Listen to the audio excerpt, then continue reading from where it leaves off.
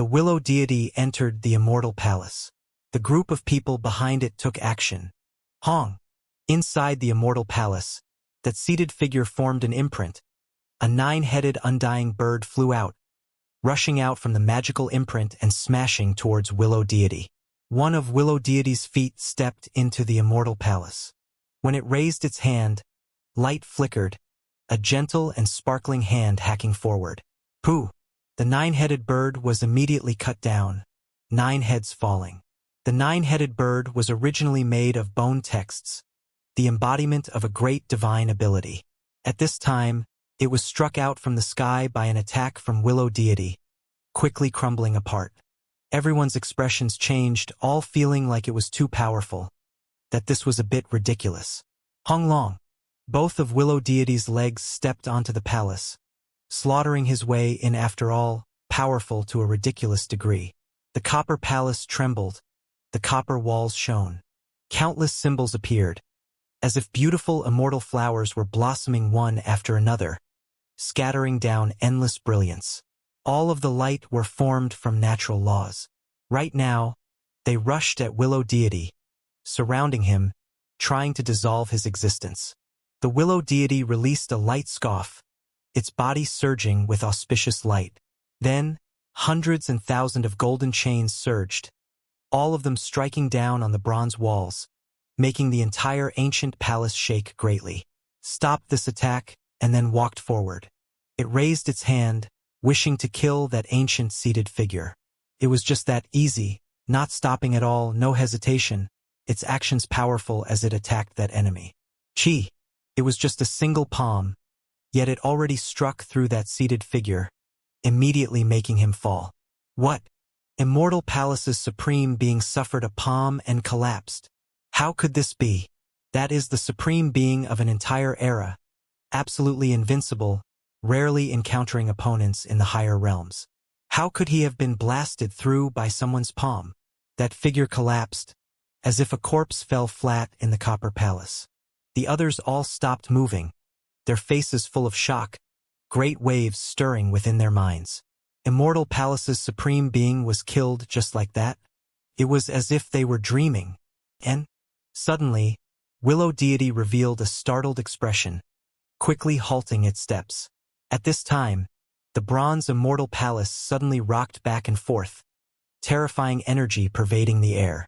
A crystal coffin flew out, smashing towards willow deity. Hong! Brilliant radiance erupted between the two of them, both the coffin and willow deity's bodies shaking. This flying coffin was clearly an incomparable attack. If not for the copper palace being so sturdy, known as a higher realm supreme treasure, this place would have definitely been destroyed beyond recognition. Despite this being the case, the energy that was released from the copper palace still shattered the sky dome. Willow deity's figure stabilized, while the crystal coffin released a kacha sound, exploding open. A shocking energy storm erupted. The crystal coffin exploded, a white-haired elder rushing out from within, his skin wrinkled. He looked extremely old. For the sake of maintaining his vitality, he sealed himself in the crystal coffin. His eyes were like golden lanterns, bright and full of expression. They were sharp, his gaze like electricity. His entire body's aura was too powerful, enough to devour mountains and rivers. When one was even looked at by him, they would feel as if their flesh was going to explode. Even the sect masters present felt their hearts pound, feeling waves of chilliness. This was an ultra-powerful great figure. He was Immortal Palace's supreme being. The shadow that was previously seated was a fake. This was his real body. He immediately took a step out of the copper palace, and then with a turn of his hand, sealed the door, trapping the willow deity here. He activated this magical artifact with full strength, making it shine, surge with flames. It was as if a fiery furnace was formed, burning the 9 heavens. The willow deity was inside the copper palace, naturally suffering the most terrifying part of the attack. Dang! Willow deity took action, a palm slapping out, striking towards the palace door, about to slaughter his way out. Everyone, what are you staring blankly for? Help Senior refine this willow fiend. Kill it here. Do not waste time. Someone shouted, reminding everyone that this was a rare opportunity. In that instant, symbols surged, the light rolling between heaven and earth. Smoke clouds rushed everywhere, heavenly stars appearing. The irregular scenes were shocking. All sect masters were taking action, wishing to seal Willow Deity to death, imprison it in the Copper Palace. Unfortunately, they were left disappointed. Willow Deity dared go inside, so there was no way it was putting itself in a place of death. Thousands of branches shone, immediately rushing out. With a honglong sounded, they struck down on the Copper Palace. Dang! A great noise erupted, the entire Copper Palace leaning to its side, and then flying outwards, smashing into the crowd. Hurry and dodge! Someone cried out loudly. This was but one of the 10 great weapons, a sect's supreme treasure. Now that it was smashing down like this, bone text shining, it could definitely kill sect masters. There were still some who moved a step late, smashed rotten. Before this powerful supreme treasure that was concentrated with symbols, even sect masters would die if they were hit. Immortal Palace Supreme Being's expression changed. The one trapped inside was too tyrannical, impossible to refine in a short time. Moreover, it was moving around with this precious artifact. Should this continue for a long time, who would this precious artifact belong to? This was hard to say. It was because Willow Deity was extremely powerful. By forcefully moving the precious artifact, it might truly end up refining it. Dong! Immortal Palace Supreme Being did everything he could to display secret methods, forcefully summoning the Copper Palace, moreover opening up the seal, shaking Willow Deity out. He was extremely worried that the other party would hide inside and refine his precious artifact, becoming its new owner. Willow Tree, do you truly believe yourself to be unmatched under the heavens? Immortal Palace Supreme Being shouted. Just come. Willow Deity only had these 2 words, not saying anything else. Wide sleeves fluttered about. It already rushed over, fighting a great battle against the age-old Supreme Being. In that instant, the heavenly domain was torn apart, crazy winds blowing about. Blood rain poured down, lightning interweaved. Heaven and earth became pitch black, as if Judgment Day had arrived. They had just traded blows, yet the world already displayed abnormal changes, incomparably shocking, exceptionally vicious. This was an intense battle between supreme beings. Immortal Palace's ancestral master didn't disappoint everyone. More and more precious techniques appearing, forcefully facing Willow Deity, not being defeated and nursing a grievance like the others, fighting intensely. It stopped. We should go up as well, someone shouted. Let's kill the undying existence and eliminate them as to avoid the undying existence interfering here. There was someone who proposed this. In reality, there were some that rushed towards sure how, making this place's situation dangerous. All of you who don't want any face, except death, the undying existence shouted. He brought sure how from Chi Daolin's side, protecting him and fending off those people. The undying existence had been fighting this entire time against a few experts, already killing several giants. Apart from him, there was also the Green Sky Pung, Great Golden Winged Pung, Peacock Divine Lord, as well as Immortal Ancient's 9 great sect masters. They were not a small number at all. If you want to kill Huang, you have to first pass by us. The 9 great sect masters took action. When they saw the Willow Deity, they felt more and more that they made the right choice. Hong! The undying existence attacked, directly shattering a sect master's arm. He then charged murderously. At his side, the Great Golden Winged Pung and Green Sky Pung didn't fall behind, following their ancestral uncle in facing the enemies. The 9 great sect masters even more so worked together to fight the enemies, stopping those who rushed over. Peacock Divine Lord, for the sake of paying a debt of gratitude, fought for Willow Deity. He also took action from the side, 5-colored divine light overflowing, his might oppressing this place. A great chaotic battle erupted. Dang! Suddenly, a great bell sound rang through the air. That enormous bell with the without character that had appeared a long time ago, but never took action released Dao sound. Following an oppressing loud sound, the great bell descended, smashing towards Willow Deity. At the same time, Immortal Palace Supreme being also attacked, striking out with the Bronze Palace that was now shrunken down to the size of a fist. Two great supreme treasures attacked and suppressed together. Willow Deity's circumstances weren't looking that great, encountering true opponents. Meanwhile, the other party had these types of unmatched weapons. Everyone, there is no need to go to war. It will be good if both sides take a step back. The desolate border is going to become chaotic. There is no need to engage in internal strife like this. A snow-white old tortoise appeared in the distant sky, speaking like this and urging everyone. This tortoise had lived for an incomparably long amount of time, one of the higher realm's oldest creatures. Its seniority was terrifyingly high, immediately drawing many sect masters' attention. However, they didn't stop. Tortoise brother, this matter cannot be reconciled. It is best if you just watch from the side. Immortal Palace Supreme being spoke like this. The great battle was vicious. A Dao bell and copper palace began to resonate, rushing forward murderously together. There is no room for peace, only a battle. Fight for what's upright and honorable. Willow Deity shouted. Since the other side wasn't willing to stop, it naturally was without fear as well, fighting both of these enemies by himself, attacking until the sun and moon lost color, the heaven and earth ravaged. Hong!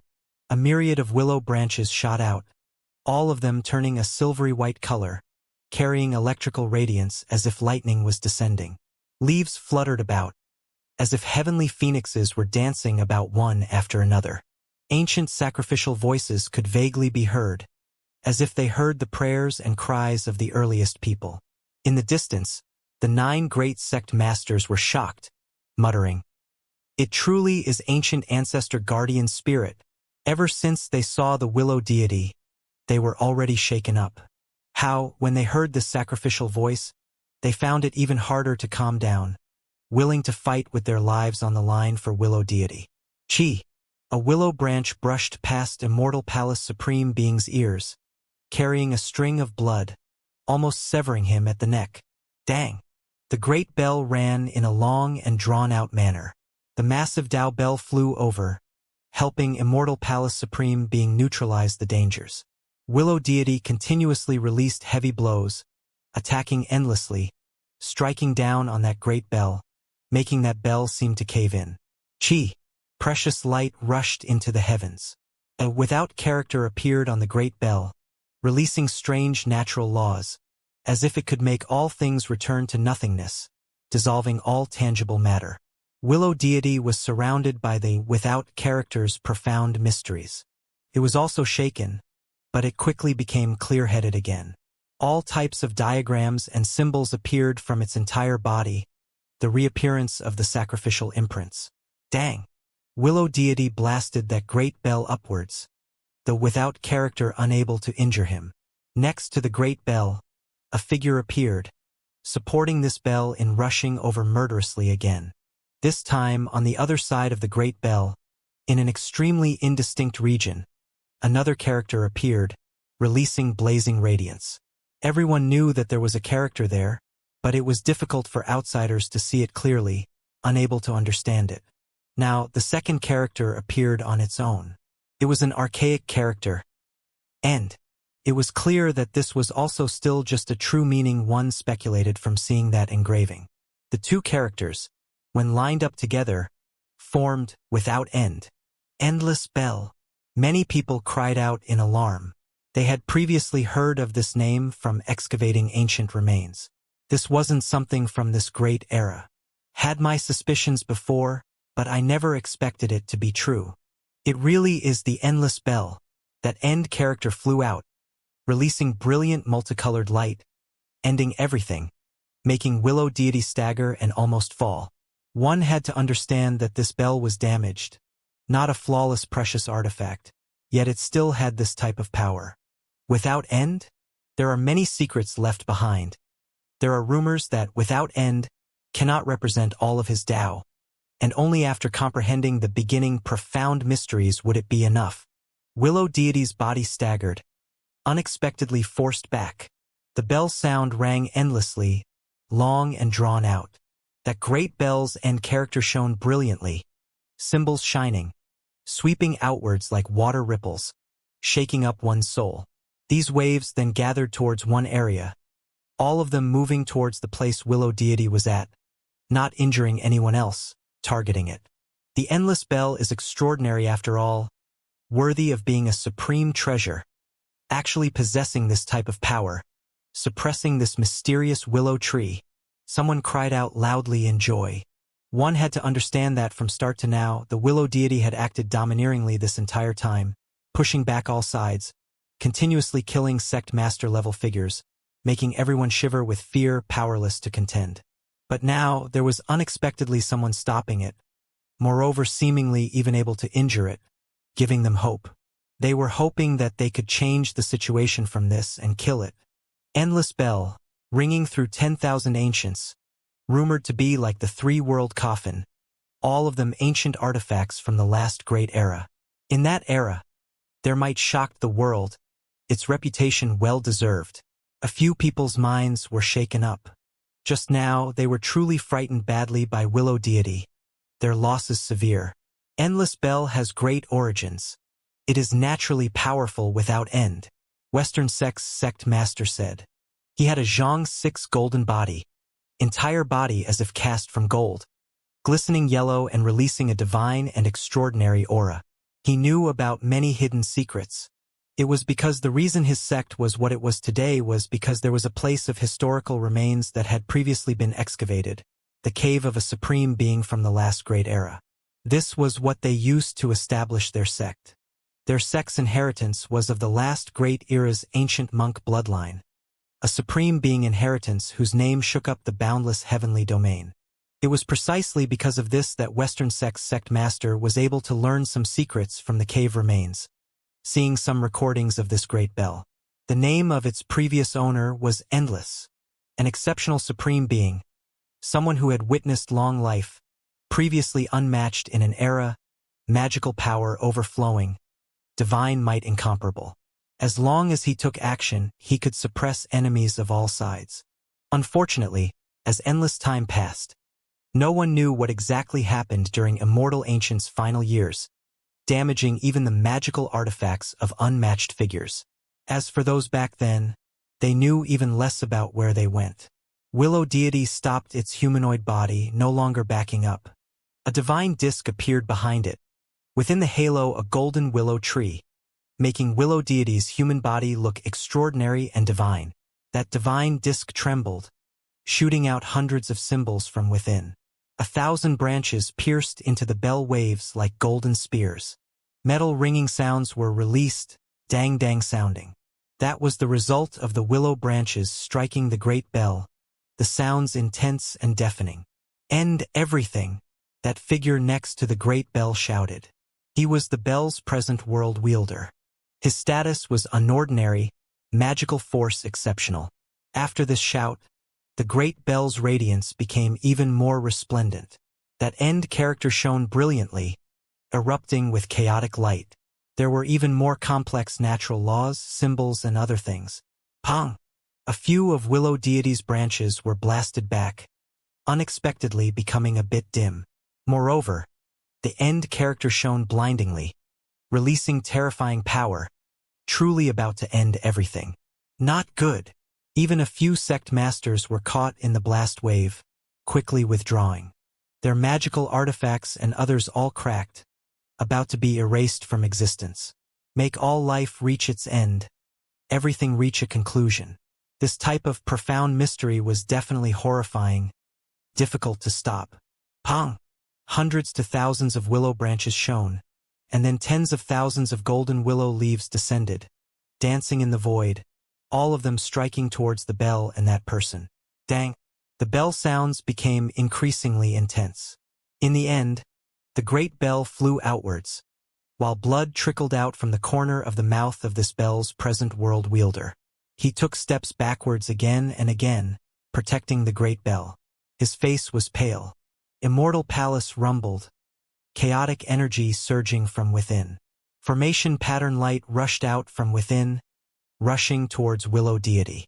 Endless bell's present world wielder even more so released a great shout, rushing forward murderously again. Meanwhile, this time, both of the characters on the bell body shone, moreover interweaving together. Without end, these two characters were brilliant, engraving in the void. The two words no longer appeared as singular units, but instead completely merging together, forming an even more complex, profound meaning. "En? What is going on?" Someone cried out in shock. Quite a few sect masters were taking action, wishing to help those two. Yet in the end, they discovered that even this void became unstable. They hastily got caught up inside, seemingly entering a dangerous place. The without end, two characters displayed might.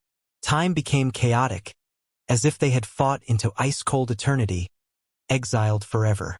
They felt a sense of endless time, years wasting away. Time profound meaning. They were immersed in an endless banishment. Those who came close quickly backed up, not daring to approach. This bell was too strange. Just now, there was another type of natural law, but now it immediately touched upon the domain of time. No one wanted to test the power of time. A single mistake and they would be throwing their lives away. Willow deity also sank into a predicament, banished by time, hacked by endless years. This was not good. If it was anyone else that suffered this attack, they would have long lost their lives. Kill!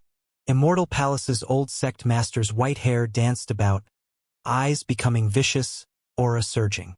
It was as if a vicious dragon went on a rampage, as if an immortal beast was roaring, releasing extremely dangerous energy. He continuously displayed precious techniques. Each time the magical imprint changed, it would always be a type of exceptional divine ability, all of them the greatest profound mysteries. Pong! Willow deity was struck until it retreated, trapped in the domain of time, surrounded by without end profound mysteries, and then now encountering this type. It was one disaster on top of another. On the other side, the undying existence and others also took action. They couldn't provide Willow deity with help even if they wanted to. A group of sect masters surrounding them, difficult for them to break out. He unleashed a great slaughter here, raising a rain of blood and reeking winds. Perhaps they could eliminate Willow deity. Quite a few people saw hope, all of them taking action from the distance, adding magical force to that great bell, assisting its user. Pooh! A few of the golden branches Willow deity activated exploded into dust, golden leaves withering as well. This result wasn't too good. Kill! A dong sound rang out. The bronze immortal palace and that endless bell moved together. The two great supreme beings joining forces to suppress Willow deity. Together with the other sect masters' help in dealing with Willow deity, this place became more and more dangerous, the situation extremely terrible. Willow deity fell back, a few of the golden branches breaking, leaves damaged, dancing about in the wind. The golden liquid on the leaves shone like blood, drifting about, displaying a somewhat tragic beauty. Everyone saw that Willow deity had likely encountered some type of problem, possibly being suppressed and killed here. Everyone, let's just sit down and have a chat. There is no need for this internal strife. In the distance, the old white tortoise spoke, trying to advise against this one more time. Guardian spirit, great one. On the other side, the 9 great sect masters that were currently fighting felt anxious, doing everything they can, rushing to this side out of fear of something unexpected happening to Willow deity. What is the use in saying these things now? Use this chance to suppress and kill it, a sect master shouted. Correct, they cannot be let go. Regardless of whether it is this willow tree or the undying existence, or that young generation, Huang, all of them will be killed to prevent them from becoming a future disaster. They intensified their attacks, hoping to wipe out the enemy in one move. However, the main force of this place, Immortal Place's old sect master and the master of the Great Bell's faces became incredibly grave, not as easily as what everyone thought. It was because the two of them were doing everything they could, their own exceptional divine abilities continuously displayed, the 2 immortal Tao magical artifacts also shining, surging with heaven overflowing divine force, yet they still couldn't suppress this willow tree. If things continued like this, if that willow tree broke free, it would become extremely disadvantageous for them. Hong. In reality, Willow deity broke free even faster than their expectations.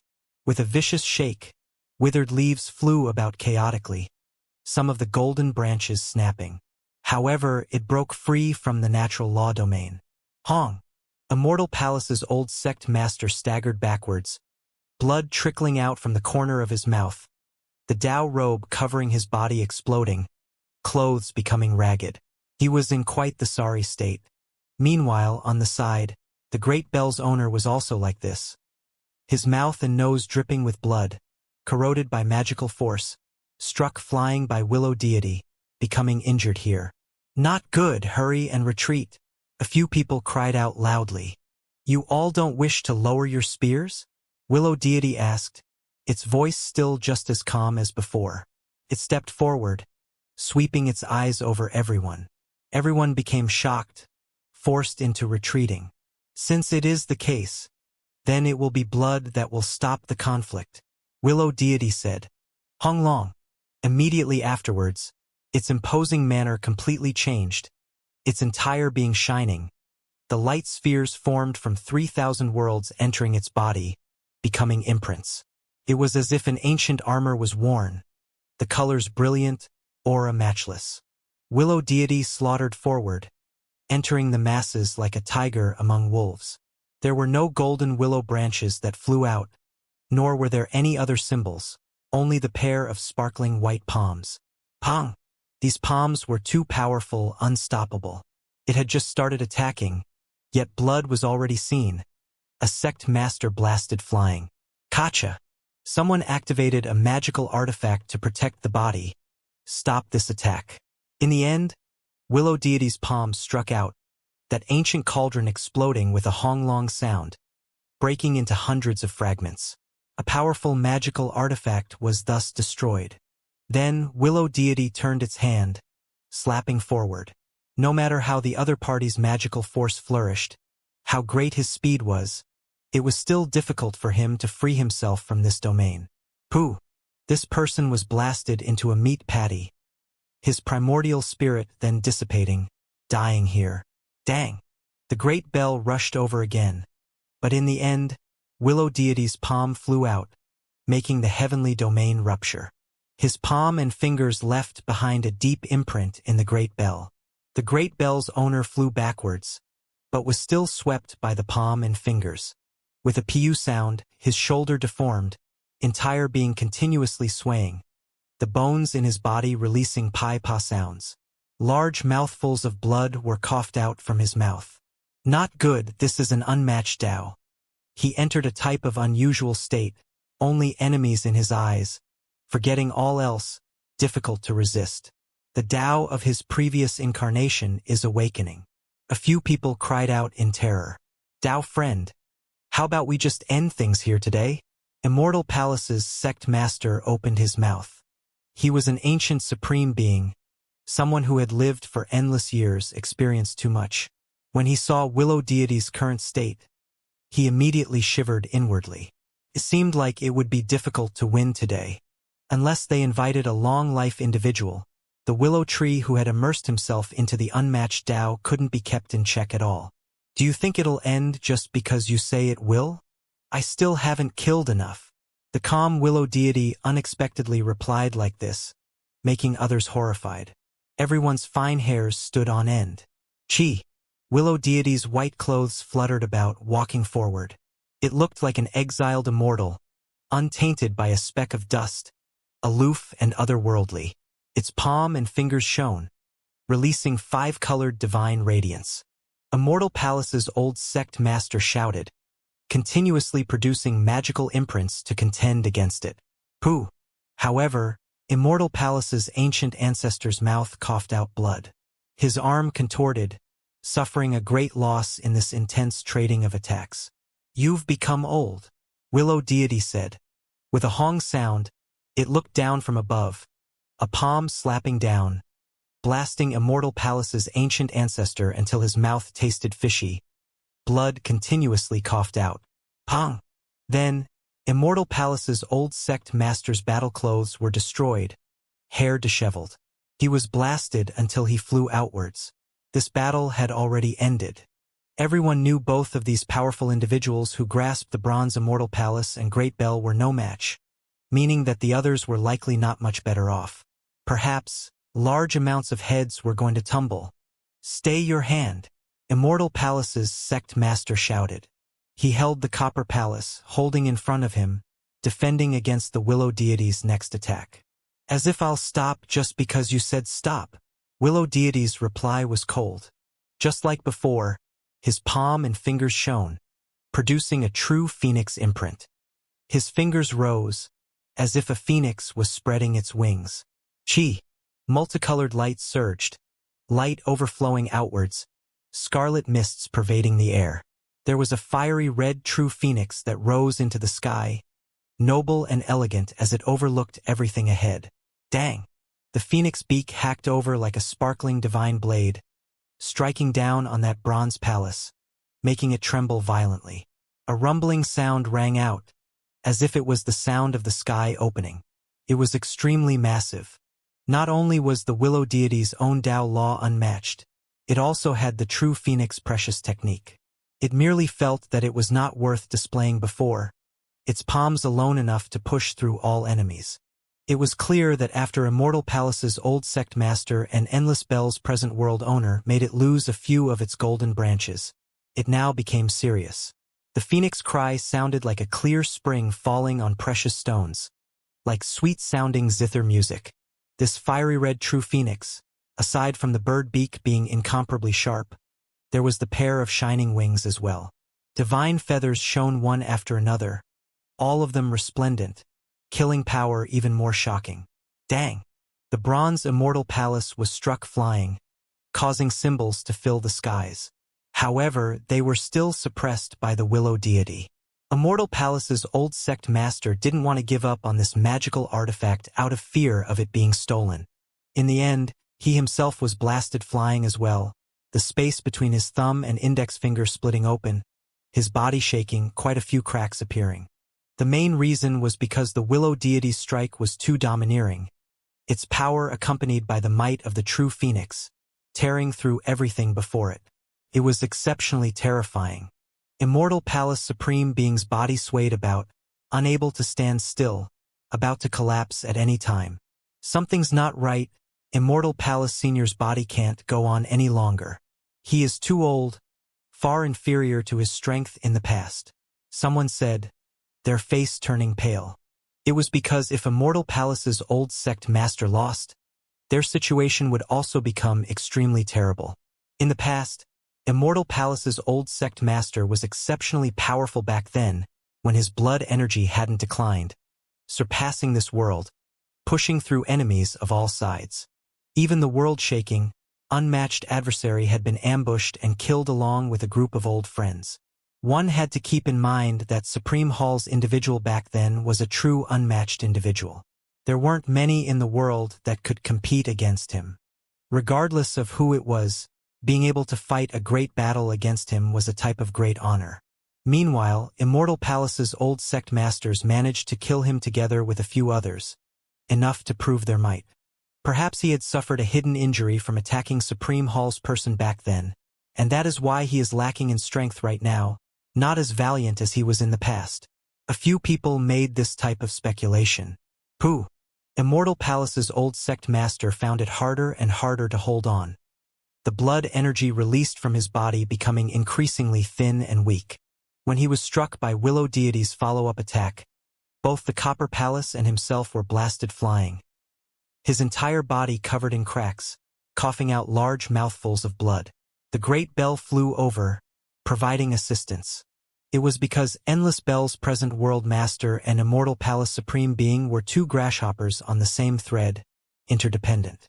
He feared that after Immortal Palace Supreme Being fell, he himself would be in huge trouble, and that was why he promptly took action, providing assistance. Willow deity displayed a great divine ability. Endless willow leaves fluttered about, and then Kuan-Pungs rose up one after another, all of them produced by the willow leaves, rushing towards that great bell. Soon afterwards, the great bell sounds stopped. It was because a group of golden Kuan-Pungs produced from willow branches wrapped themselves around it, drowning it out, turning that place into a golden sea, completely sealing it up. Pooh! There were a few golden and refined little Kuan Pungs that flew up, diving down and smashing into the great bell owner's body, causing him to stagger about. Then, his right shoulder and arm exploded. Things already reached this point, everything clear. They couldn't stop the Willow deity's rampage. Everything here about to end. Dao friend, please cease your hand. The white-colored old tortoise spoke up again. It also advised like this even when the Willow deity was at a disadvantage. And now when the situation had changed, he also advised like this. Chi. The Willow deity pointed outwards. Expanse after expanse of willow leaf-shaped golden imprints shot out, sharper than blades as they hacked towards those two experts' bodies. Pooh! Scarlet light surged, blood flying outwards. Both individuals released muffled grunts, extremely serious injuries appearing on their bodies. There were some areas where deep white bones could be seen. These were heavy losses. Everyone sighed with emotion. Time could seize everything. If those two were both still young, they definitely wouldn't be like this. Back then, they were also extremely powerful, overlooking the higher realm's 3,000 provinces. Now, it was extremely clear that they were all going to fall of their divine altars. The Willow deity treated these two coldly, emitting killing intent. However, right at this moment, a shining law decree fluttered down from the void.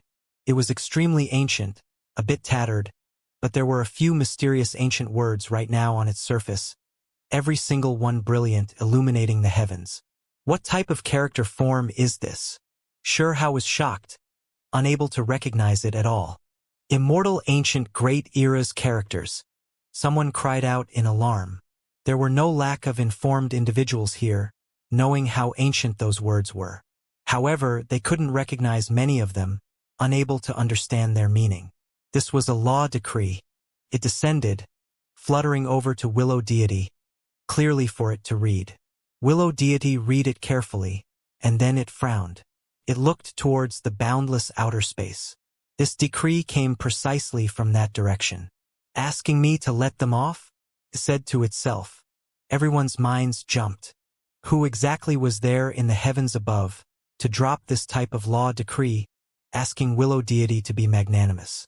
Everyone shivered inwardly. They never saw anyone.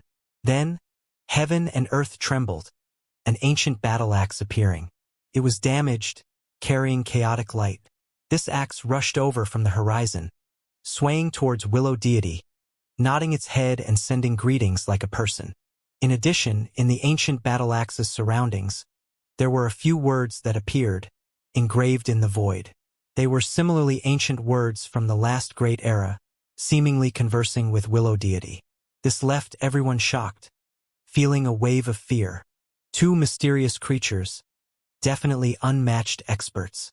They unexpectedly both declared their position, coming to negotiate with Willow deity. Who were there? What kind of identity did they have?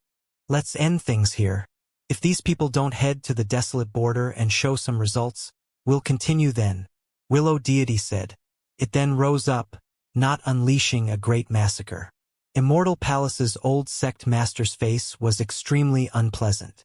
This was true for the Great Bell's master as well. They were previously unmatched, overlooking the world under the heavens, auras devouring mountains and rivers. Yet today, they needed to plea for leniency and assistance from someone else. On the other side, undying existence and Qi Daolin's direction. Those who had surrounded them couldn't advance or retreat. When they saw the situation in Willow deity's side, all of their hearts went completely cold. This was especially true for those experts who had always wished to kill Xianxia. At this moment, their expressions were incomparably ugly. Hong, the undying existence displayed might again, attacking enemies again. There were sect master-level figures who died under his hands again. It was unknown just how many he killed already. The others were furious, but what could they do? The other battlefield came to an end, and Willow deity was now walking in this direction, so they were definitely even less of a match. Where did you all get the confidence from to casually label them as sinners' blood descendants? Willow deity came, its expression cold as it stared at a few people, looking down on them. On this side's battlefield, the feeling of uneasiness spread. Those that were fighting intensely against the undying existence, Qi Daolin, Peacock Divine Lord, and 9 great sect masters immediately shivered with fear. They really were in an impossible situation. They wanted to withdraw, but they were trapped by the opponents. Pooh! Willow deity took action here, impaling an individual to death with a golden willow branch. We are willing to cease our attacks. End the dispute. Someone cried out loudly. Things already reached this point. If they continued fighting, it was just courting death. Meaningless. Even Immortal Palace's old sect master was defeated. So who else was Willow Deity's opponent? Unless they invited those people from Legends, but they had long disappeared for who knew how many tens of thousands of years. Chi. Willow Deity took action again. His targets still the experts of the inheritances who had previously called sure how a sinner's blood descendant. With just a few moves, another person died here, only leaving behind a blast of bloody mist. Why are you still taking action? Didn't you say you were going to stop attacking? Someone cried out loudly, feeling great fear, continuously backing up. However, the undying existence, Green Sky Peng, Qi Daolin and others were still fighting. Will things stop just because you say they will? Right now, I am demonstrating that sinner's blood descendant isn't something you all can label. Willow Deity said calmly. Pooh! It took action again. A divine rainbow shooting out from its palm, blasting another sect master dead. Right at that moment, Willow Deity arrived in this place, continuously killing 3 people, truly raising panic. Only now did it stop attacking. On the side, the 9 great sect masters who came from immortal ancient remains were all stirred up. This was the guardian spirit they had previously worshipped. It really was heaven-defying to the point of making them moved. Meanwhile, the undying existence was a bit discontent, secretly transmitting sound, saying, "Why are you stopping?" He really wished to kill a few more, come to a conclusion. Do you really think I came with my true body? No one has been able to return after entering the primordial gate. If nothing unexpected happens, my true body will never appear in this world again. Willow Deity secretly replied. What? This isn't your true body? Then you are. Even the undying existence never expected that the Willow Deity he saw wasn't the true person. I previously left behind a bit of battle imprint. When immortal ancient remains opened, the golden willow tree branch the natives worshipped is me. The amount of time I can remain here is limited. Willow Deity replied in secret. Sure how heard this, because Willow Deity was also speaking to him, not hiding anything, telling him the truth. Willow Deity. Sure how was shocked, at the same time feeling grieved inside. This wasn't the true Willow Deity, just a powerful battle imprint, an embodiment. Once it revived and fought, it would soon disappear. The true Willow Deity had already entered the primordial gate, never to return. He would never be seen again in the mortal world, could no longer be searched for in the present world or the future world, forever departing. Willow Deity, I will definitely go to the world in your eyes. I will go look for you. Sure how vowed inwardly. Right at this moment the white tortoise walked up. Sky-severing sect, Snow Phoenix race's old sect master, and even heaven-mending sect's sect masters walked up. In fact, there were quite a few individuals who walked over together. There were some who didn't take action, but they had also clashed with the Willow Deity before in the lower realm. However, right now, the intention of these people's arrival was clear, coming to mediate things, asking for a ceasefire. In reality, there were some who wanted to take action for sure how willing to protect him. However, when Willow Deity came, they lost the chance to speak up. Only now did these people declare their positions. This battle will end here, Willow Deity said. All sides reached an agreement. However, there is one point that I have to make clear. Sure how is my disciple. From today on, if anyone dares to bully, those from above, suppress my disciple, then that is the same as declaring war against me. Willow Deity spoke again. When these words sounded, all sides were greatly shaken. There were some who understood the inside details, knowing that the Willow Deity and Sure how had a close relationship in the lower realm. However, there were many people who heard this for the first time, all of them greatly moved. They originally thought that it took action for the undying existence, who would have thought that it was purely for that youth. 3,000 provinces in this world, regardless of which inheritance it is. If they dare bully those below them, I will inevitably pay them a visit and wipe out their inheritances. Willow deity added in the end. Everyone became shocked. This was a tyrannical and domineering declaration.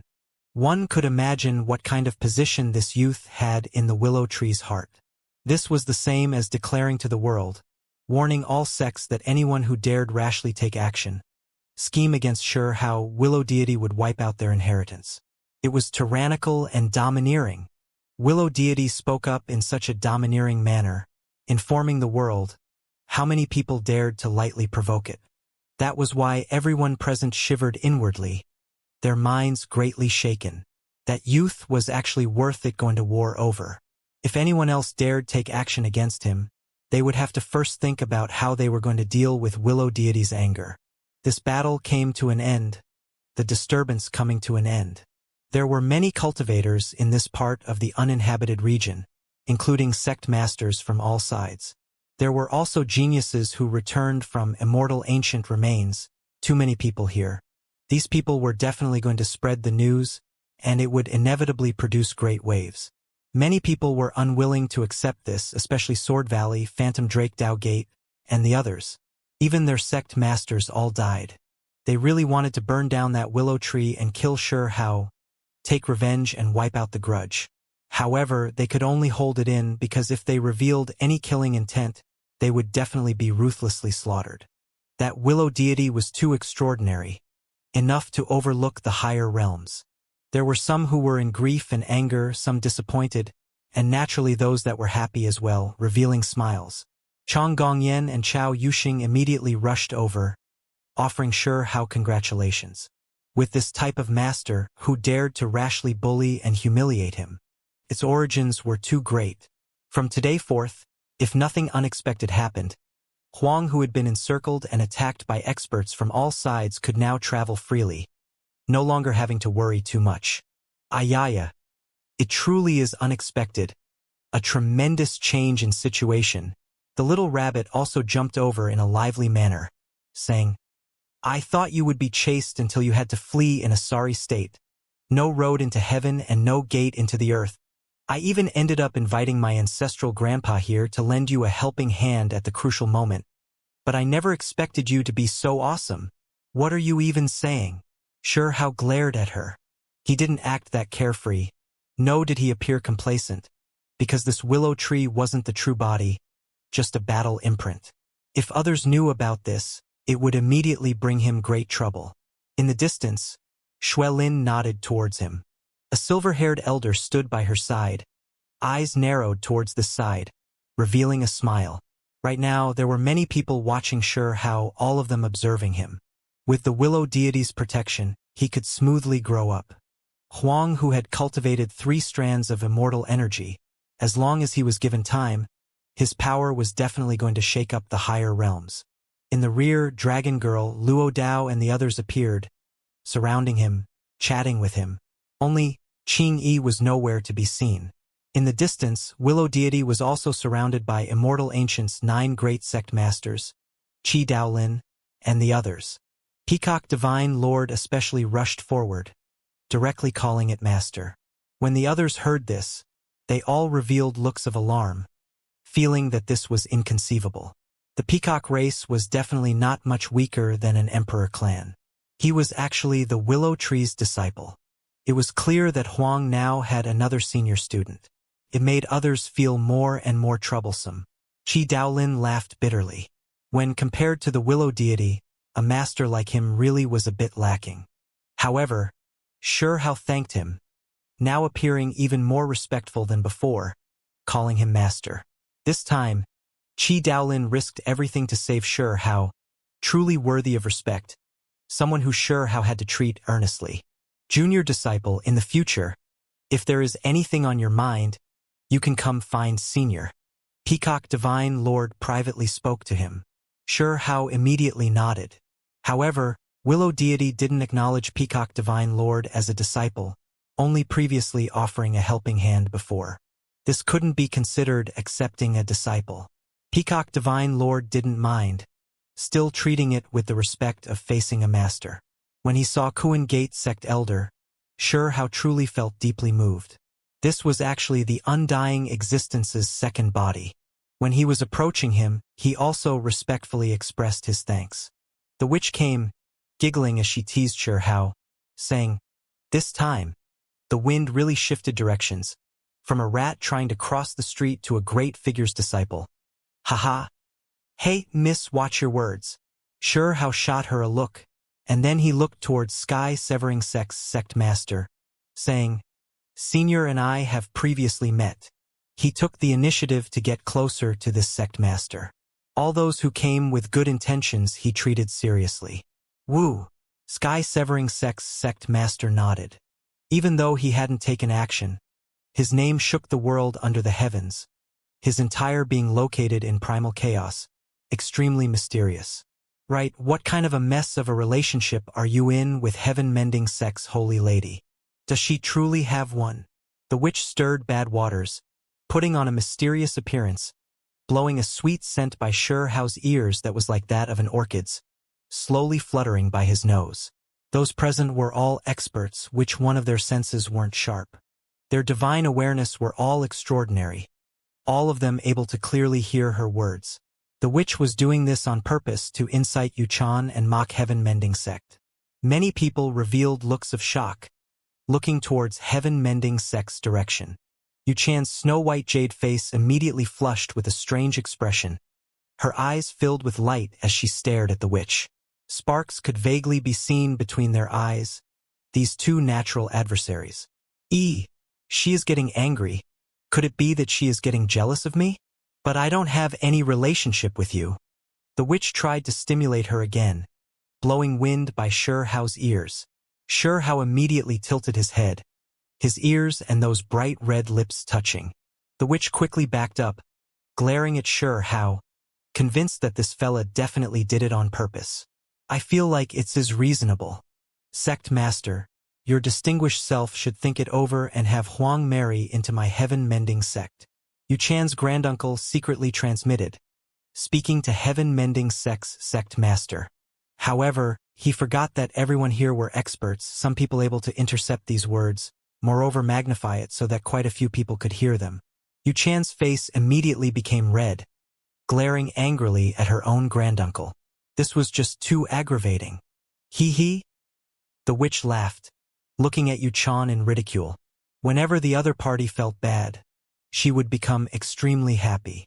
In the distance, immortal heavenly deity appeared, at his side Qin Hao, as well as Sure Xiling and his wife. When Sure Hao saw this, he rushed in that direction. Child! Qin Yining cried out, quickly rushing over, face full of tears. For them to reunite and meet again this time felt like a scene out of a dream. Mother! Sure Hao walked forward. Sure Xiling also rushed over, hugging his own son. The family was now together, their hearts full of emotions, endless regrets and sorrows. Child, let me have a proper look at you, Qin Yining said while crying. In the lower realm, they had been separated by life and death. She watched as Sure How was buried in the earth, and then she stood guard over his grave, powerless to do anything. She was full of shame and guilt inside. After arriving in the higher realms, her face was bathed in tears, her heart filled with regret, self-blame, living every day in guilt. She was full of disappointment and despair. Now that she could see her older son again, it filled her with joy and emotions. She couldn't help but cry out with joy. Even Sure Xiling's eyes carried tears, unable to hold them back. He forcefully slapped Sure Hao's back. His oldest son rose up, slaughtering his way into the higher realms, rising up from his generation, looking down on the higher realms' 3,000 provinces, his accomplishments leaving him happy and shocked. Big brother, Qin Hao spoke up from the side. Meanwhile, immortal heavenly deity was also looking at Sure Hao. This youngster had truly stirred up great waves, making him sigh deeply. A youth charged into the higher realms alone, unexpectedly turning the sky and earth upside down. Immortal heavenly deity had also wanted to come over before. Qin Yining had long begged for him to take action. However, Willow deity was there, so his face remained expressionless, his heart full of conflicting emotions. It was because he had previously fought greatly against the Willow deity, clashing fiercely. Truly was difficult for him to meet it now. Only now when Hao took the initiative to come over did his face reveal a hint of emotion. Your mother came from the Qin clan, so our clan's gates will forever be open to you. You may return at any time, Immortal heavenly deity said. This could also be considered a type of declaration of where he stood. Behind him, quite a few of the Qin clansmen's expressions were unnatural. They had previously looked at Hao with hostility, making acting and scheming murderously against him. Hao nodded, expressing that he was going to go back later to visit his parents. However, he still had his own principles. He wouldn't join the Qin clan, not borrowing their power. He reached where he was today not by borrowing outside force. At the same time, he became alert inside. Immortal heavenly deity had previously implanted a piece of immortal bone in his younger brother, and in the past, he had never treated this with too much importance, but it just always gave him an uncomfortable feeling. Immortal mountain having my younger brother is already enough. I believe he will rise up in the future. If there is a need, I will also look after him. Hao's words could also be considered a declaration of stance. Even though it couldn't be said for all grudges to be dissolved, it was close. He also hinted that his mother, father, younger brother, and others all had to be unharmed, and only then would this be the case. Child, you aren't going to walk with us? Qin Yining said through teary eyes. My teachers are waiting for me, have things to tell me. I might be led away to gain experience. Hao said, looking towards Willow deity and the others. My child has grown up, he should have his own heaven and earth. It is only reasonable for him to go on his own journey. Xiling said. He also wished for his oldest son to be like a great Peng, spread his wings powerfully over 90,000 li and not stay in one area. It was because he vaguely felt that Hao being outside was far better than staying in the Qin clan. There was previously a little girl who took care of me when I was young, not abandoning me. I heard that she is in the Qin clan. I hope that she can live a peaceful and joyous life, Hao said incredibly seriously. This wasn't a request, but it was even more important, because this was the first time he acted this serious. He brought up this matter before his mother, father, Qin clansmen, as well as immortal heavenly deity in an extremely serious manner. Her name is Amon. She entered the higher realms with my grandfather. I've lost touch with her. She is inside the Qin clan, Hao added. Speaking up to here was already enough. We will immediately send people out to search for her and bring her to your side, someone said. It wasn't easy for immortal heavenly deity to express anything. After all, his status was too great, but those in the rear understood the situation, making this type of promise. It is enough as long as she is doing fine. I will first go to see Willow deity. When the time comes, I will come to the Qin clan to find her, Hao said. Hao, have you heard? There are a few shameless individuals who came from beyond. They swept through all of the higher realms' heavenly deities, unmatched the entire time, showing contempt for the cultivators of the 3,000 provinces, mocking and humiliating us. This cannot be tolerated. Chao Yuxing walked over and said. The little rabbit also cried out with wah-wah sounds, incredibly angry. It's not like I am someone from the higher realms, so what does it have to do with me? I came from the lower realm. Hao didn't mind it in the slightest. You aren't treating this like a big deal, but they will still come looking for you. I heard that the 9 heavens and 10 earths ancient realms are all going to join together to establish sacred academies, immortal academies, heavenly deity institutions and others. They look down on the cultivators of the 3,000 realms, treating us without any respect. If you want to go, you will definitely have to fight. The witch said. Anyone who makes things difficult for me, then I will fight against them with my identity as a lower realm individual. Hao said, still not taking this matter to heart. Right at this time, Willow deity moved its hand, green light sweeping outwards, bringing Hao into the skies. Qi Daolin and the undying existence also went along, their group disappearing from this place. Willow deity, what kind of world is that? Hao wanted to know. He had always been searching for the answer. Where was Willow deity going and what was he going to do? The world I am familiar with no longer exists. My homeland long burnt black. The people I knew long dead. Willow deity looked into the horizon and then into the boundless mountains, expression full of melancholy. This was the first time it revealed this type of temperament, different from before, carrying loss, reminiscent memories, and sentimental emotions. It was as if it saw old friends struggle to their deaths one after another. Willow deity, Hao called out. He saw those eyes through the hazy mist. They were originally clear like water, but now, they were deep like an abyss, immersed in a world of grief. In the distance, the undying existence and Qi Daolin were waiting, not aware of what was happening here. Willow deity stood on the mountains, releasing a deep sigh. The place I am headed to, I do not know how far it is. The road is long, and perhaps it can be reached after passing the primordial gate. It is also possible that my true body has already been turned into a pool of dirty blood. Willow deity said, revealing how great the difficulty was. When Hao heard this, his mind was greatly shaken. Even someone as powerful as Willow deity was like this, so how was anyone else supposed to succeed? However, he wanted to go there, explore together with the Willow deity. Willow deity was the one that raised him up, so he naturally had to head out together with it, as well as fight by its side. Immortal ancient great era, there were immortals existing in the world, but in the end, they still failed. This great era has never seen a true long-life individual, so what is there that can even be done? Willow deity said softly, give me time. I will definitely have the qualifications to participate. Hao said. He was going to follow along. There were immortals in the past, yet they all died in battle. Even if you can reach that height, do you feel like you can change anything? Willow deity asked in return. Hao felt a wave of silence. He thought back to everything he saw in immortal ancient remains. After he rose up on the arena, transported to the final place of natural luck, he had previously witnessed the wall of despair. That was the despair of countless past experts, all of them incredibly downcast.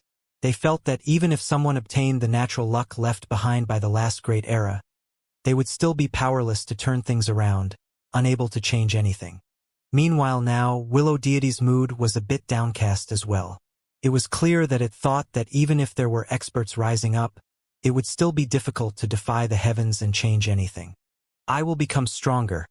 I will be able to remain completely fearless, sweep through all enemies in the 9 heavens and 10 earths, Hao said. Not even that is enough. Being unmatched in the 9 heavens and 10 earths is still only becoming the most powerful in this fragmented and tattered world. Willow deity shook its head. I will become even stronger, strong to the point where I alone can change any battle situation. Invincible, rise above all opponents past and present, Hao said. Will there really be that day? When Willow deity heard this, it calmly stood there, gazing into the distant skies, and then back at Hao. It released a light sigh. This road was too difficult, perhaps losing too much along the way. After endless years, perhaps there will be someone like that, standing alone in the long river of time, endless time behind him, accompanied only by the divine Tao, Willow deity said. Then, it turned around to look at Hao, saying, however, I do not wish for you to walk this type of path, because you will lose too much. Too much. Willow deity, can you tell me? What kind of world are you going to? Hao asked. Immortal Ancients Battle. An incredibly bitter place. There were those who have went there before, but no one has reached the final destination. I am only searching as well, taking a look around and resolving desires. Willow deity said. Hao understood. The place Willow deity was talking about should be where those opponents were. They didn't belong to the 3,000 provinces and other places. When saying these things, Willow deity's eyes recalled fondly of the past. There was sadness as well as a type of great brilliance. I will become strong enough. I can reach that place and fight together with Willow Deity. Xianxia shouted loudly. Do you know what kind of place that is? How long it takes to get there? How profound one's cultivation needs to be to have the qualifications to participate? Willow Deity shook its head and then said, You don't know, don't understand. Regardless, I will still try my best. Willow Deity still shook its head, saying, If the day comes when the starry sky collapses, the world overturned, and you are the only one left, even though you are unmatched in the world, when you turn around, there will only be memories left. Beautiful women will grow hair white like snow, buried into the great earth. Old friends will decline, entering eternal sleep in graveyards. When that time comes, will you still feel like it is worth it? Xianxia clenched his fists. He didn't know why the extraordinary Willow Deity would lack confidence like this, why it would tell him these things. Willow Deity should be someone unmatched, transcending above, yet right now, it was warning him not to rashly tread on a path of no return. My mind is resolute like steel. I will advance with large steps and advance courageously, Xianxia said loudly. Then we'll have to wait until you truly stand at a high enough level.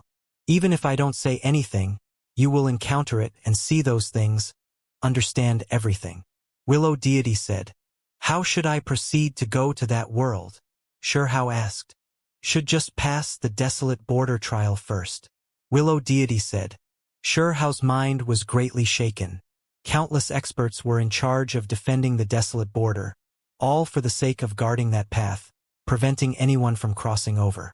However, now, he had to cross over the desolate border and take the initiative to slaughter his way over, and only then would there be a path to take, a chance to reach that world. This was too difficult. Was there anyone in the higher realms who could do this? At the very least, there was no one right now who could reach that step. Then I'll have to create a miracle, change history, transcend past and present. I will head there sooner or later one day, Xianxia vowed, his gaze resolute. Then Willow Deity said many things to Xianxia, touching upon many things, including Stone Village's past events and Lower Realms' old friends. It didn't wish to talk about topics too grave any longer. This imprint was what Willow Deity left in this world before entering Primordial Gate. There wasn't much time left. It was going to scatter soon. Xianxia felt emotional, fearing that the true body really might never appear again after entering the White Bone Gate, forever disappearing. Therefore, even though Willow Deity no longer spoke about serious topics, he was still questioning it closely, wishing to understand more so that it would be easier to find it in the future, stepping on that endless path. All right, I am about to scatter. Before leaving, I'll display a final technique. See if something will happen in the future. Willow Deity nodded. What kind of method was this? Could it see into the future? Xianxia's mind was shaken. After endless years past and present drawn out, the number of times Willow Deity could display this method was limited. Currently, this imprint was about to scatter, about to display a divination. One could see how much importance it attached to Xianxia, willing to use it once for him alone. In the distance, the undying existence's expression was moved, Qi Daolin also watching impatiently, unknown as to what was going to happen, what kind of situation they were going to see. Are you sure that you wish to look? Willow Deity asked. Xianxia was a bit scared. Was he really going to see the future? What kind of repercussions will there be if he saw it ahead of time? For him and Willow Deity, was it a good or bad thing? I am sure that I wish to take a look. In the end, he made this decision. It was because only by doing this could he understand more, see the world in Willow Deity's heart. All right, let me prepare a bit. Willow Deity nodded. Soon after, Willow Deity sat down on the mountain peak, devouring the essence of the sun and moon. Its body seemed to resonate with the great universe, pulsing at the same rhythm as the stars in the sky. Its figure became indistinct, white clothes turning into mist, like immortal energy, rising and pervading the air. The entire world seemed to have lost the brilliance it should possess. There was now only a haziness. At this moment, a wave of mysterious power surged, spreading outwards with Willow deity being at the center. It was as if they returned to when heaven and earth were opened, what remained only the most primitive matter, as well as desolateness. Chaotic light scattered outwards, immortal energy pervading the air. Indistinctly, he could see that creatures existed before heaven and earth were opened. There were also great battles that happened in the distance, not close by. And, Xianxia was stupefied. Was this indistinct scenery he saw real? Hong! Suddenly, a thunderous sound erupted between heaven and earth, breaking his train of thought. Willow deity moved, continuously forming imprints and chanting incantations, immediately making crazy winds stir about here. Smoke clouds surged, multicolored light overflowed, fragments of time flew about. Everything changed, not being like before. Willow deity was displaying a type of divination, allowing Xianxia to see the future he wanted to learn about. Hong Long Long. At this time, there were ghosts and deities howling, immortals and devils roaring. All of them void figures, imprints. Perhaps it could be said that these were the reappearance of departed spirits that died in battle, formed from their damaged imprints. All types of irregular scenes appeared between heaven and earth. What you wish to see, you should just earnestly see. Willow deity released a low shout. It was operating the method, using the last of its power to display this great divine ability, interfering with the world's laws and regulations. Hong Long Long. A great river flooded outwards, surging from before their eyes. A blade of time rushed into the heavens, rumbling as it moved. Was that the river of time? Xianxia didn't know, but he saw a few scenes on the shore that left his mind greatly shaken. Were they the ancient people? In a flash, they changed from their prime to the declining years, gradually aging. Of course, the so-called old age was something relative. Several thousands to even tens of thousands of years have passed, right? There isn't much time left, hurry. Willow deity urged. Xianxia's mind was shaken. He no longer watched these scenes on the side, instead wishing to see the final destination, the last conclusion. He wanted to witness the Willow deity's inner world, as well as the future. Hong! All of the scenes changed, the river of time surging. He seemed to be rushing ahead, seeing the final destination. He saw the future his mind was the most concerned with, the future he wished to understand the most. In that instant, Xianxia saw another him, one who was exactly the same as him, but one who was clearly deeper and more experienced. That person was extremely young, yet his eyes carried endless great changes, as if he could see through the past, present, and future. Xianxia's mind shook, because that him also looked over, as if he saw the current him. His eyes carried loneliness. A single person in that world. He existed in that world alone, standing above 10,000 Tao, experiencing the great solitude, enduring the sorrow of endless years. When he turned around, there was actually nothing at all. This was the scene Xianxia saw, his heart greatly shaken. No, there's more. How can I be the only one left? I wanted to see the Willow deity's everything. Where is it in the future? Xianxia shouted, telling his current world self to calm down. Then he saw it. A charred black willow tree, long broken, eternally silent as it rested there. In that world, that person stood there alone, gazing into the heavenly domain. He released a great roar, his voice shaking the other shore, about to slaughter towards the distance. I refuse to believe this. The present world Xianxia shouted loudly. How could there be this type of scene? In that world, he reached the absolute peak of the divine Tao. It was too lonely, the entire world boundless, nothing left in existence. Only a charred black willow tree was at his side. However, it had long died, already broken. Only a piece of black wooden pile left. This scene was too miserable. There was no one in this entire world. No creatures, only him standing there. Even Willow deity turned into broken wood on the scorched earth, accompanying him in his mournful solitude. It won't be like that. Everything can be changed. The future will be changed by me. Xianxia roared. He couldn't accept this conclusion, and he refused to believe that it was going to be like this. He was going to change everything. That world was too lonely. How could he accept this conclusion? Shao's eyes felt sour. He gazed into the heavens, finding it difficult to acknowledge this, unable to endure it. The entire world was ruined. Only he remained, standing alone at the peak of the divine Tao, enduring the endless years' bleakness, loneliness. Nothing else existed. I definitely will not allow this type of situation to occur. Shao vowed towards the heavens. His hair flew about, eyes entirely red. That was an ending he couldn't face. He was going to turn everything around, not allowing this type of tragedy to occur. If that day truly came with only him left, what meaning was there left? What did you see? Willow Deity asked.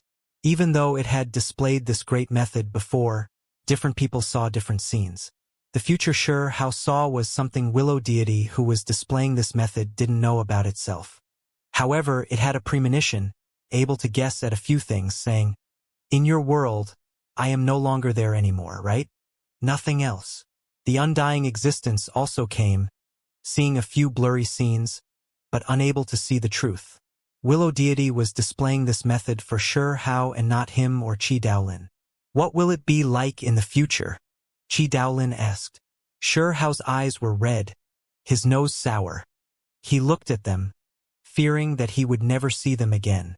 In that world, he was the only one left, everything else gone. Even someone as powerful as the Willow Deity only left behind a charred black wooden pile, accompanied by the bleakness of endless time, unable to appear again in the world. It's nothing much, a great world will arise. One that is prosperous to the extreme. Everyone I met is still there. A golden age, joy spread throughout the entire world. Shao said. Willow Deity released a sigh. How could it not understand Shao? It watched him grow up, the frustration and disappointment he displayed explaining everything. Willow Deity said softly, "Comparatively, the future is extremely vast, but it is also extremely peaceful, right? Many people will no longer exist. No wonder there was a prophecy a long time ago that the entire world was going to wither away, the endless years becoming sorrowful and silent." Shao suddenly felt as if the pressure he faced was too great. He was going to change everything, vowing to stop those things from happening. However, he didn't know if he could actually achieve anything. The future isn't set in stone, countless variables existing.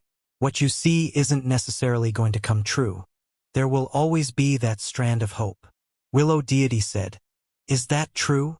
Shao felt like he was sinking in the middle of a stormy night in the middle of the sea, but suddenly saw a lighthouse, feeling as if he had found his life-saving dawn. Correct. Everything can be changed. Willow Deity consoled. Only it sighed inwardly. How could it be that easy? How could a gleam of hope be that easily seized? I am that variable. I will seize that trace of light, change everything. Shao roared. At this time, the river of time had long disappeared, the hymn on the other side already gone. However, as long as he closed his eyes, it was as if he could see that beaten, scorched black world. How could he endure that type of loneliness? I have to go. Willow Deity didn't say much. Couldn't hold on any longer, its body starting to crumble. Then, it turned into strand after strand of light, entering the mountains and rivers, returning to heaven and earth. One might not necessarily be the most powerful even if they grasp many precious techniques. On the desolate borders side, they have long understood this world's magic and Tao. Only by creating one's own path is the best way. These were Willow Deity's final words before disappearing. It had precious techniques, but it didn't give them to Shao. It was because Willow Deity felt that Shao could walk his own path. Grasping too many methods right now wasn't necessarily a good thing. He could use his own path from here on out to slowly study and comprehend them.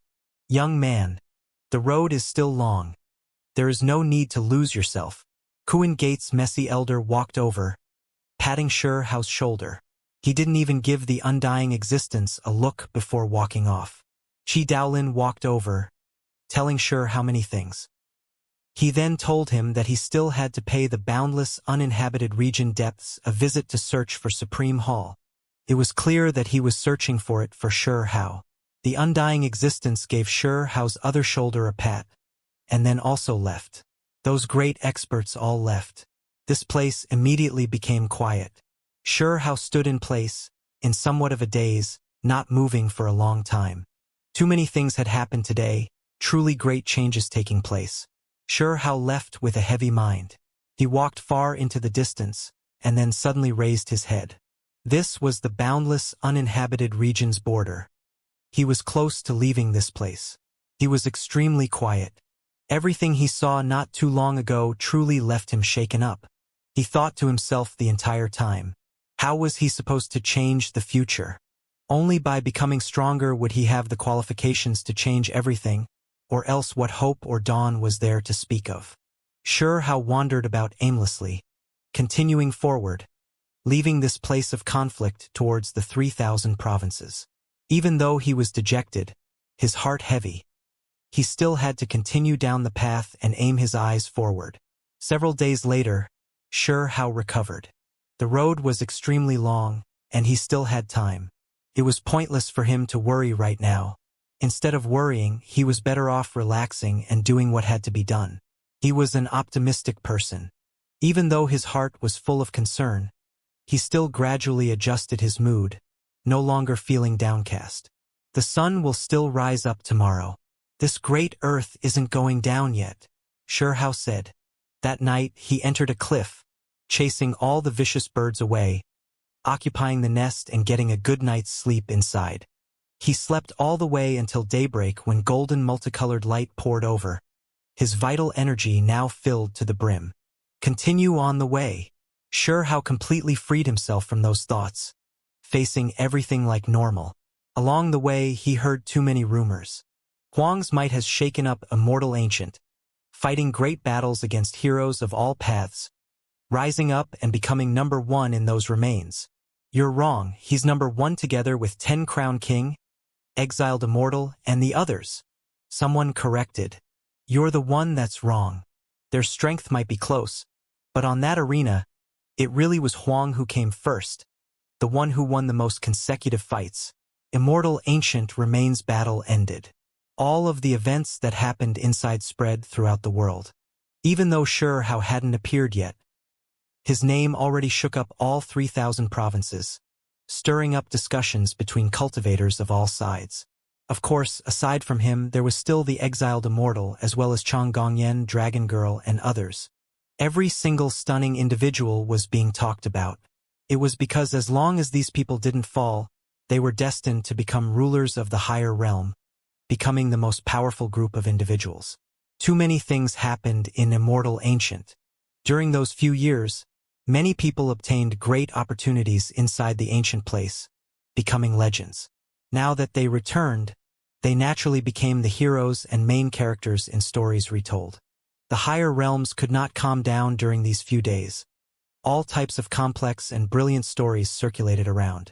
Of course, after Immortal Ancient fractured, Willow Deity descended from the heavens, displaying great divine might. The events of how it rescued Huang released to the world. There was no way to hide it. This triggered a huge commotion. The higher realms were immediately thrown into a great uproar.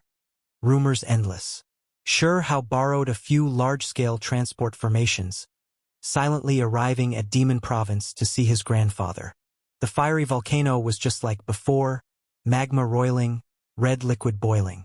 In his grandfather's place of isolation were groups of fiery volcanoes, the acrid sulfuric smell extremely strong, but not enough to affect cultivators. Honglong, a volcano erupted.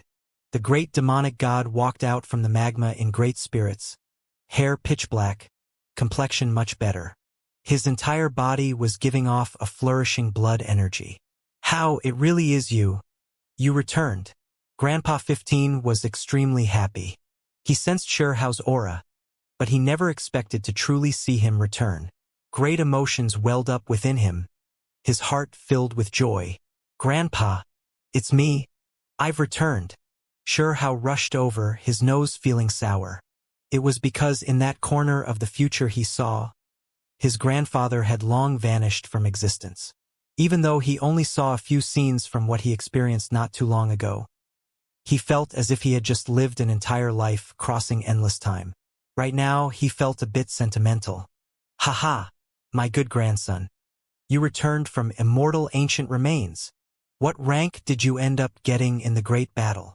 The great demonic god laughed loudly, wishing to lighten the atmosphere a bit. During these past few years, he remained in seclusion the entire time, unaware of the outside world's matters. Even though the higher realms was long bubbling with noise, rumors regarding immortal ancients spreading everywhere, he only found out just now. Number 1. How told his grandfather. He also laughed. What? My grandson is number 1 under the heavens? This time, the great demonic god was shaken up, feeling incomparably shocked, a bit in disbelief. The grandfather and grandson had long rushed together, embracing each other. Even though Grandpa 15 was laughing, right now his eyes still felt a bit sore, a bit teary-eyed. He forcefully stopped them from falling because in these past few years he was extremely worried, fearing that something unexpected would happen to Xianxia in Immortal Ancient. Today, not only did he see his grandson come back alive, he even heard about such glorious battle accomplishments. How could he not be moved? Grandpa, I've brought back good stuff for you.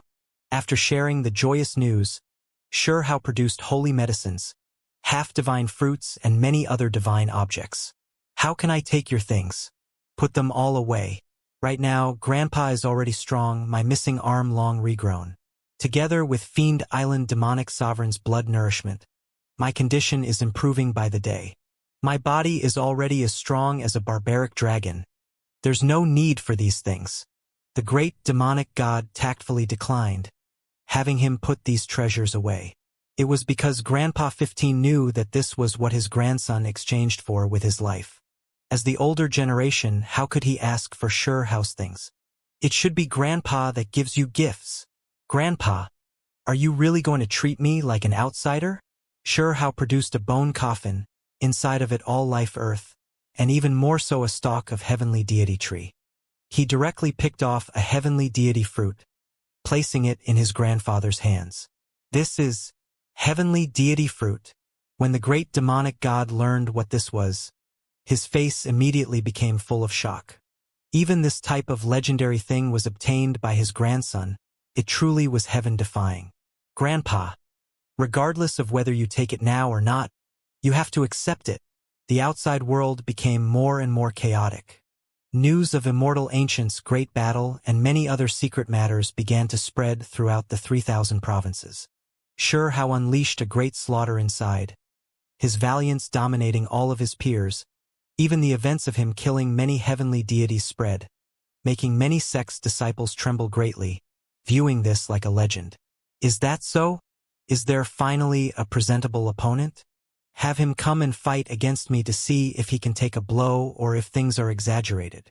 A young man from the foreign guests laughed coldly, calling out the most powerful individual from Immortal Ancient for a fight. It was because the 9 heavens 10 earths great alliance was about to be established. They were going to establish holy academies, heavenly deity institutions, these being places only the most powerful would be able to enter. These foreign individuals wished to examine the 3,000 provinces' most powerful geniuses, see if they had the qualifications to enter. Xianxia stayed with his grandfather for a few days before continuing on his way. He wanted to become stronger, so he wouldn't stay in one place. He was going to travel through the world. Then he headed towards Fire Province, proceeding towards the area full of fire mulberry trees. After all these years had passed, the fire mulberry trees were still here, but he didn't know if that old friend was. The fire mulberry trees were still the same, red like the clouds of sunrise. When watching from the distance, large amounts of trees carried fiery light, sparkling and translucent, occupying a vast area, red and sparkling, extremely eye-grabbing. When he approached this place, heat immediately hit his face. The fire mulberry tree's flames flowed with scarlet-red color, the temperature not low at all. It was just like the scene in the past. The girls were busy working around these mulberry trees, all of them having some cultivation, but not high. Every one of them had a bamboo basket behind them and wore a rough hemp garment, their appearances rather plain and simple. There weren't many people, and they all lived rather simply. Their foreheads were covered in sweat. Because the temperature here was rather high, even those with some cultivation would sweat continuously. On the mulberry tree there were a few red diamond-like silkworms. These were rare bugs, the silk they released material that could be used to make precious clothes. Xianxia walked inside the forest alone, the rustling sounds of flame silkworms chewing on leaves sounding all around him. Strings of fiery light surged from time to time, making this place look rather pretty. When Xianxia came here in the past, he didn't discover anything at first. Only when he turned around did he meet his old friend. Now that he was revisiting his memories, he carefully looked around, observing these girls who were working around the mulberry trees. However, he didn't find anything. The fire mulberry forest was calm, scarlet multicolored light flickering about, fiery radiance pulsing. Xianxia walked through the forest, continuing forward based on his memories. He knew that that place wasn't that far. A single separation took several years. He didn't know how she was now. The large and tall fire mulberry trees, some had already grown for several hundred years, even over 1,000 years. They were thick and powerful, overflowing with fiery light. Xianxia found it difficult to calm down. Several years had passed. The fire mulberry tree forest was still here, but he was a bit nervous. Not much time had passed, yet it was enough to change many things. He finally got closer, arriving at this familiar place. A clear spring flowed past, the water flowing over smooth cobblestone. There were fish that occasionally leapt out, a natural and harmonious scene. The depths of the fire mulberry forest was extremely peaceful. There was a bamboo forest here, as well as a small river that helped alleviate the heat. Xianxia moved quickly, entering the forest, rushing forward to look inside. In that instant, his expression froze. There should be a thatched cottage there, a small courtyard, a few wooden blocks, as well as some flowers. However, now all of it was gone. There was only a scorched black expanse, the earth completely dried up, filled with burned traces. The small courtyard disappeared, the past peacefulness broken. No plants visible. There were only ashes here. Why? Xianxia quickly rushed over. His eyes were flickering with light, penetrating like a blade as they swept over this place, carefully examining every corner of this place. He never expected that, in just those few years, everything would no longer exist, end up being destroyed. Hualinger, where did she go? In that instant, a shadow loomed over Xiaoxia's mind. He immediately felt a bad feeling. He came to look for Hualinger, yet in the end he saw this type of scene. It was clear that an unforeseen event had taken place here, someone burning this place down. Xiaoxia was confident that it wasn't Hualinger who did this. Even if she left, there was no need to burn down her beloved little courtyard, leaving this place in such a miserable state. Who was it? Xiaoxia was angry, and at the same time, his mind trembled, feeling incomparable worry. What exactly happened to Hualinger? Where was she? Why did this type of thing happen? Xiaoxia's mind was in a mess, filled with worry. He hurried over here expecting a reunion, not expecting that he would be this disappointed, seeing this kind of scene. He opened his heavenly eyes, wishing to find some clues.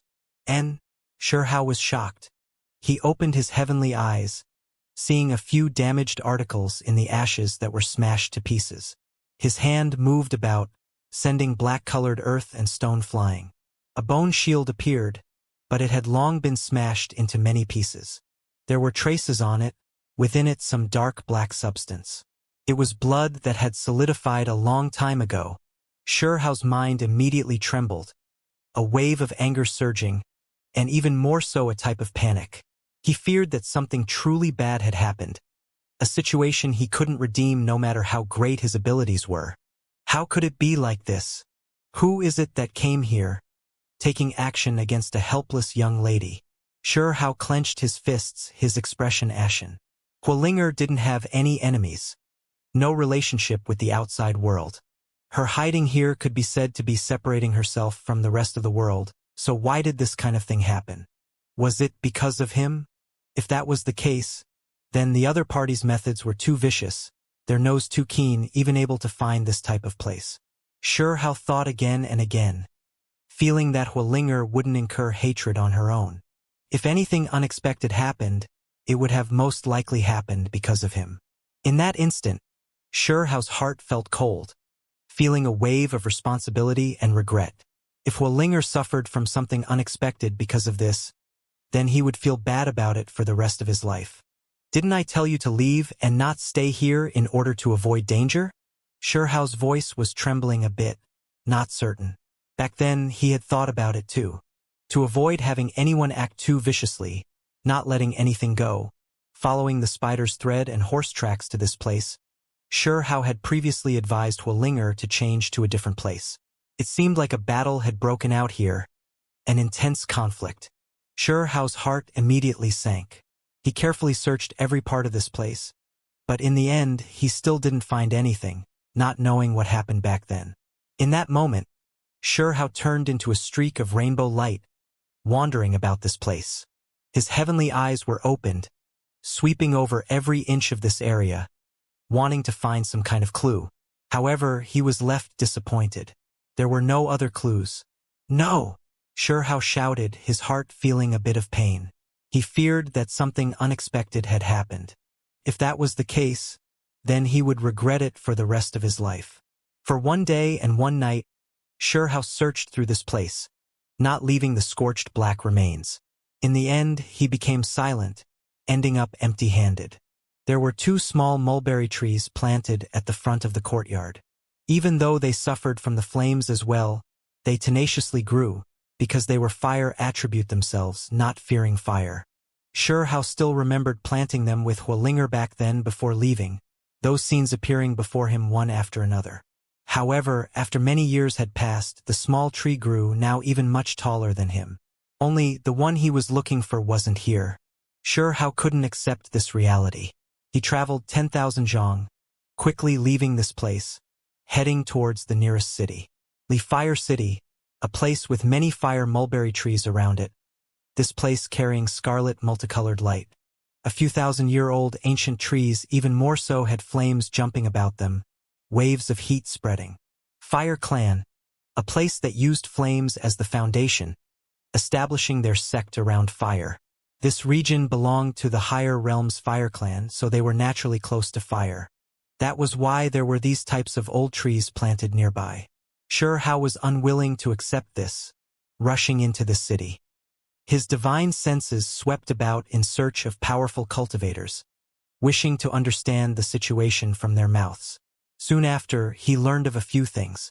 It was because, for the sake of obtaining news faster, he didn't hesitate to directly take action, taking several city lords into custody and forcefully searching their sea of consciousness, unexpectedly learning about a few things.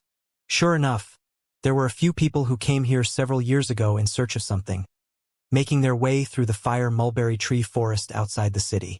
In addition, there were some who haven't left yet, even now, wandering about. Absolutely intolerable. Hao was furious, his face full of killing intent, anger overflowing. This was Sinner's Blood Clan's terrain, and it wasn't some important place, quite remote, which was why news from the outside world arrived rather slowly. Everyone already knew that immortal ancient remains had split open, now bordering the 3,000 provinces, and they knew that those geniuses returned. However, they didn't know what exactly happened in Immortal Ancient during those years. In summary, the information here lagged behind a bit. Everyone only roughly knew about a few things. Hao's hair stood up in anger, rushing outside the city, heading towards the fire mulberry tree forest again. This time, he coincidentally ran into those suspicious individuals as well. So many years have already passed. What are we even standing guard here for? I heard the Immortal Ancient battle already ended. Did that youth come out alive, or did he die in Immortal Ancient remains? Why isn't there anyone who came to inform us? In this Sinner's Blood territory, we've already been forgotten. No one has come to call for our return for several years already. Hao walked over step by step, his face overcast as he approached them. Those individuals had no idea, continuing as usual, walking towards the burned-down cottage remains. That chick back then really was good. Even though they say she's a Sinner's Blood descendant, She really was super hot. One of them said frivolously, I wonder if she's dead yet. What a pity it is that she didn't end up in our hands. Someone said regretfully while laughing, Pooh.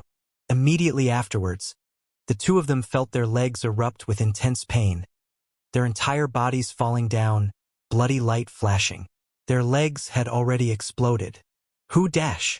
These individuals cried out in alarm, all of them turning around. They only saw a youth walk over.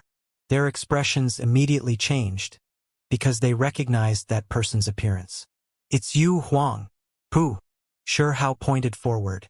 A golden beam of light shot out from the end of his finger. Those individuals all cried out loudly, the lower halves of their bodies exploding, their upper halves flying outwards. Speak, what happened back then? Shihao shouted angrily. Don't kill us. We will tell you everything. One of them shouted loudly. We are insignificant, not even knowing that you came back, not receiving any information from the higher-ups. We were completely forgotten here. Don't kill us. They were incomparably scared, quickly telling him everything. Back then, these people received orders precisely to come for Hualinger, to capture her. However, they were a step late. Hualinger's father was previously the human emperor of the lower realm. When he returned and learned that his daughter had met with Shihao, he immediately brought her away. You all didn't find them? Shihao's mind loosened up a bit. We obtained a few clues later on that there was as pursuit afterwards, but we didn't receive any more messages. They replied honestly. On the contrary, it was the Fire Emperor that came here to unleash a great slaughter. Soon after, Shihao understood these people's origins. They were people from Sword Valley, Fire Cloud Cavern, Luofu True Valley, and others. Sure enough, the great sects who took it upon themselves to suppress sinners' blood. At the same time, something else that made his eyes go cold was that there were previously 2 Celestial Clan cultivators who had participated in this. Fire Cloud Cavern, Luofu True Valley, and Celestial Clan. You all bully others too far. Shihao burned with anger. He vowed to pay them a visit in the future. He learned what he wanted to know from these people's mouths. In the end, with a wave of his hand, he dealt with them, not showing any mercy. Shihao released a sigh. The world was so large. Where was he to go to find Hualinger? He hoped that she was all right. In the following few days, he continued to wander about this place. He thought back to the past, the events in the lower realm, releasing a sigh. This fire mulberry tree forest was extremely large, but Shihao had pretty much seen everything in these past few days. He wanted to see the place Hualinger had previously worked at and carefully observe everything. And, on the 4th day, Shihao's mind shook, his eyes focusing forward. This place was already quite far from the thatched cottage, at the border of the fire mulberry tree forest. There was someone who was picking at the mulberry trees, a young lady wearing rough hemp garments, beautiful hair scattering down, forehead full of sweat. Her figure was extremely good, only her appearance was too plain.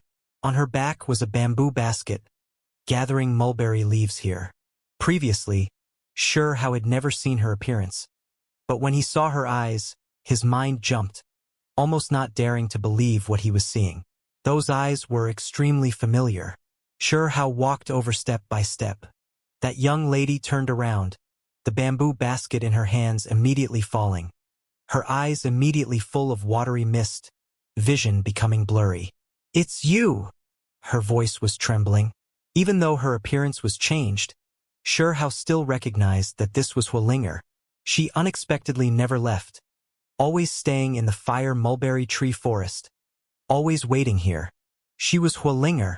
Scarlet multicolored light surged, the fire mulberry trees everywhere. The temperature was extremely high, fiery mists pervading the air. That young lady was extremely plain and simple, rough clothes covering her body, skin snow-white. She had already revealed her real appearance, eyes carrying watery mist, eyelashes long, gently trembling.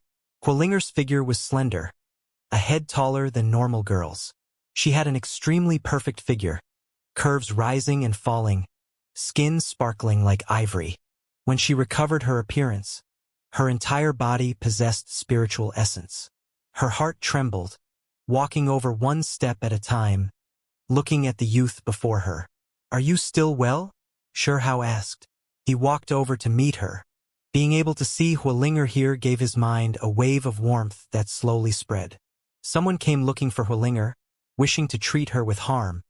But in the end, she still continued to defend this place, picking mulberry leaves and waiting for his return.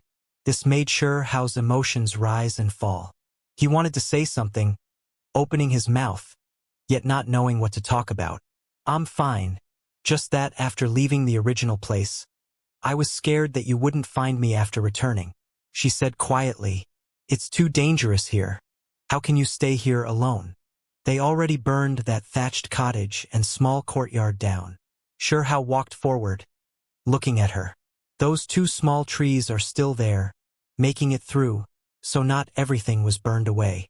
Hualinger laughed, her beautiful eyes watery, but her smile was extremely brilliant. "Don't continue taking risks like this anymore," Shihao said.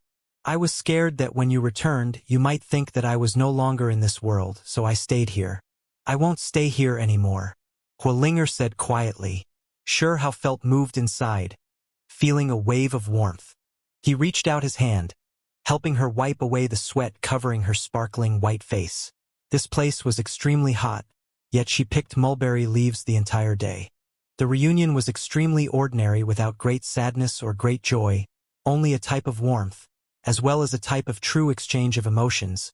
Both of them worried for each other. "What did you experience in Immortal Ancient?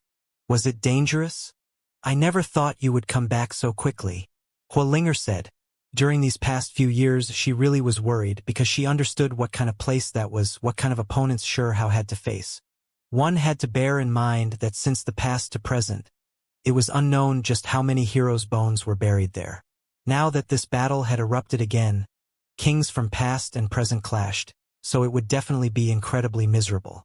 In her opinion, even though Shihao was strong in the lower realm, there was no way he could move unhindered through Immortal Ancient. "Don't worry, I even came back," meaning that those enemies are all defeated. "There's not much danger." Shihao laughed, not talking about topics that were too serious. "I don't believe it. Immortal Ancient is so large, so many opponents, you definitely went through many hardships. However, no matter what, it is good that you returned alive," Hualinger said. She didn't know what Shihao experienced, but she could guess that he definitely encountered many powerful opponents. She didn't even think about whether or not he could really obtain the #1 under the sky title, always praying during these past few years, hoping for him to return alive. Today, she finally saw him return safe and sound, able to let all of her worries go. "Go, I'll invite you to eat Immortal Ancient specialties. There's many delicacies to enjoy." Shihao laughed, pulling Hualinger's hand as he walked. He found a peaceful place with a brook, the flowing water releasing pleasant sounds. Hualinger immediately smiled, as if she returned to the lower realm in the 100 Shattered Mountains. This fella always dared to eat anything since the past. "This is pure-blooded green flood dragon?" Hualinger was shocked, and then her expression quickly changed, saying, "It's a heavenly deity." She was immediately stupefied, feeling a great pressure that made her heart pound. Even though that flood dragon had died, there was still a type of terrifying aura pervading the air. Heavenly deities were beings high above all others. When normal deities faced them, they would feel an enormous pressure. "Don't worry, already killed it a long time ago. Let me refine its vicious energy, and then we'll turn it into a delicious dish soon," Shihao said. When he carried the flood dragon, it was like cleaning a snake, directly skinning it and cleaning it by the brook. This scene left Hualinger stupefied. That was a heavenly deity. This fellow was preparing it in such a daring manner, going to stew it. "What exactly did you experience in Immortal Ancient?" Hualinger sat by the brook, her voice trembling. Apart from cultivation, it was just fighting and killing. It really was dry and dull.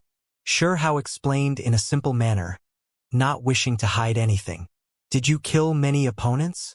I remember Immortal Palace Inheritor, Ning Chuan, and many exceptional figures all wanted to treat you unfavorably," Hualinger said. "Those people, some were defeated, some killed, and some eaten by me. Shihao said, his smile extremely brilliant. I already said that I was unstoppable in Immortal Ancient, ultimately winning, rising up above everyone else. No one was my opponent. You are number one under the sky. Huolinger was greatly shocked. Back then, Shihao truly was valiant in the lower realm, but after he arrived in the higher realms, everything became different. With so many races and talents, even the most powerful geniuses might be drowned out. How could she have predicted that he would be so powerful, unexpectedly dominating Immortal Ancient, becoming unmatched in the struggle against the most powerful? Shihao told her many things in detail, from when he added the 3,000 Tao flames to his body, to the bloody battles with ancient freaks, and then to the hunt of heavenly deities, his relationship with sect masters, as well as crossing heavenly tribulation and others. Huolinger was extremely fascinated as she listened, at the edge of her seat, from time to time feeling worry, other times feeling happy, sometimes frowning, emotions rising and falling. When she finally heard of his success in the holy sacrifice realm, killing heavenly deities, Huolinger was greatly shaken, her beautiful eyes widening, revealing astonishing brilliance. She was truly moved. How old was Shihao? He was just over 20. Yet he already slaughtered the higher realm's heavenly deities. What kind of might was this? Needless to say, he was definitely going to overlook the world under the sky, dominate the 3,000 provinces, becoming one of the higher realm's most powerful individuals. However, soon after, she released a light sigh, her eyes growing dim. How could she catch up to Shihao's footsteps? Even though Huolinger was unordinary, the vermilion bird bloodline within her revived. That was still a brilliance from the lower realm that wouldn't illuminate the higher realm's 3,000 provinces. Moreover, even if the true vermilion bird was reborn, it would likely only be at the same level as this youth, right? His natural talents were so extraordinary, definitely comparable to the heavenly phoenix, Kuan-Pong, and others' heirs. Forget about everything else, just her cultivation alone was currently much inferior to Shihao's. When she thought of the past, and then the distant future, Huolinger already felt a bit emotional. She felt like she was getting further and further away from Shihao, the gap in cultivation growing larger and larger, becoming like a heavenly moat. You can even kill heavenly deities. Meanwhile me? Huolinger hung her head, her eyes carrying tears, sparkling and flickering. She felt like the day would come when Shihao would ascend into the ninth heaven, while she would try to run with everything she had, yet unable to catch up. What will it be like in the future? She felt incredibly dejected. She waited so long, now finally seeing Shihao's peaceful return. It was originally supposed to be a happy and joyous event, but after the happiness just now, she now felt so dejected. What are you thinking about? The two of us both came from the lower realm, we've already made it this far. Do you think I would care about how your cultivation is?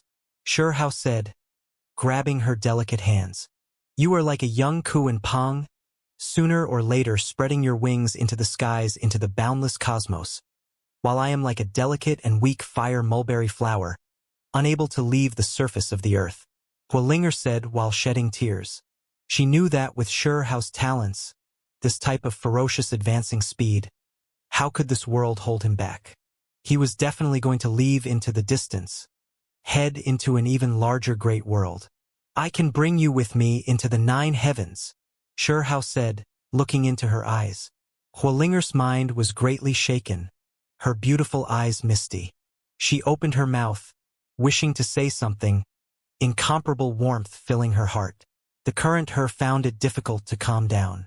Only after a long time had passed did she recover. She looked at Shihao, thinking about too many things. He could kill heavenly deities at the age of 20. This type of talent was rarely seen through past and present. Huolinger knew that this was likely some kind of record, a type of legend. She knew that Shihao would definitely rush even higher, with many years ahead of him. Meanwhile, she couldn't reach that type of height. Perhaps many years afterwards, when her hair began to turn white, he had only experienced a tiny amount of his life. The greater the strength of the cultivator, the longer their lifespans would be. Huolinger felt that her own strength was too low. Even if she did everything she could, there was no way she could catch up to his footsteps. In reality, she felt that in the very end, when she gazed into the distance, she would only see an indistinct rear view. Just saying those words to me is already enough to make me extremely happy, Hualinger said. She wasn't going to think about it anymore. To travel together, being at each other's sides, that was already enough. She looked into the horizon, gazed at the evening sunset, wishing to say something, yet found it difficult to say anything. What are you thinking about? Cultivation being high or low doesn't mean much. With me here, would you even need to fight? Hao tried his best to speak with an easygoing tone. What is your dream? Hualinger asked. What are you talking about, dream? That word is too heavy. Hao laughed and said, I'll change my words then. What do you want to do in the future? Hualinger asked. Hao understood what she was trying to say. He looked into the west's dark red clouds, the entirely red setting sun, allowing his thoughts to run freely. He entered a period of silence. He wanted to challenge the desolate border, continue from there, enter the world the willow deity saw. He was going to fight there and change the world. Right now, it was still extremely far away, but sooner or later he would have to face it. He had no choice but to prepare for it. Hualinger knew that he had a goal in his heart, one that was great, far, definitely incomparably difficult to attain. She couldn't help but release a sigh, feeling that she would definitely be a burden if she followed him. Whatever it is you wish to do, you should just do it, she said softly. We're thinking too much, it's still early. I want to fight at the desolate border, unravel the mystery of endless time, hoping to understand the reason for immortal ancient great era's destruction. I want to know why immortals fell, and I am even more curious as to why there are no more long-life individuals in the present age. Hao said to himself there. All of these things were impossible to achieve right now. He could only become stronger step by step. Hualinger's mind was greatly shaken. She never thought that Hao would take that type of path, truly something of a magnificent scale. The future path was definitely incomparably distant. All right, the flood dragon meat is done, and the dragon sparrow also finished roasting. Hurry and eat. Hao called Hualinger over. Hualinger's eyes were previously carrying a bit of mistiness, a bit sad and emotional. But right now, she released a laugh. It really was hard to change this guy's nature, he was just like before. The specialty he brought out from Immortal Ancient was actually heavenly deity meat. This guy was completely a foodie. If others found out that heavenly deity meat was being eaten, it would definitely scare people to death, leaving all sides greatly shaken. Meanwhile, this meat also allowed Hualinger to see a step further Hao's extraordinary cultivation, hunting down heavenly deities not just for food. Here, a gift for you. When they finished their meal, Hao said it like this.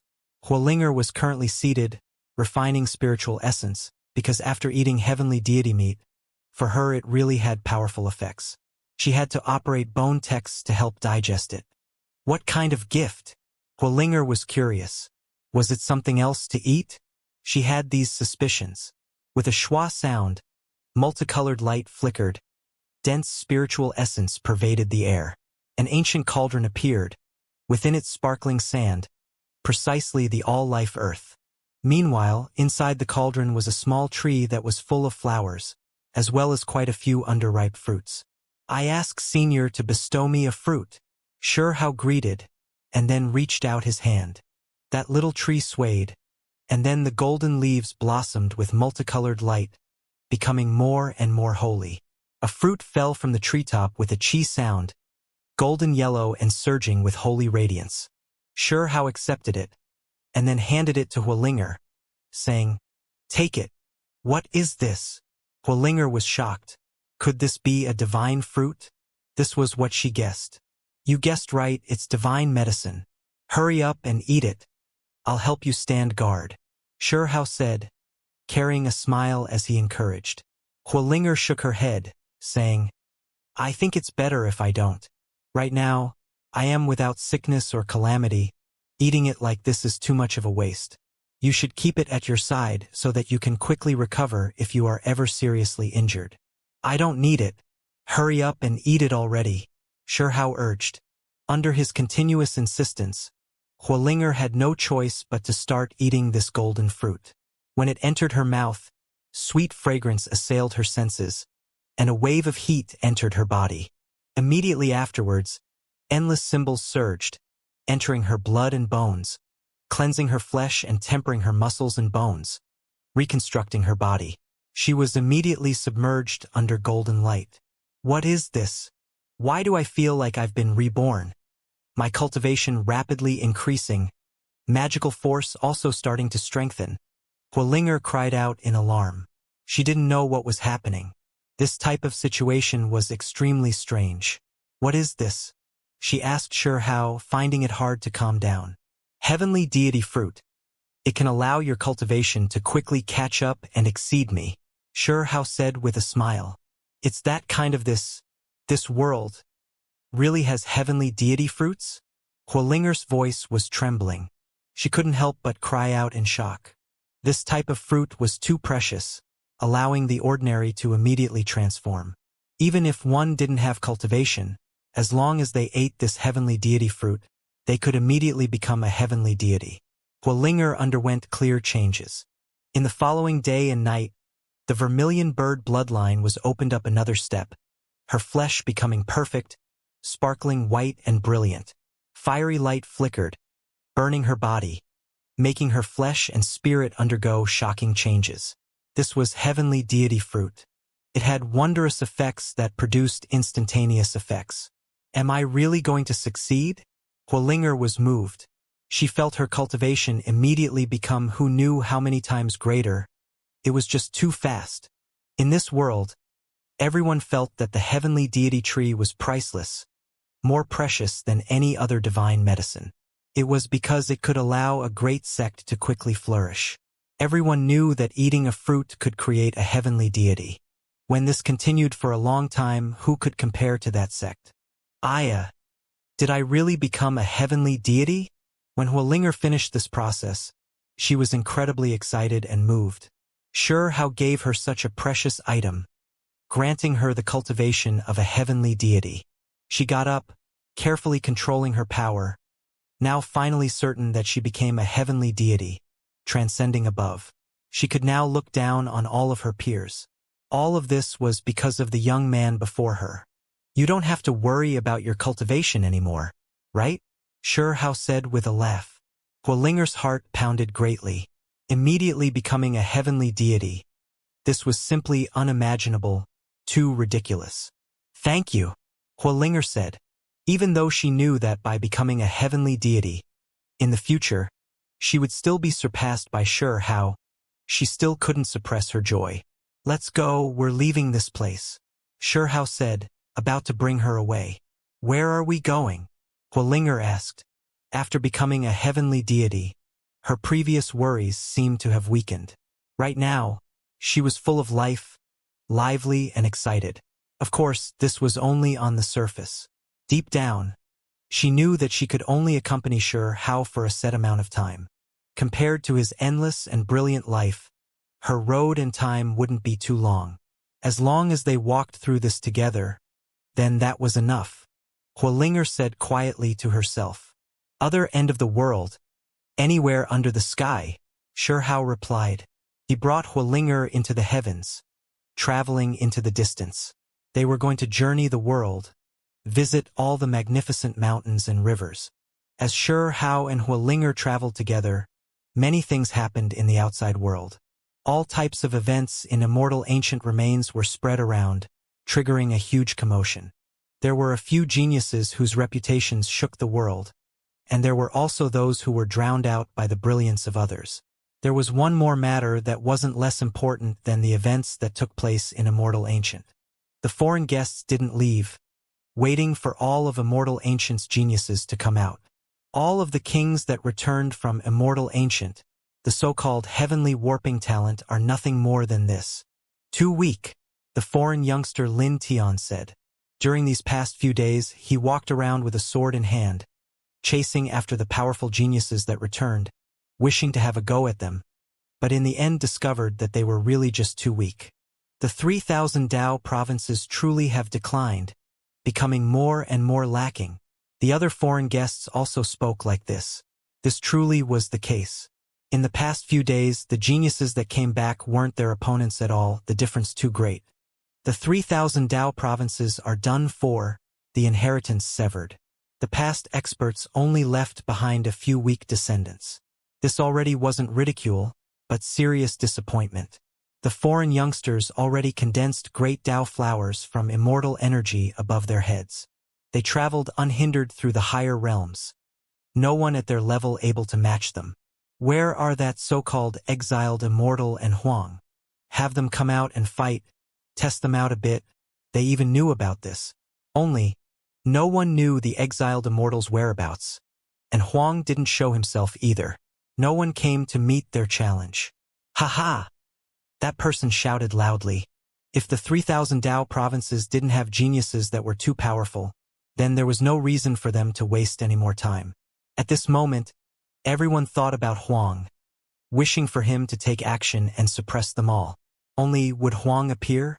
Would he even come out to fight? Right now, quite a few people were thinking about this powerful individual.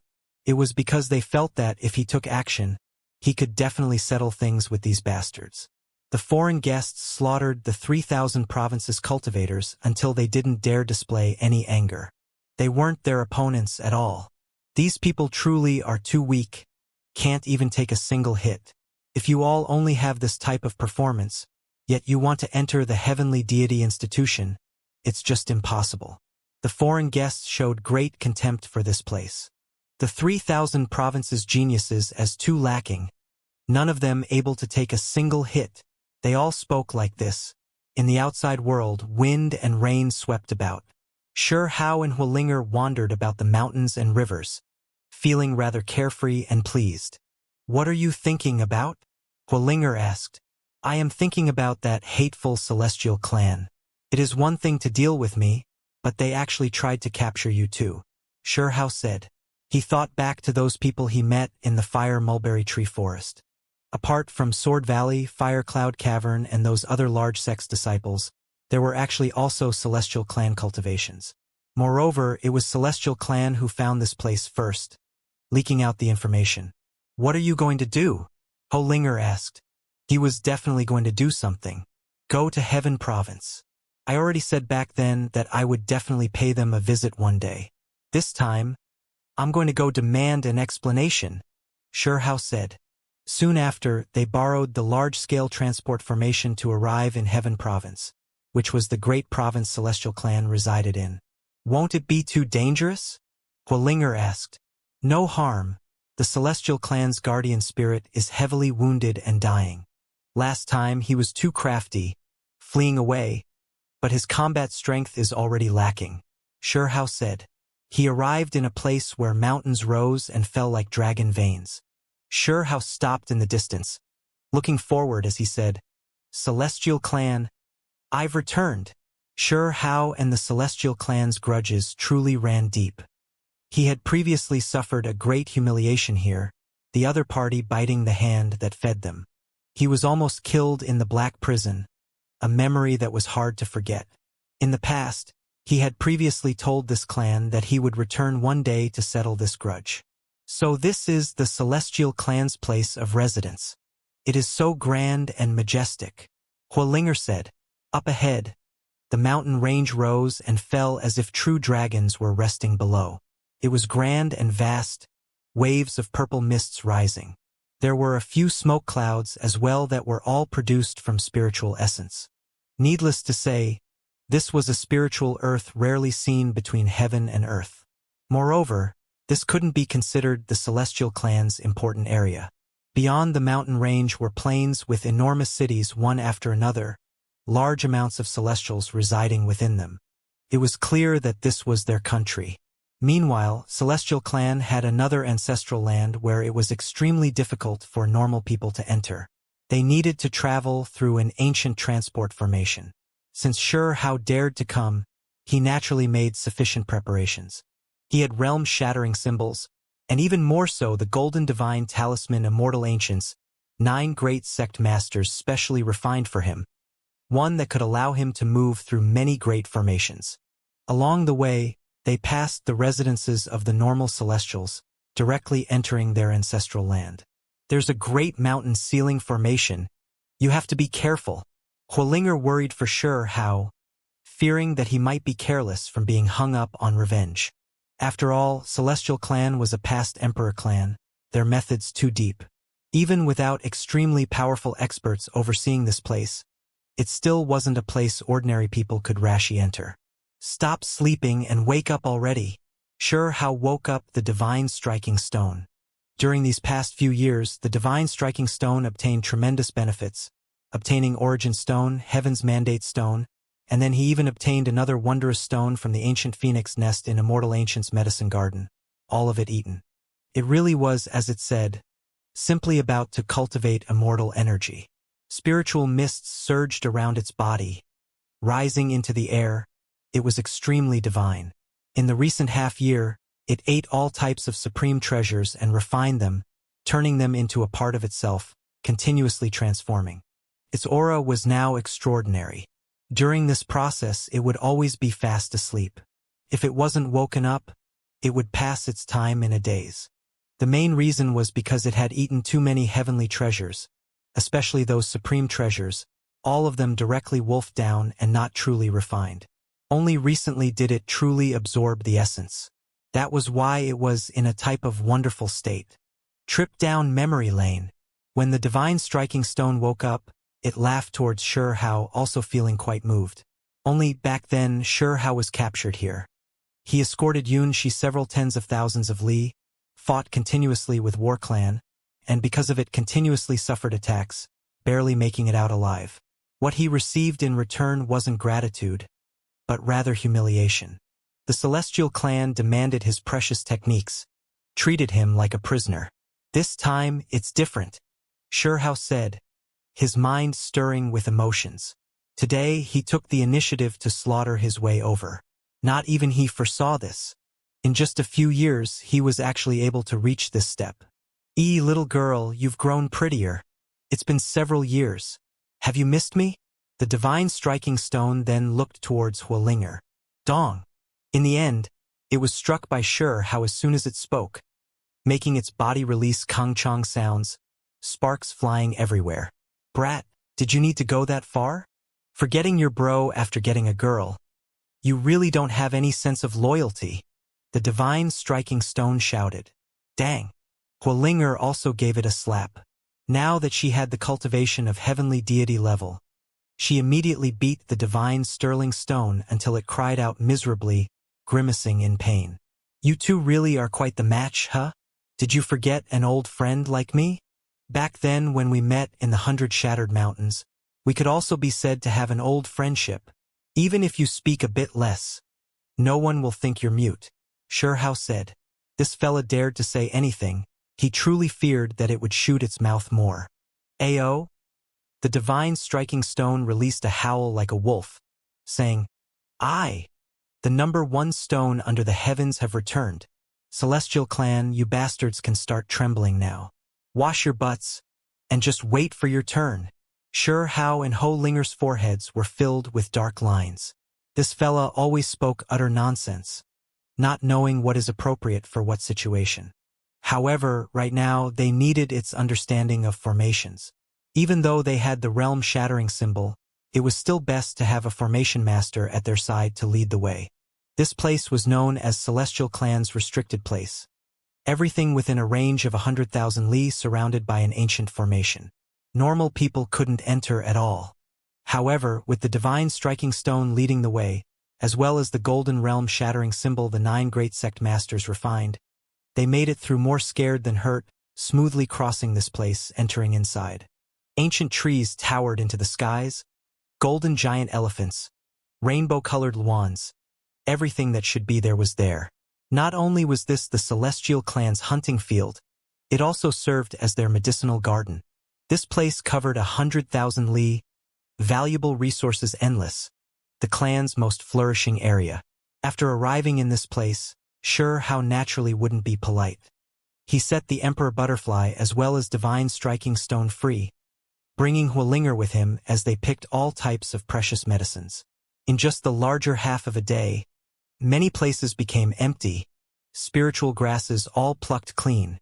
Huolinger felt a strange sensation. Harvesting divine grass with sure how like this felt like they were doing something wrong. Yet it was a strange type of stimulating.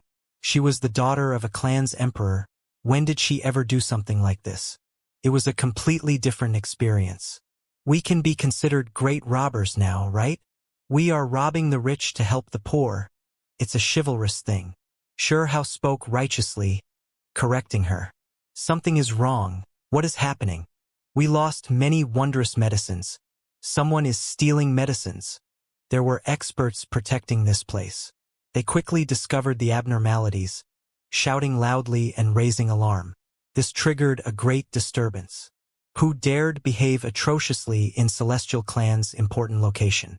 This was truly vermin, leaving them shocked and furious. Sure how raised his head towards the sky. In the boundless heavens, the clouds above, there was an ancient giant city protected by a great formation. It was like a city of immortals. That was precisely the city of heaven, Celestial Clan's most important place. All of the higher level and most powerful individuals resided here, high up above, overlooking this expanse of great earth. Are we going to break in from below? The divine striking stone was eager to give things a try. Even though Sure how didn't bring up the matters back then, the divine striking stone also felt stirred up. There was clearly kindness shown, fighting a bloody battle for several hundreds of thousands of li. Yet he received such unjust treatment, making even the divine striking stone gnash its teeth in anger, wishing to immediately break into the city of heaven. We'll just wait right here. If one comes, then we'll deal with one, Sure how said. He wasn't willing to rashly take risks. Even though he felt tremendous resentment and indignation, that city was extremely important, something the archaic 6 great celestials established. Even though he had great treasures and his strength was also powerful, able to kill heavenly deities, rashly entering the city would still likely leave him in an unfavorable position, ultimately be trapped and killed by the Celestial Clan's great formation. Which little thief dares behave atrociously in my Celestial Clan's restricted land, daring to steal medicinal herbs? Tired of living? A great shout sounded from the skies above.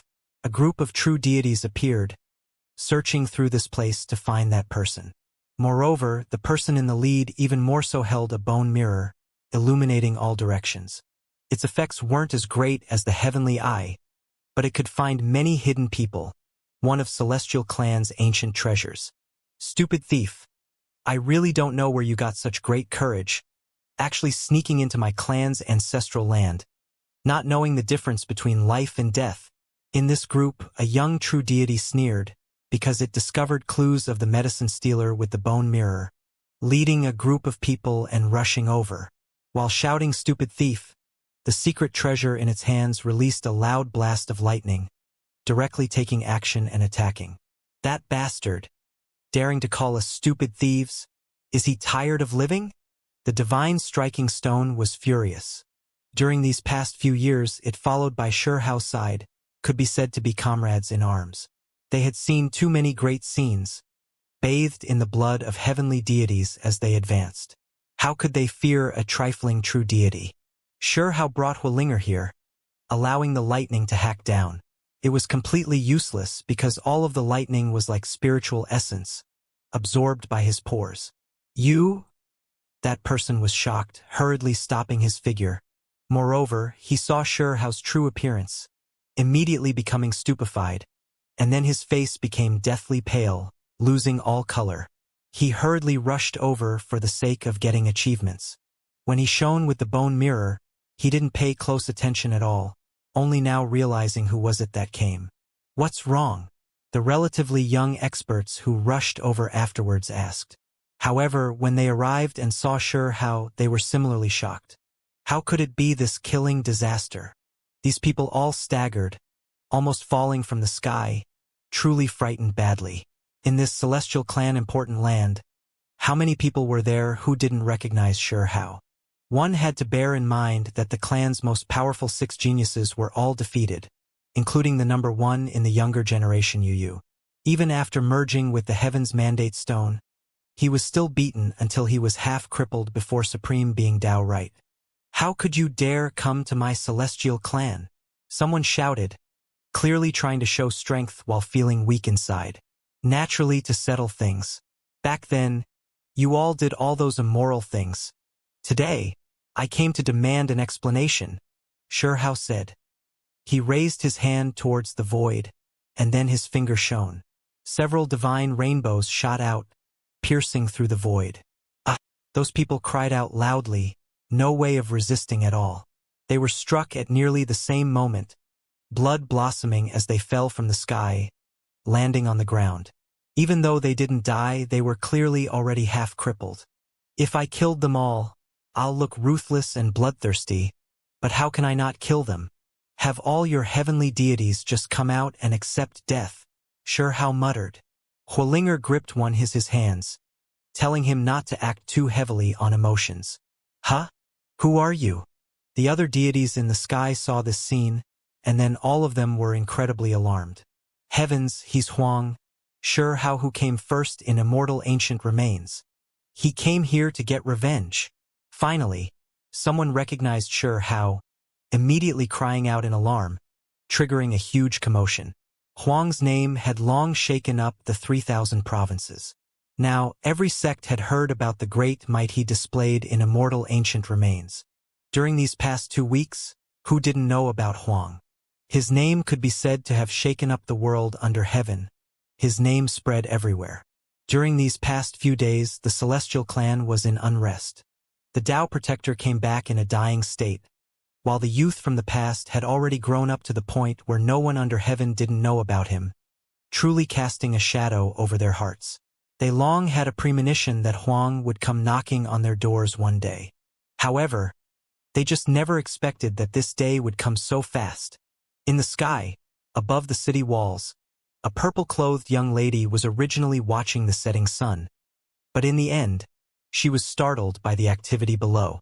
She looked downwards, carefully observing what was going on. It's him. She was shocked, her emotions rising and falling, feeling an indescribable type of feeling and emotion. Soon after, she then saw the tall and slender young lady in fiery red clothes next to Xianxia. She stood on the city walls, watching as Xianxia arrived. All types of feelings welled up in her heart. She never expected this day would come so quickly. She had previously entered immortal ancient remains, knowing how extraordinary Huang was. He cultivated 3 strands of immortal energy, forcefully suppressing enemies of all sides, his reputation outstanding. This was especially true when Xianxia broke out from immortal ancients' encirclement, even more so causing Willow Deity and the Undying Existence to fight a great battle against everyone, stirring up huge waves. That young lady is Fire Clan's princess? She recognized Huolinger, because they had met each other in the lower realm, remembering her appearance.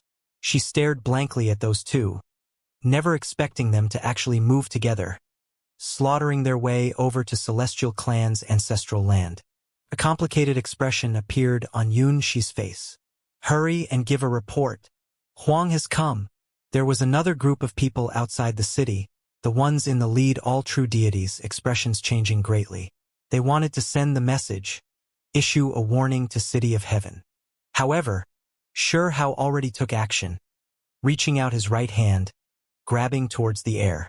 In that instant, crazy winds swept out, stellar light flowing in reverse, lightning interweaving, unexpectedly displaying all types of irregular scenes. Xianxia's large hand covered half the sky, cutting off their path of retreat, crushing down on their heads. Gotcha! These people activated secret treasures and other things, but they all shattered in the void. It was like swatting flies as Xianxia brandished his fist. The precious artifacts and things were destroyed one after another, and then these people were like fried potstickers, releasing polypala sounds as they all fell down from the sky. Soon after, this place became quiet, because those people were all slapped down, seriously injured and dying, already half crippled. What's wrong? Why is there such a disturbance? There were people in the city that noticed something was wrong outside. There's an enemy attack, violating my Celestial Clan's important land.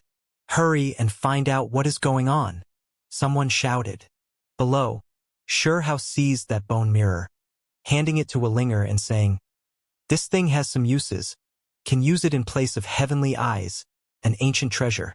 Just now, those true deities used precisely this secret treasure to seek out enemies, but it was now seized. The city of heaven could not calm down.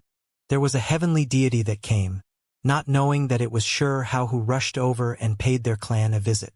He looked down, searching for his target. Regardless of who it was, approaching Celestial Clan's ancestral land was extremely disrespectful to the clan, let alone forcefully taking action. "Who is it that dares to hide? You better drag yourself here," that heavenly deity shouted. In addition, he brought a group of people out from the city descending below. "Old ancestor, be careful," someone cried out loudly. Sure-Hao's eyes widened.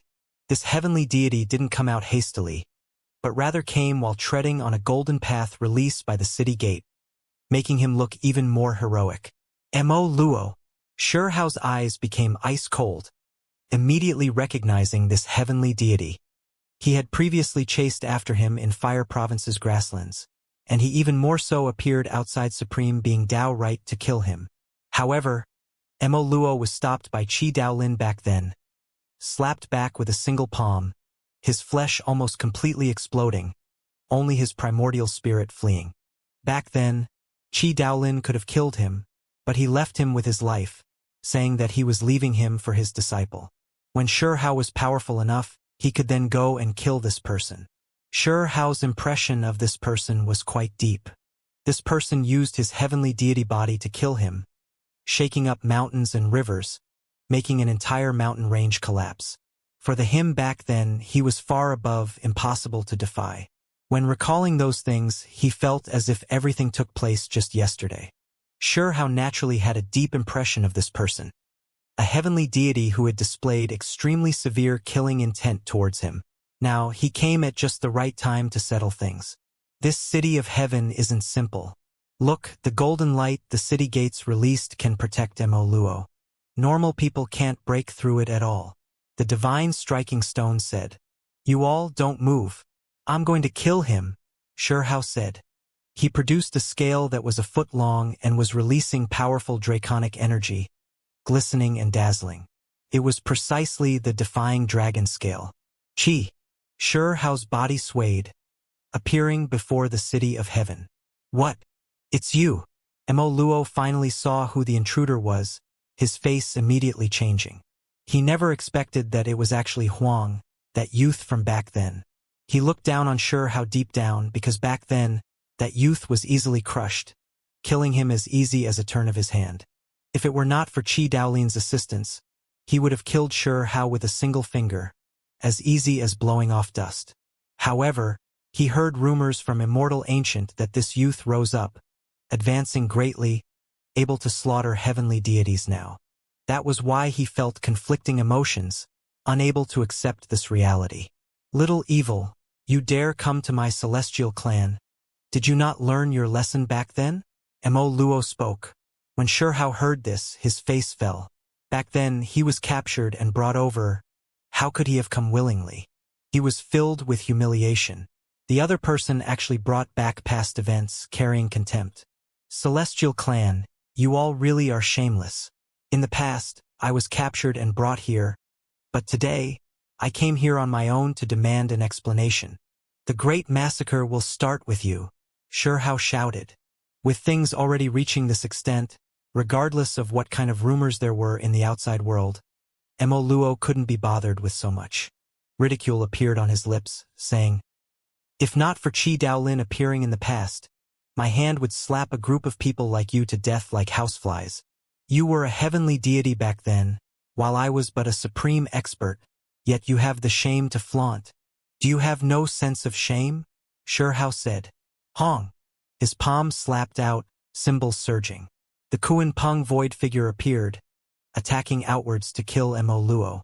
With a Wang sound, that great golden passage shone, becoming increasingly resplendent, unexpectedly surrounding Mo Luo to protect him within.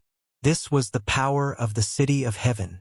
Large amounts of auspicious multicolored light surged from the city gates, supporting Mo Luo's body, protecting him within. "Break!" How shouted loudly, activating the defying dragon scale in his hands. This thing was extremely mysterious. He was unable to figure it out even after studying it for a long time. However, he knew that its power was unordinary. At this moment, he directly used it like a weapon, intercepting the Great Golden Passage. Draconic energy flooded outwards, cries echoing out. This scale smashed into the Great Golden Passage, and after it received the auspicious multicolored light's attack, it immediately flourished with radiance, cutting this place off. The void exploded.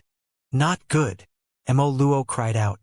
He lost connection with the golden light, unable to obtain City of Heaven's protection anymore, falling out. He was now truly exposed. How's speed was just too fast. He grabbed the defying dragon scale, putting it away, and then quickly rushed over to attack Mo Luo. He wasn't a heavenly deity, yet he dared to take such great action, suppress an expert that had been at the heavenly deity level for many years. Young generation, you dare? Mo Luo was alarmed and angry. Back then, he could crush this youth to death with a raise of his hand, yet now he grew to the step about to arrive and kill him. Right now, his mind was extremely conflicted, together with the rumors he heard back then. This person continuously killing heavenly deities. His expression became even more unpleasant. He spared no effort in taking action. A great web flew out, flickering like a starry sky. This was a precious artifact Mo Luo newly refined from heaven and earth's stellar sand. When the net descended, it could collect mountains, rivers, and all living things. However, right now, this web lost effectiveness. When it descended towards Hao, his entire body became covered in lightning. He used the Lightning Emperor's precious technique, releasing all of its power towards the great web. The stellar sand completely exploded, the net becoming tattered and scorched black, completely smashed to pieces. Hao brought heaven overflowing lightning with him, as if he was the reincarnation of a lightning immortal as he rushed over. His fist smashed outwards, causing lightning radiance to overflow, endless stars all appearing. Mo Luo used his precious technique to resist him. However, it was completely useless. He was blasted flying from just the first strike. Hao's fist was incomparably terrifying, carrying great stars one after another as they rolled over, the energy devouring mountains and rivers, descending with unstoppable momentum. No! Mo Luo cried out, feeling extremely unresigned. This was just a younger generation, and it had only been a few years since they last met, yet he already became this powerful. He couldn't stop him at all. He continuously displayed secret methods, all types of precious techniques activated, displaying expanse after expanse of brilliance to stop Hao's fist. However, that fist approached, the great stars becoming more and more terrifying, as if the entire universe was descending. In reality, they were all formed from lightning radiance. At this moment, all of these great stars exploded, turning into lightning. Pooh!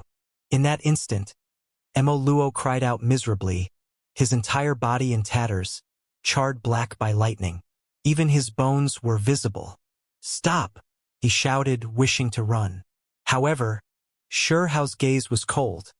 Not wasting any words with him, he rushed over, palm blade hacking down. With a piu-chi sound, his head was removed. Mo Luo's primordial spirit wanted to escape, but in the end, Hao pointed out, making this primordial spirit explode, completely die. Everyone who watched on City of Heaven's walls were shocked, erupting into commotion.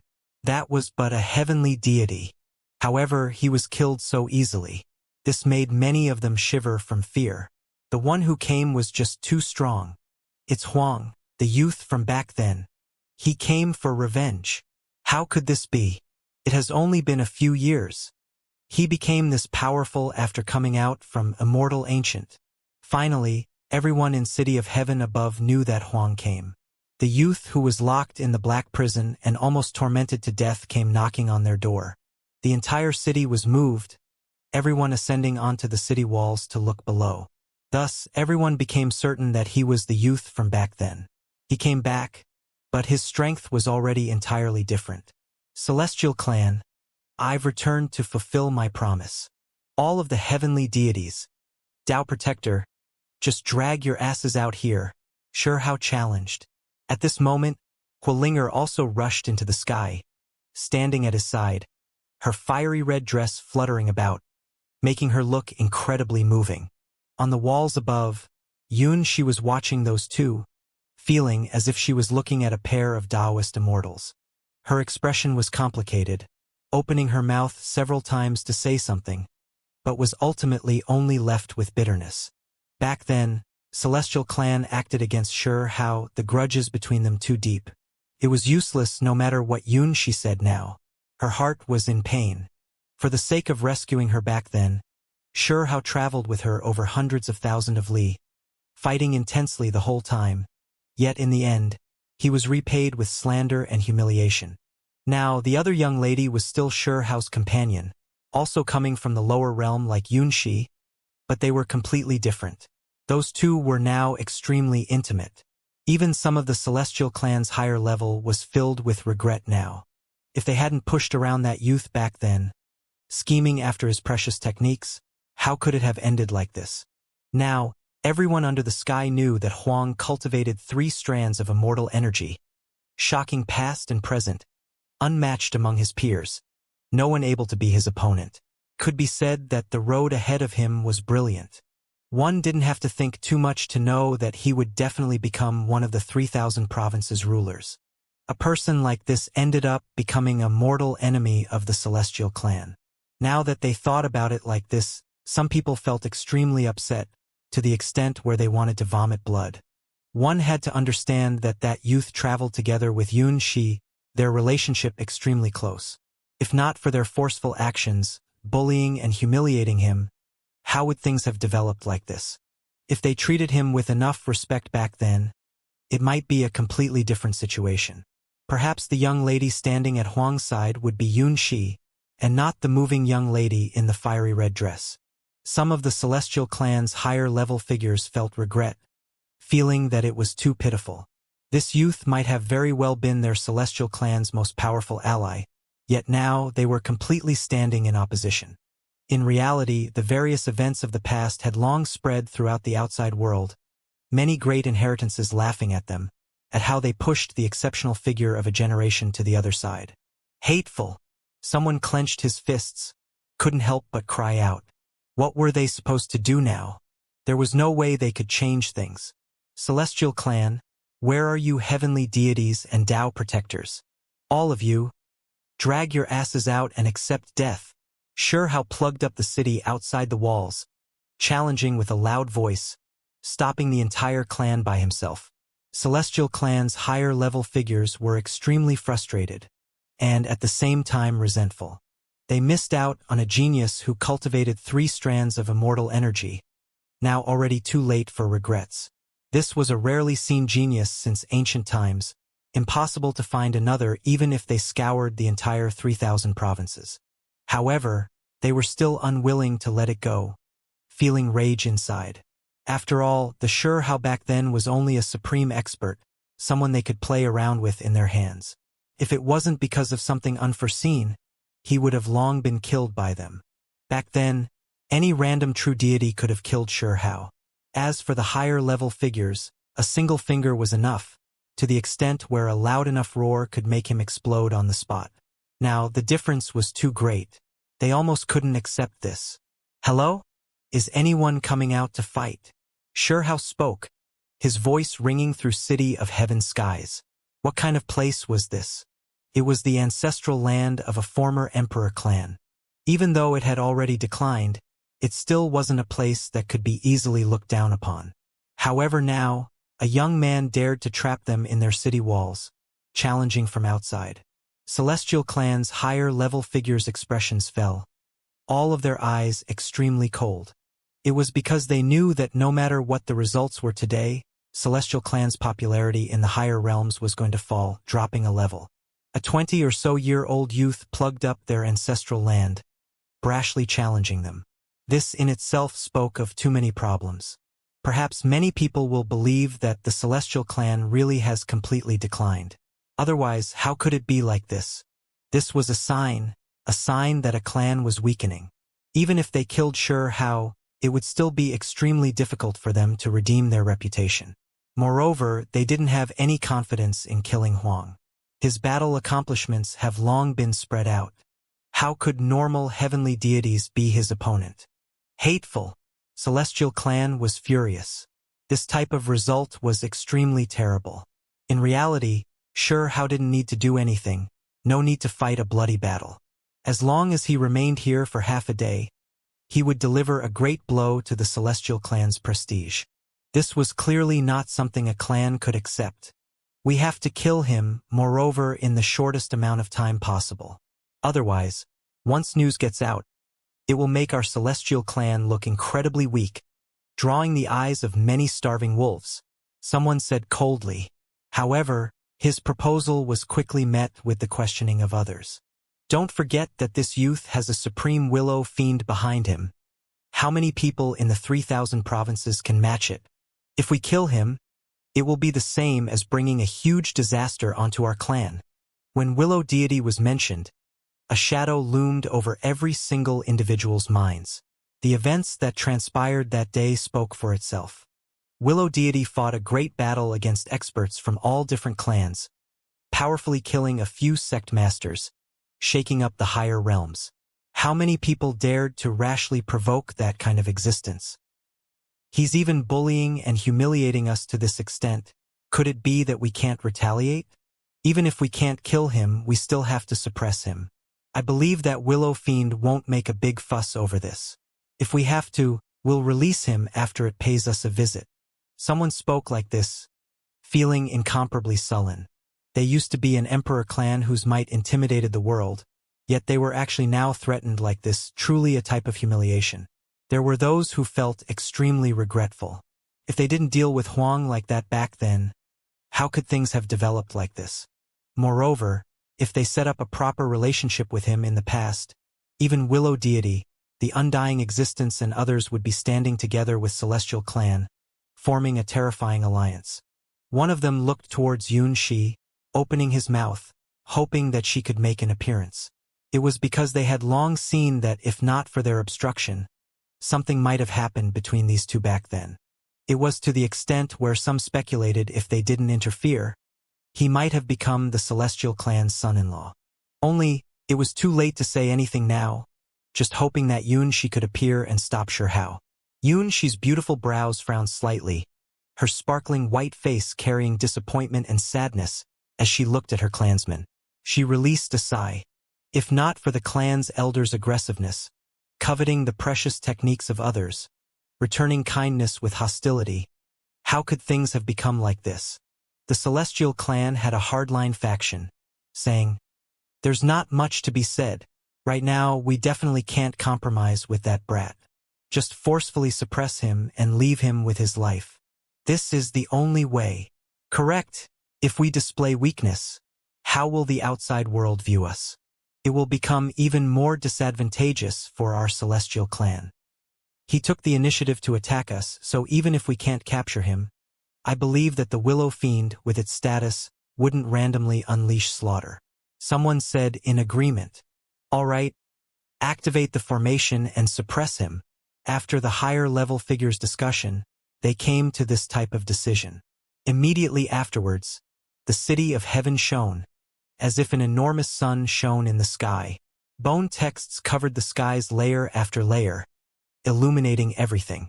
Hong, the city of heaven unexpectedly moved, flying, turning into an enormous precious artifact that smashed towards Xianxia.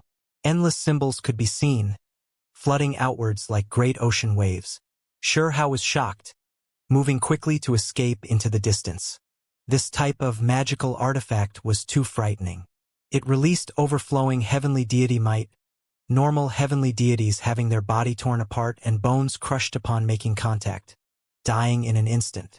It was because this wasn't a normal type of magical artifact, but rather an ancient city the archaic 6 great celestials discovered and then repeatedly refined with countless heavenly treasures. It could be said that this was a clan's supreme treasure. Even though it wasn't ranked in the higher realm's top 10 weapons, it definitely wasn't far exceptionally terrifying. Xianxia brought Hualinger with him, continuously moving about through the skies to avoid the archaic six great celestials' magical artifact. They couldn't face it head-on. Little evil, you are too arrogant. Just someone who stepped into holy sacrifice realm without true unmatched might. Yet you dare behave wildly in my celestial clan. Hand over your life. Someone shouted in City of Heaven with a tone that carried satisfaction and coldness. Just now, one of their heavenly deities fell, and everyone was plugged up within the city. This truly was a type of humiliation, leaving them extremely sullen. Attacking like this made them release a breath of pent-up air. Kill him. Kill this young generation. Violating my celestial clan. Must be put to death. There were people crying loudly, stirring up noise. The entire celestial clan's mood was stirred up. A few hot-blooded youngsters even more so demanding for Sure-Hao's immediate death, not fearing anything. Huolinger was quite worried, feeling that Sure-Hao was too rash. This was a former emperor clan after all. Even though it declined, it still had unimaginable methods. Now that they attacked with City of Heaven like this, they were in a dangerous situation, only able to run. However, she didn't panic. Her delicate hands tightly clenched Sure-Hao's hands, wishing to advance and retreat together with him. Don't worry. Since I dared to come here, that means I'm not scared of them, Sure-Hao said, having her relax and not worry. Immediately afterwards, he produced the 10,000 spirit diagram, holding it in front of him to resist the City of Heaven. Hong Long Long. The enormous city crushed down, leaving behind large amounts of shadows in the ground below. However, the skies above were shining brilliantly, the bone texts surging over like ocean waves. Right at that instant, the 10,000 spirit diagram displayed light shining in a dazzling manner, becoming completely sparkling and translucent. Figures appeared from within one after another, all of them the 10,000 spirits from the very beginning. All types of ancient beasts and divine birds appeared. Everything that should be there was there. There were even more powerful plant-type creatures that crushed the void, making this place surge, shaking the skies. The 10,000 spirit diagram shone, stopping the City of Heaven. It was just like before. Couldn't actively attack, only able to defend. The City of Heaven tumbled down, continuously smashing about. However, all of the bone texts were stopped, the tremendous impact completely neutralized, unable to harm the male and female pair. Everyone in the celestial clan was shocked. This was the supreme treasure of a clan, an invincible weapon, yet it couldn't do anything to that youth. Truly left them shocked. There were even some who felt a wave of chilliness inside. This result was too terrible. Those who were previously still noisy and shouting now all became silent, their hearts full of bitterness and frustration. They felt an enormous feeling of inferiority. Why is it like this? Why can't we kill him? Just how many years has it been? Yet he already grew to this extent. If we give him more time, won't my celestial clan be completely destroyed? The faces of some of them distorted, shouting themselves hoarse. They clenched their fists tightly, feeling a type of fear from deep within. No, we have to eliminate him, someone shouted. Once this battle accomplishment leaked out, the entire world wouldn't remain silent, definitely raising a great commotion. All sects would look down on the celestial clan. However, no matter how they activated the City of Heaven, they still couldn't shatter the 10,000 spirit diagram. It was stopped, unable to approach. They tried again and again, yet the City of Heaven couldn't do anything to that sparkling white bone, stopped by a soft force below. The faces of celestial clans' higher levels fell, all of them feeling that things were extremely bad. Even though we haven't been defeated, this will affect my clan's prosperity and decline. If news gets out, how will the outside world see us? Do you all have any methods to capture him? In the end, everyone became silent.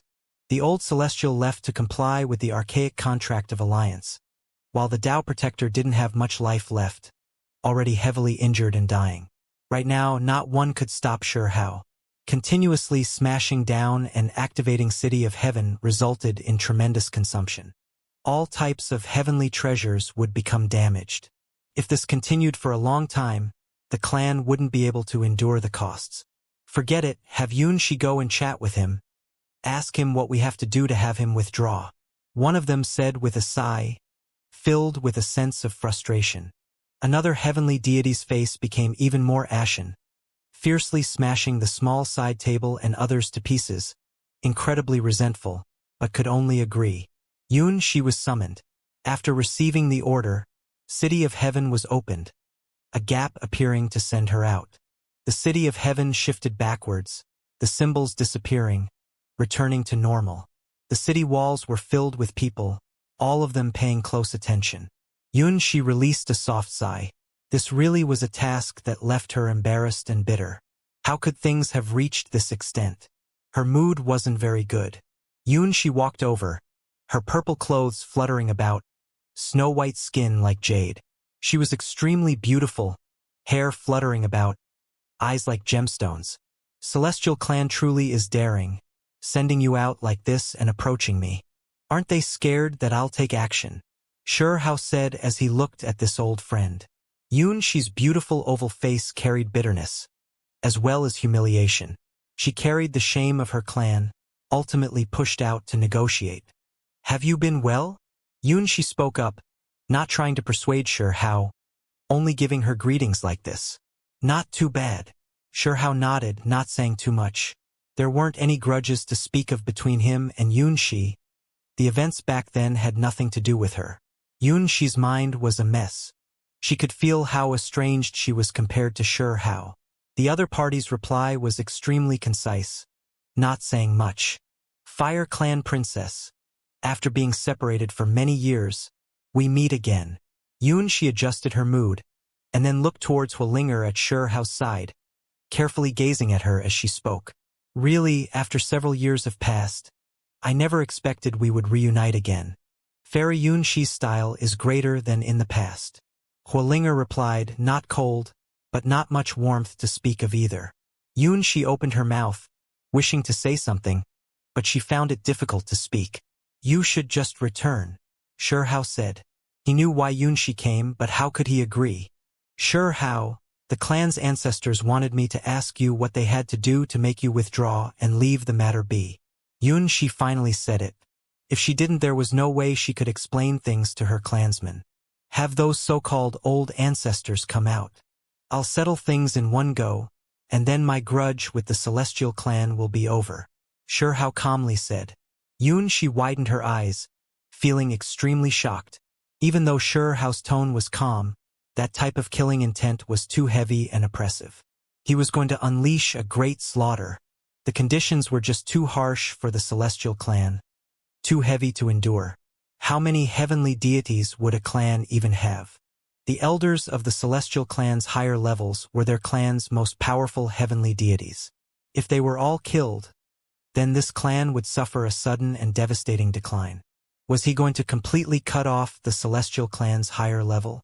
In the distance, those individuals on the city walls couldn't hear their conversations, but they could read lips, and as such deduce what he was saying. All of them were unable to restrain their anger.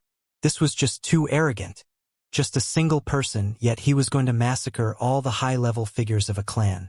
Forget about the fact that they didn't acknowledge his strength. Even if he truly had those types of methods, how could the Celestial clan's higher-level figures just sit and wait for death, wait for him to kill them? City of Heaven was in chaos. Many people were indignant, immediately becoming noisy. Outside the city, Yunxi looked at Xianxia blankly, trying to carry out the final effort, saying, I know that the clan elders and the others let you down back then, but could you show them a bit of mercy? She asked Xianxia if he needed any compensation.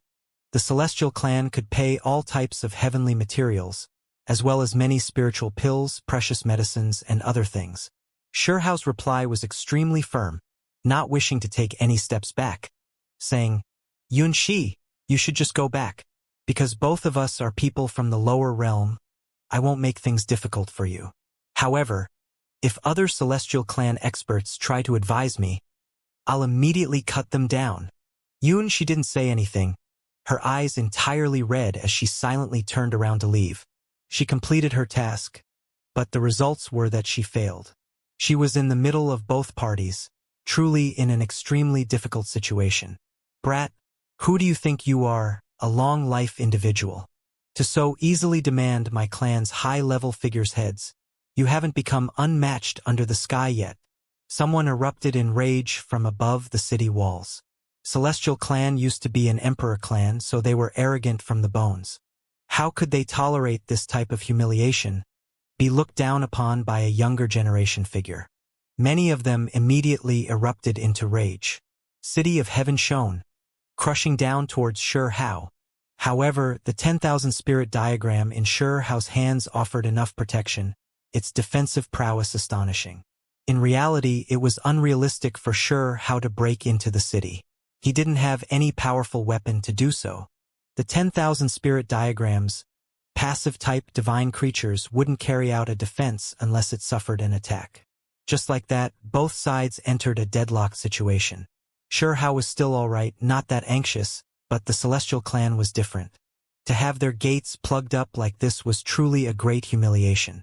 Meanwhile, what they were most worried about was news leaking out, triggering the mockery of all sects, that they would look down on them, thinking that the Celestial clan had completely weakened and declined.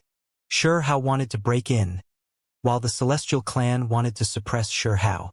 City of Heaven is a well-known great treasure in the higher realms. There is no way for us to break through. Will it be good to maintain this deadlock situation? They might have some type of special methods or backing. Guolinger said, warning Sure Hao.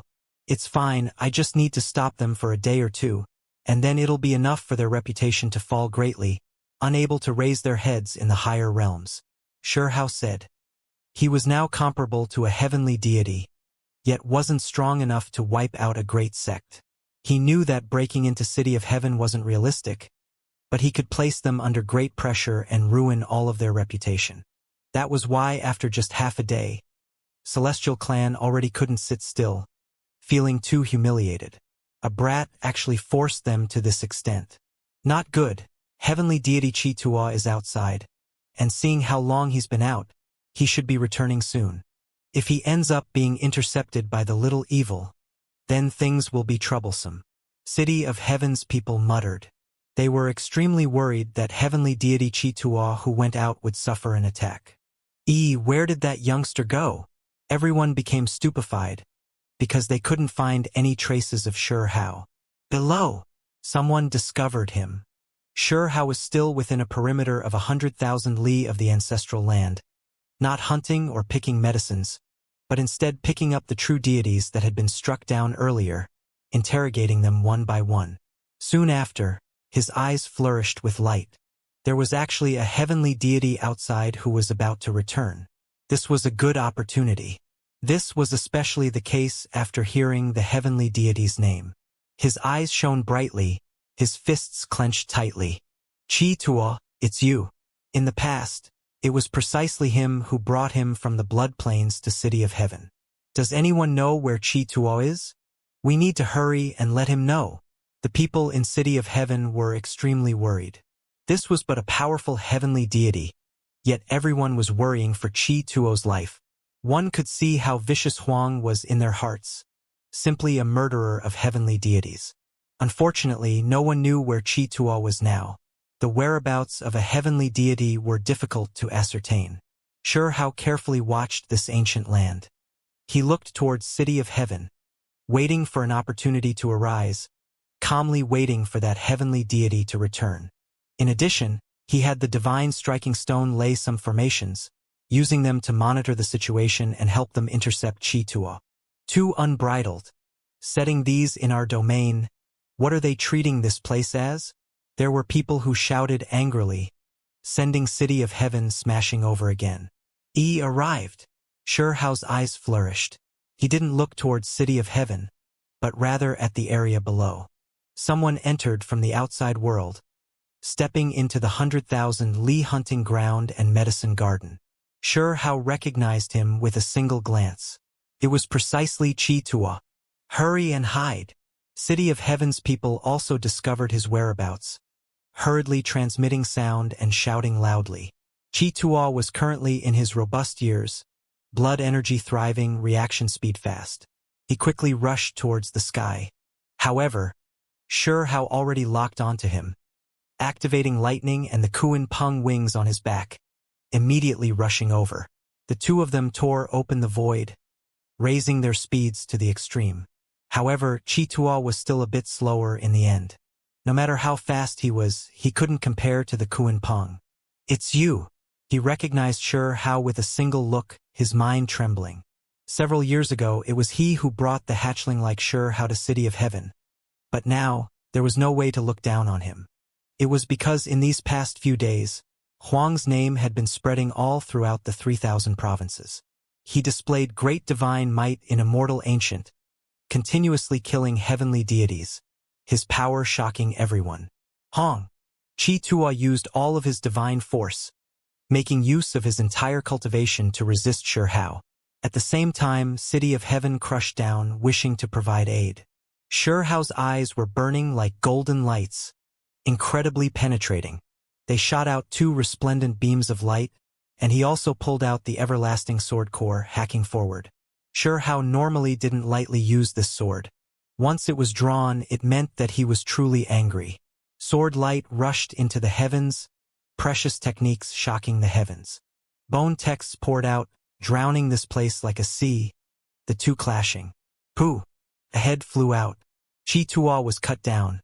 Even his primordial spirit unable to escape, cut down by another slash from Hao. Penetrated the space between the brows, killing him on the spot. Ah! In City of Heaven above, many people cried out in alarm, many of them then screaming loudly. That day, Celestial Clan already lost two heavenly deities. Mo Luo and Chi-Tua were killed one after another. This was an unendurable heavy loss. How could it be like this? Why did things end up like so? In the city, a few clan elders roared in anger, truly feeling sullen. The other party charged up to their gates, yet they could only turtle up, unable to kill the enemy. Hateful! Many people in Celestial Clan cried out loudly. This was especially true for the extremist faction, their eyes long red. This was an intolerable loss. However, no one dared leave the city to take revenge. A glorious sect was now holed up within because of one person, truly making them feel humiliation. Just like that Hao stayed here for a day and night, making the sect about to go mad.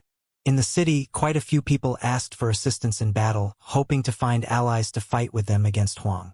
As a result, the city became incredibly noisy. What happened?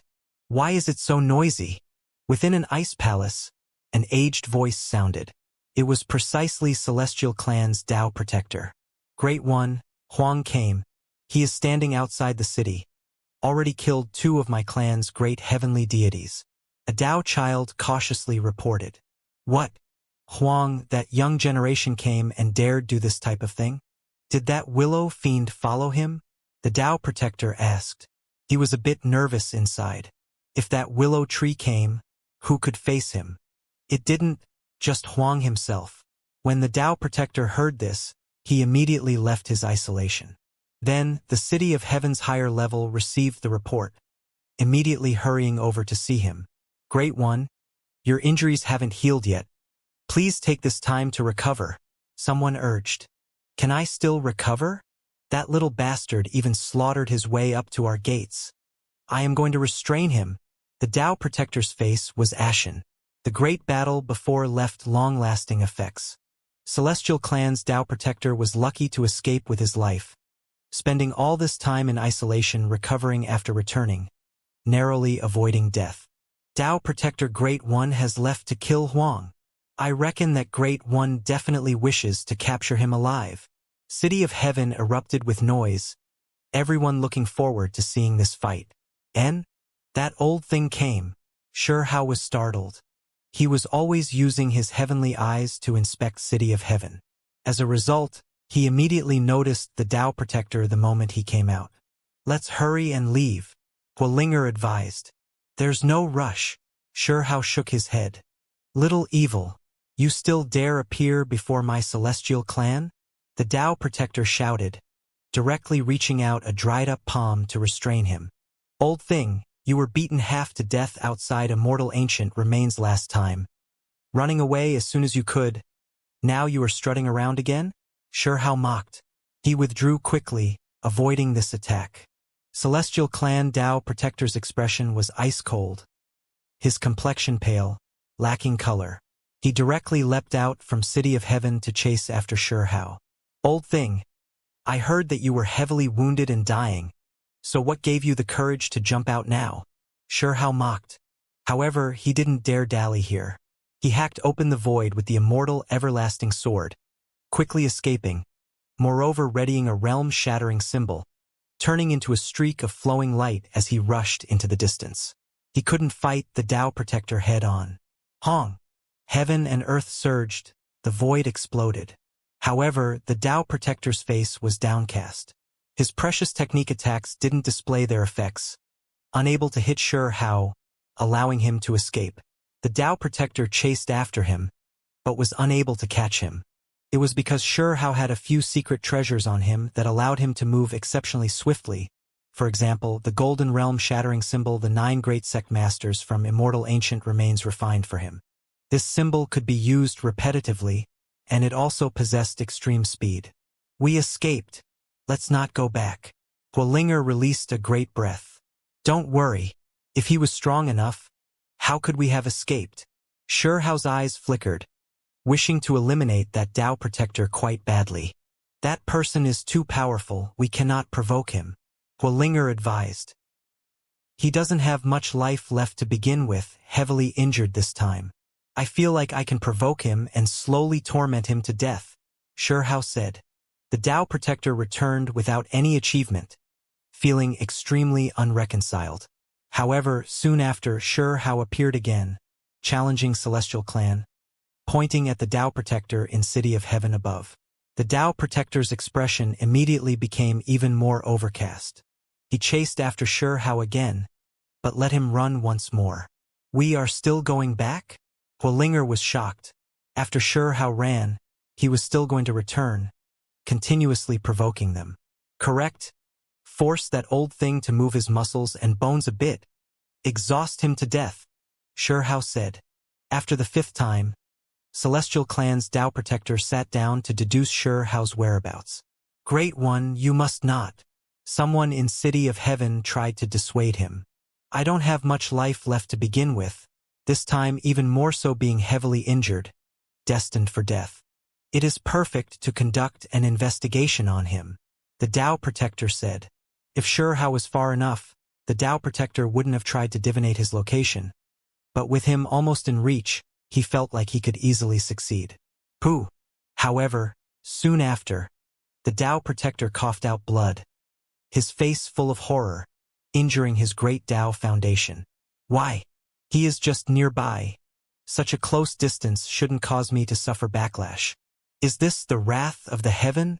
The Dao Protector was shocked, muttering to himself. However, he was unwilling to accept this result, carrying out another divination, wishing to do something before his death, suppress Shihao. This time it was even more severe. The Dao Protector sprayed out large amounts of blood, suffering serious injuries. How could it be like this? He had also performed a divination before, knowing that Shihao was unordinary, not someone who could be peered at. That time it was because the distance was too great, the difficulty enormous. Yet today Shihao was just nearby, yet he still failed, impossible to deduce things, moreover worsening his injuries greatly. I want to capture him before my death. Celestial Clan's Dao Protector's will was resolute. He carried another divination, but in the end, the space between his brows split, his 7 apertures releasing blood. He muttered, how could it be like this? I saw a corner of the future. This person. Everyone in Celestial Clan saw the Dao Protector suddenly tremble slightly. He was shaken and horrified. Great One, what's wrong? Huang. The Dao Protector only spat out this word. The space between his brows ruptured, and then he released a great roar. He fell on his back, entire body bloody, thus losing his life. Heavens! Dao Protector Great One has died. This cry of alarm shook up the entire City of Heaven. That brat harmed Dao Protector to death. Someone cried out miserably, feeling incredibly mournful. We're leaving, Shihao said, bringing Huolinger away. That day, news spreads. Soon after, some people learned about what happened, becoming incomparably shocked. Huang continuously killed 2 of Celestial Clan's heavenly deities, and then exhausted the clan's Tao protector to death, leaving those who received the news stupefied. This was clearly a great disturbance, something that shook the great earth. Sounds of weeping could be heard all throughout City of Heaven. Their Tao protector died, body and spirit broken apart. Not even a reincarnated true immortal able to rescue him. There were just too many scars left on his primordial spirit over the passage of time, and after being seriously injured recently, he now completely died. The flesh of a cultivator could be repaired, or even stolen, exchanged for a new body, but the primordial spirit couldn't be changed. It would inevitably slowly decay over the years. Celestial Clan's Tao protector had already reached the end of his life to begin with, not having much life left. Last time, he was seriously injured outside Immortal Ancient Remains, so he didn't have long left to live at all. This time, Celestial Clan's Tao protector forcefully carried out divinations, trying to deduce everything about How, ultimately triggering Heaven's punishment, causing him to fall. All of City of Heaven was gloomy, howls of grief and anguished wailing everywhere. Many people were crying, weeping over the death of the Tao protector. The effects of this were too great. How hated that elder greatly, but for the Celestial Clan, this was a powerful protector. So how could they not feel down? How left, bringing Hualinger away from City of Heaven. It was because he knew that he couldn't break his way in, so he might as well leave rather than stay here to prevent unexpected things from happening. However, the effects of this were too great, not calming down after his disappearance. A crisis was slowly brewing, shaking up all directions. Did you guys hear? Huang visited City of Heaven, demanding an explanation.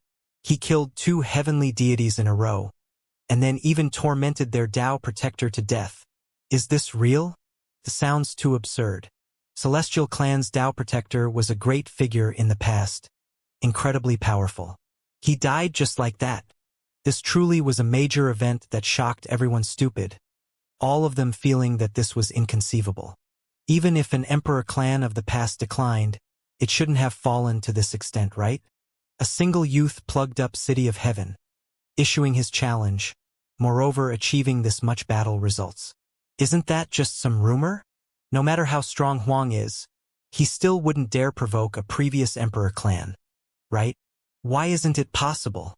Huang and the Celestial Clan have a great grudge between them, this time acting decisively and powerfully. He brought a woman with him, plugging up the entrance, suffocating Celestial Clan until they didn't dare display anger. News spread, all sides in uproar, as if a hurricane swept through this place, the effects incomparably far-reaching and long-lasting. Huang has achieved so much, yet only 20 years old. He already has such methods and strength. In the future, not many people can keep him in check. Wu, a youngster like this is worth getting close to. I heard that a few great sects are moving together to try and rope him in. For example, their most brilliant pearls might be married off by the clan. I heard about this too, for example, heaven-mending sects most pure and holy. Never to marry holy lady seems to have some close relationship with Huang. Many people were discussing this, bubbling with noise. However, How didn't pay this much attention, traveling with Hualinger to a few mountains and valleys. This wasn't purely sightseeing but also a type of Tao comprehension. The places they went to all had great historical significance, like the cold pool that a true dragon was suspected to have resided in. The mountain ridge a phoenix had lived in seclusion. How was in the holy sacrifice realm, not entering the heavenly deity realm because his cultivation wasn't that stable. Traveling through these well-known ancient lands was beneficial for him. Holy sacrifice wasn't something bitter cultivation could pass through. One needed a calmness of the heart, a sublimation of the spirit, great willpower, and others. The endless world of mortals. This was the heart tempering of holy sacrifice. For the greater half of a month, How and Hualinger walked through the mountains and rivers, and then entered a few well-known enormous cities to experience worldly affairs. Only a month later did they finish this type of journey. It was because unknowingly when they had returned to Xin province. During this period of time, they continuously used transport formations to travel from one place to another, visiting many historical sites and scenic spots, to the extent where they even took a trip around underworld Earth, watching the black haze rise, death energy overflow into the heavens. Sin Province, these two stopped. "Let's go pay Fire Emperor a visit," Shihao said. He wished to see Hualinger's father. That middle-aged man had previously helped him in the lower realm. Now, he and Hualinger were walking together, their relationship intimate, so there was even a greater need to visit him. "Why are you suddenly thinking about this now?" Hualinger asked. "Visiting the respected wife's father is naturally something I need to do. I want to marry his daughter sooner." Shihao laughed. Hualinger blushed with embarrassment, directly giving him a punch. Fire Emperor was extremely unordinary. Regardless of whether it was boldness or cultivation, both were great and extraordinary. Spiritual mountains stretched across, multicolored clouds curling about, ancient trees luxuriant, spiritual medicines plentiful. As soon as they saw this, approaching this place, an enormous vicious beast roared, quickly throwing itself over. It was like a little mountain as it stepped on the void, its aura ferocious.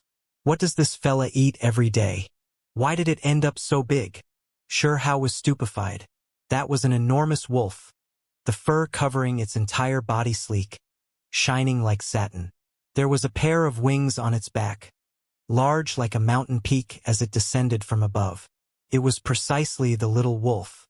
After not meeting for a few years, it had already grown into a huge beast. Linger!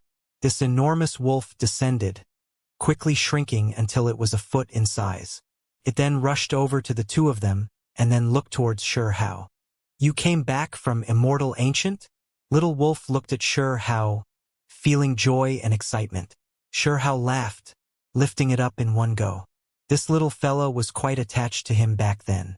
Even when Hualinger fed its spiritual medicines, it still always jumped into Shihao's embrace, angering Hualinger until she called it a thankless wretch. "Io, why are you so heavy? How much meat do you eat every day? About to crush me under you," Shihao teased, rubbing its head. "No way. My figure is wonderful." Little Wolf widened its large eyes, correcting fiercely. "Female," Shihao laughed. "Go die. I'm not going to be nice to you anymore." Little Wolf was furious, struggling free and directly jumping into Hualinger's arms, ignoring him. "Where is my father?" Hualinger asked. "Went on a trip again. I don't know when he'll return." Little Wolf replied. Fire Emperor was a carefree person, often traveling around to comprehend the truth of heaven and earth, cultivating his own Tao. However, he was quite considerate of his own danger as well. Back then, it was precisely him who headed for the Fire Mulberry Forest, bringing Hualinger and Little Wolf with him to this place. However, Hualinger feared that Shihao wouldn't be able to find her when he came back, so she changed her appearance and wandered about that area again, turning into a mulberry leaf picker. "Sigh, what a pity. Missed the Fire Emperor again," Shihao said with a sigh. "You'll see him in the future." Hualinger laughed. "I originally wanted to discuss a bit with the old man about when I'll escort the bride. Turns out he's not here," Shihao said with a smile. "What are you randomly spouting?" Hualinger's face became red. Little Wolf even more so widened its eyes, rolling around and saying, "You are going to do something bad?" Shihao immediately gave it a knuckle, saying, "When adults are speaking, why is a little wolf like you trying to join?" "Who said I was little?" Little Wolf was upset, immediately turning into its original body. With a honglong sound, it turned into an enormous mountain, crushing Shihao below. If it was a normal person, they definitely wouldn't be able to handle it. But Shihao produced an enormous golden light hand, immediately supporting it. "I want to go out with you two as well." When it was subdued, Little Wolf cried out. Guarding this place was extremely dry and dull. It wanted to leave a long time ago. Just like that, two people and one wolf went on their way again, traveling through the great provinces. At this time, they heard quite a few rumors, feeling shocked. The higher realms were no longer peaceful. There are ancient worlds beyond the 3,000 provinces. The 9 heavens and 10 earths have formed a great alliance. Things truly are unfolding on a magnificent scale. Is sure how going to go? The 9 heavens 10 earths heroes are all gathering, unexpectedly going to construct a holy academy, immortal academy, heavenly deity institution and other things. Really is shocking. Sure Hao and Hualinger were both startled. He hadn't had time to understand the details of the outside world after leaving Immortal Ancient, while Hualinger resided in the Fire Mulberry Tree Forest the entire time, not paying too much attention to these things. They unexpectedly learned that the selection of the heroic geniuses had already begun, the qualifications rumored to be extremely strict. This was especially the case when there were foreign young experts serving as gatekeepers, defeating who knew how many people, stopping who knew how many geniuses of the higher realms. Heavenly deities that cultivated immortal energy, sweeping everything before them, forcing back the heavenly deities of the 3,000 provinces. The foreign guests really are powerful to a ridiculous level, to the point of leaving everyone speechless. Even though Sure Hao had heard a bit, he didn't deliberately seek out news. He became a bit interested now. There were people who descended into the 3,000 provinces from beyond. What kind of people were they? Just how strong were they? Really want to take a look to see how formidable they are. He didn't fear a challenge. Didn't you hear? The foreign heroic talents wish to fight you. Exiled immortal. And 10-crown king. Impossible to dissuade. Hualinger said. During this period of time, the foreign guests were unstoppable, defeating who knew how many experts. They were practically all defeated in under 3 moves. The 3,000 provinces could not calm down recently. The cultivators who came out from their training in Immortal Ancient all unable to lift their heads, because all of them were defeated under the foreign guests' hands. The 9 heavens 10 earths were now forming an alliance, wishing to nurture true supreme being heroic talents, searching everywhere. The final heavenly deity institution might not even be built in the higher realms. Hualinger was worried, because this might mean that they had to separate. It would be too difficult for her to enter this so-called Heavenly Deity Academy, because those extremely powerful talents all failed, unable to pass the trial. It was rumored that, until now, not a single person succeeded, not being selected. We've been too isolated recently. Should find some place to understand more details. Sure Hao said. The 3,000 provinces were extremely large, with great amounts of cultivators. Normally, there were all types of exchanged meetings and other things. Sure Hao scouted about, finding out that there was a distinguished meeting that was precisely going to take place in Green Province, rumored to be a gathering of the outstanding talents of different clans. Invitations were sent out to quite a few great provinces. It was rumored that they all wished to enter the Heavenly Deity Institution, take on the trial, and then head into the world beyond, wishing to become stronger. They all had the same goal because the discussions would all be on this topic. Then, Sure Hao learned that the foreign guests, while defeating opponents everywhere, this time, they unexpectedly made their way to Green Province, moreover coming here in an extremely serious manner. Sure Hao arrived uninvited, entering an enormous city. He was going to see what exactly was going on. It was rumored that many powerful cultivators were preparing, wishing to be selected and thus rise up, entering the so-called Heavenly Deity Institution.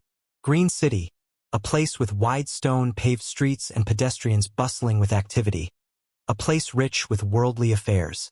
Candied fruit skewers, large and sweet. Flood dragon meat buns. The bun thin filling great, sweet juices rich and tasty. They heard shouts from peddlers as soon as they entered. It was extremely lively with many people, the pedestrians moving in an unending flow. The candied fruit skewers were indeed quite red, but that wasn't a normal type of fruit, but rather one created from strung-up rare spiritual medicines. As for the flood dragon meat bun, that was definitely not a store an ordinary person could set up. The flood dragon was a vicious beast. Few people dared to hunt them year-round. From a certain perspective, this spoke of how unordinary Green City was. Even though it was full of worldly affairs, there were quite a few experts, many cultivators here, some of them precisely refining their mind in mortal society. Today, the city was rather restless, many experts arriving, all of them discussing how vast the 9 heavens and 10 earths were, what it was like inside the ancient lands beyond the 3,000 provinces. There were people from outside this place, For the 3,000 provinces sects, this left them with quite the shock. If not for the foreign guests sweeping through the 3,000 provinces' heavenly deities, they really wouldn't have believed what they said, let alone believing the 9 heavens 10 earths' existence. The 3,000 provinces could not calm down now. Forget about many exceptional talents, even a few older generation figures wished to cross the void and visit the world beyond, understand the truth. However, leaving the 3,000 provinces, forget about ascending to the 9 heavens, just traveling to the other 9 lands in the 10 earths was extremely difficult. It was because the ancient transport formation was damaged, requiring a large amount of heavenly materials to start up, the price to do so too great. Moreover, even if they could bring out the heavenly treasures, those ancient lands might not necessarily acknowledge the 3,000 provinces, strictly investigating those who crossed over. Even our 3,000 provinces can only be considered one of the 10 earths. Then what kind of ancient worlds are those 9 heavens? Someone said with a sigh. Sure, Hao and the others entered the city, hearing many voices of discussion. He couldn't help but raise his head. This city was unordinary after all, a city of cultivators with few mortals. At the center of the enormous city, there was a scorched black stone mountain. It was extremely large and tall, imposing and majestic. Even though it was already broken, only a small part remaining, it was still incredibly massive, its aura imposing. This mountain was a landmark of Green Province, its origins extremely unordinary. This was originally a mountain deity that exceeded sect masters. Rumor has it that it wished to cross tribulation and produce immortal light, but a streak of lightning hacked out its original body, destroying its primordial spirit, only leaving behind a piece of its mountain body. Sure, Hao and Hualinger heard people discussing this as soon as they approached. In reality, since this was an important place in Green Province, there were many cultivators that were attracted to this famous location. This was especially the case for those outside this province who were passing by, feeling that they had to admire it and give this place a look. The natives didn't hesitate to introduce this place, and there were a few stores who, for the sake of selling spiritual medicines, weapons, and other things, were even more enthusiastically explaining. There were many stores around the scorched black stone mountain. This place was incredibly lively, people coming and going, shoulders brushing against each other.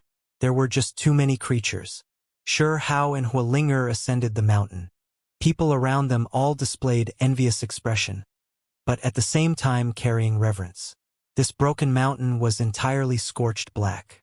Even though it was already damaged, it was still majestic, several thousand zhang tall. There was a small path that led directly to the top of this mountain. This was a wondrous place. Even though the mountain body was damaged, there were strange natural laws that prevented flight, only allowing for normal walking. Moreover, those whose cultivation levels didn't reach the true deity realm couldn't even walk through this place, unable to go up. It was rumored that this mountain deity used to be extremely powerful, touching upon the highest realm. While prying into the mysteries of the world, it unexpectedly incurred the wrath of heaven. However, its damaged body was still unordinary. There were wisps of immortal energy moving about. Walking on the mountain was extremely beneficial to cultivators, but it wasn't something a normal person could climb. This place isn't bad. Sure, Hao nodded. He felt as if the 3 strands of immortal energy within him truly were resonating a bit with this place. There were a small wine shop and a tea house above the mountain, both of them outdoors. There were also a few praying mats that experts sat on top of. Apart from this, there were a few nice buildings, but there weren't many. They were suspended in the void, appearing splendid and magnificent, as if they didn't belong to the mortal world, carrying clouds and mist. There were many people here, none of them weak, because those who weren't true deities couldn't ascend this mountain. It was clear that quite a few people had gathered here. From just a glance, Sure Hao saw a few exceptional talents, all of them experts. After him and Hualinger came up, they didn't walk towards the crowd, instead finding a small wine shop by the edge of this place, sitting down and listening in on the discussions. Many people were talking about the foreign guests because until now, not a single one of them were defeated, while the 3,000 provinces cultivators couldn't even raise their heads. To be more precise, it was a single person from the foreign guests who took action, while who knows how many experts of my 3,000 provinces were defeated. It truly is humiliating, someone said with a sigh. A single person crushed the cultivators all over the 3,000 provinces, no one able to match them. This really was quite frightening. What do you all think? How are the 9 heavens 10 earths divided? Could it be that the so-called 10 earths are truly that inferior to the 9 heavens? Otherwise, how could any random person they sent out easily dominate the 3,000 provinces? That person should be a rarely seen young expert from beyond this land, and it's not like there's no one in our 3,000 provinces who can't defeat him, just that they haven't taken action yet. For example, the exiled immortal, Huang, 10-crown king, Ningchuan, which one of them are ordinary? They are all ridiculously powerful. Wu. Speaking of Huang, he really is quite something, stirring up such chaos in Celestial Clan, tormenting their Tao protector to death, truly shocking. A few people were discussing this, speaking about recent matters. As for further away, there were even more people. They were divided into several regions. It was clear that on the bejeweled buildings above, those people were even more powerful, every single one of them with unordinary statuses. Fairy Xiaoyu, I heard that your battle accomplishments in Immortal Ancient Remains are brilliant, enough to rank near the front, almost obtaining a jade book? A young man spoke. On the bejeweled building above, a white-clothed woman was seated on the praying mat, quiet and calm as she said, still failed at the final step. Quite a few people were shocked. This was definitely a powerful individual. It was rumored that only the first few dozen people had the luck of encountering a jade book. Yet in the end, only around 10 people obtained them. Sure Hao looked towards the bejeweled building above. That woman looked a bit familiar, as if he had met her before in Immortal Ancient, but she should be around the 100th individual to rush into that place of natural luck. Fairy Xiaoyu truly is exceptional. Traveling unhindered through Immortal Ancient, undefeated the entire path, daring to compete against those kings. Someone spoke in praise. Brother Li is cracking jokes. There were some who rushed into that place of natural luck before me, yet they all narrowly missed out. Fairy Xiaoyu said. On the mountain, many people had looks of admiration. The individuals in the bejeweled building above were all powerful as expected, exceeding their expectations. Do you recognize them? Hualinger said softly, asking Sure Hao at her side. I don't. Sure Hao shook his head. On the side, a few people heard their conversation. One of them couldn't help but sneer, saying, not everyone can recognize those heavenly talents. Hualinger curled her lips. Someone said this straight to her, ignoring Sure Hao, so she naturally wasn't pleased. However, she didn't say much either. Which sex disciple is this fairy from? It was clear that this person didn't expect Hualinger to be this beautiful and outstanding. When he looked over, his eyes immediately lit up. We are just small cultivators. You wouldn't know of it even if we told it. Hualinger curled her lips. There were also female cultivators there. When they saw how fine Hualinger was, her figure wonderful, they all revealed hostility. A woman muttered with a soft voice. Seems like you understand yourself well. Hualinger didn't want to provoke matters, so she ignored this. However, Sure Hao didn't feel much misgivings. He was unstoppable in Immortal Ancient a month or two ago, not even hesitating to kill heavenly deities, let alone others.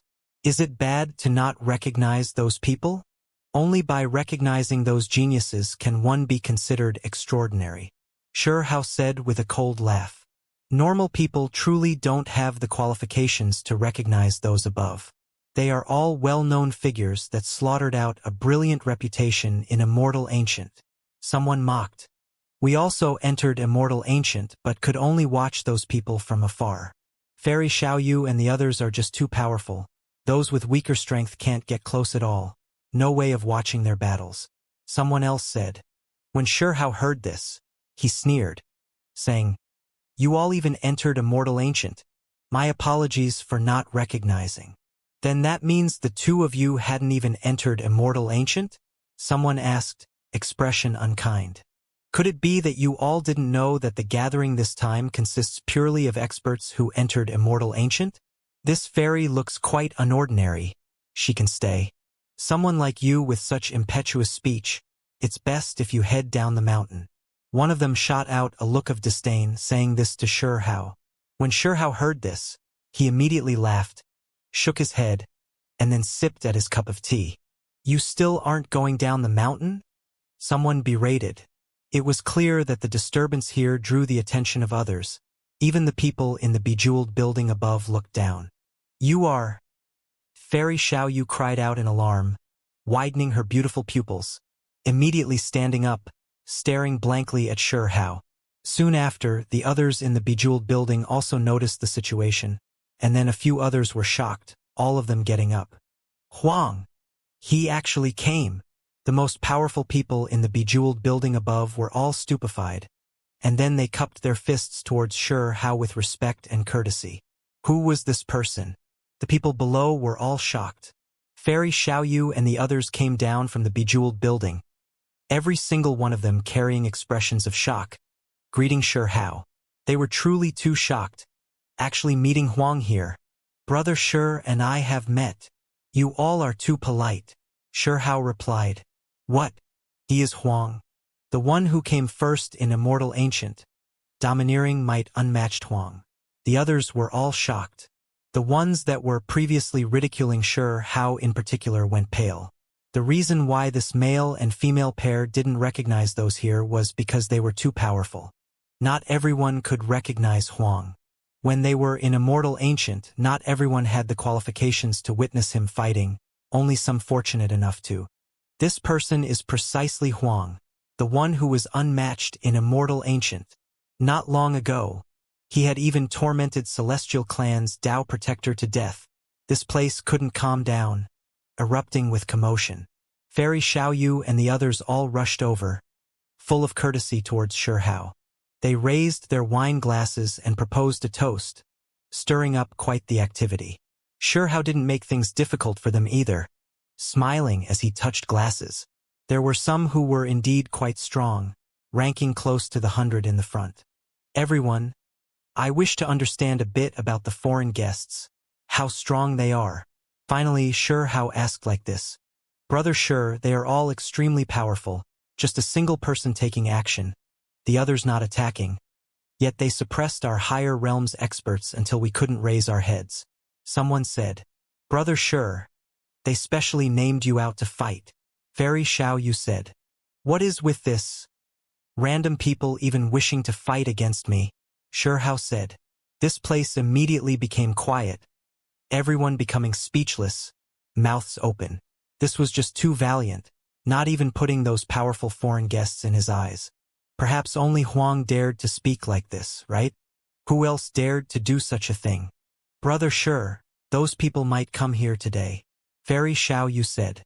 "They held this gathering today, so after the news traveled out, it might draw those people over." It was because whenever there were distinguished meetings, if the foreign guests weren't too far, they would definitely participate. Now, they heard that those people were precisely in this province.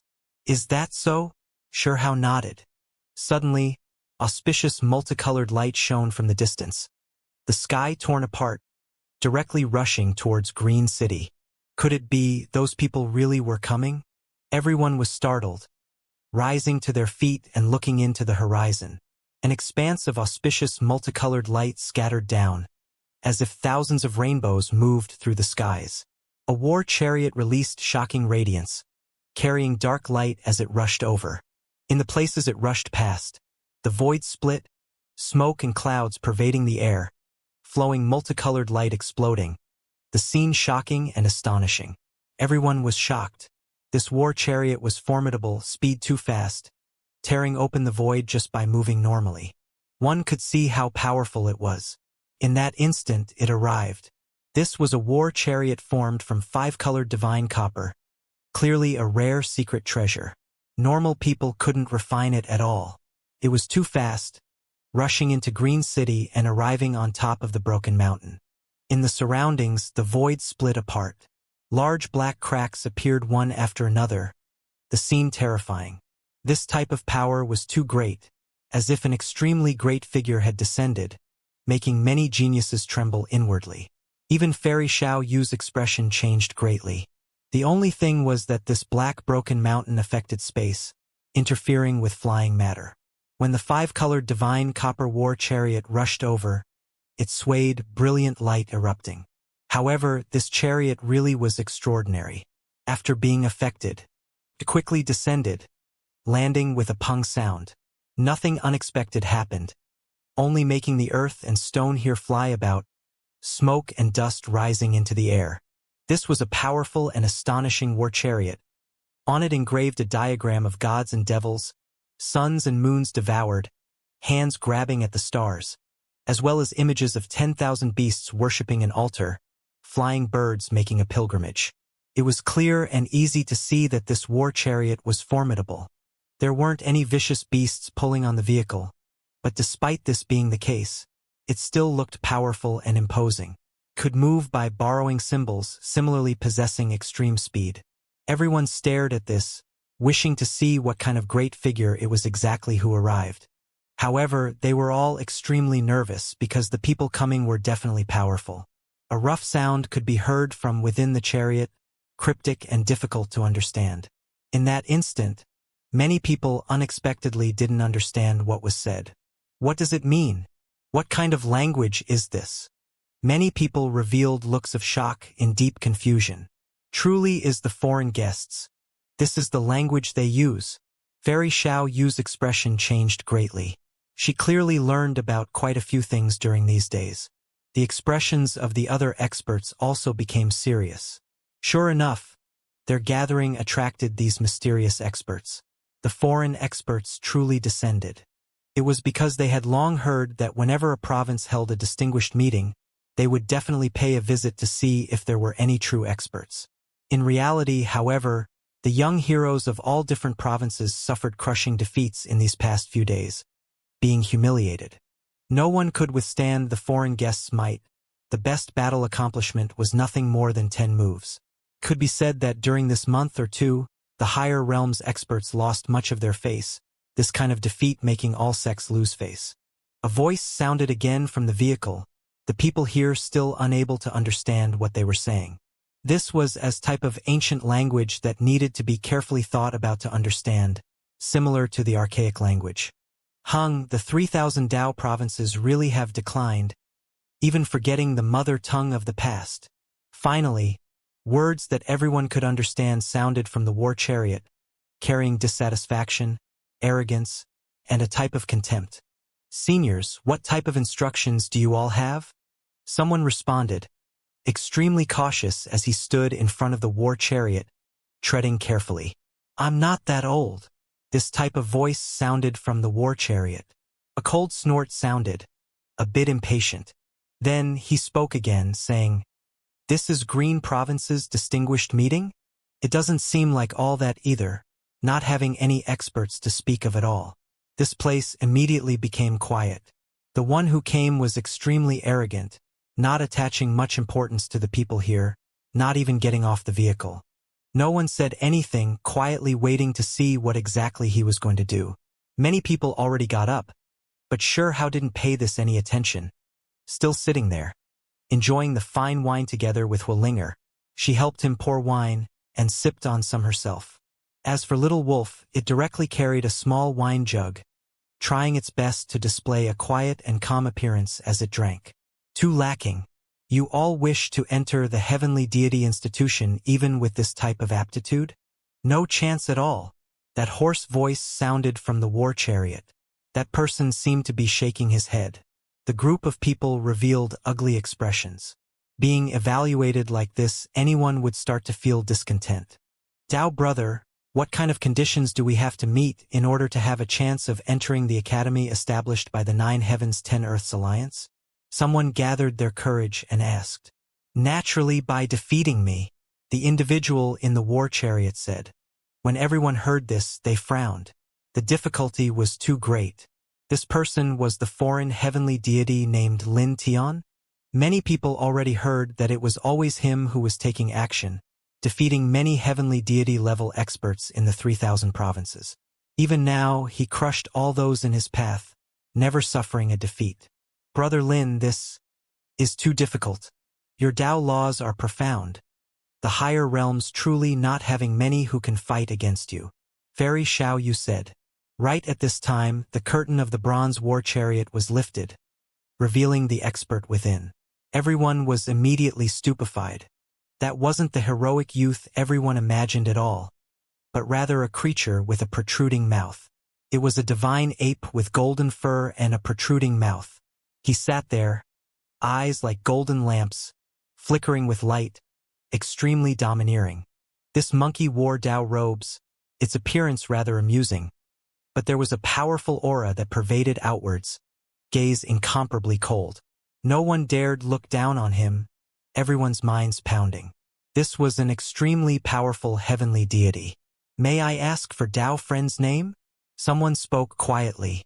There didn't seem to be any monkeys among the foreign guests. I am the Tongbi divine ape bloodlines Yuan Tian, it said in an ice-cold tone. This left everyone shocked. Could it be that this wasn't a foreign guest? If I may ask, what kind of relationship do you have with the foreign guests? If you recognize heavenly deity Lin Tian, someone asked. I naturally came from beyond this land, accepting Lin Tian as my lord, it replied. When this sentence sounded, everyone's expressions changed. A servant from beyond this land even dared to drive the chariot over in such a bold manner. Looked down on the crowd. It was difficult for them to accept.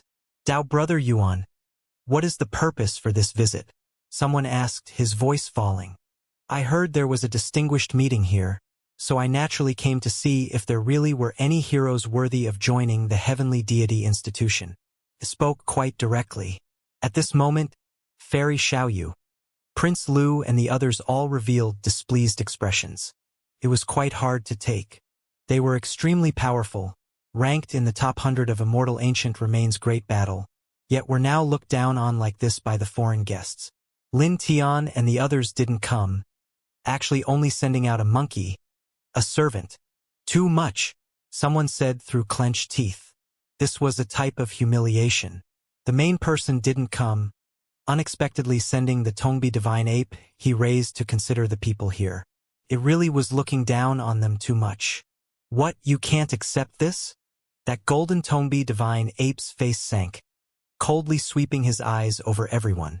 My master personally took action, challenging several hundred provinces, yet not a single person could endure 10 moves, normally not exceeding 3, too disappointing.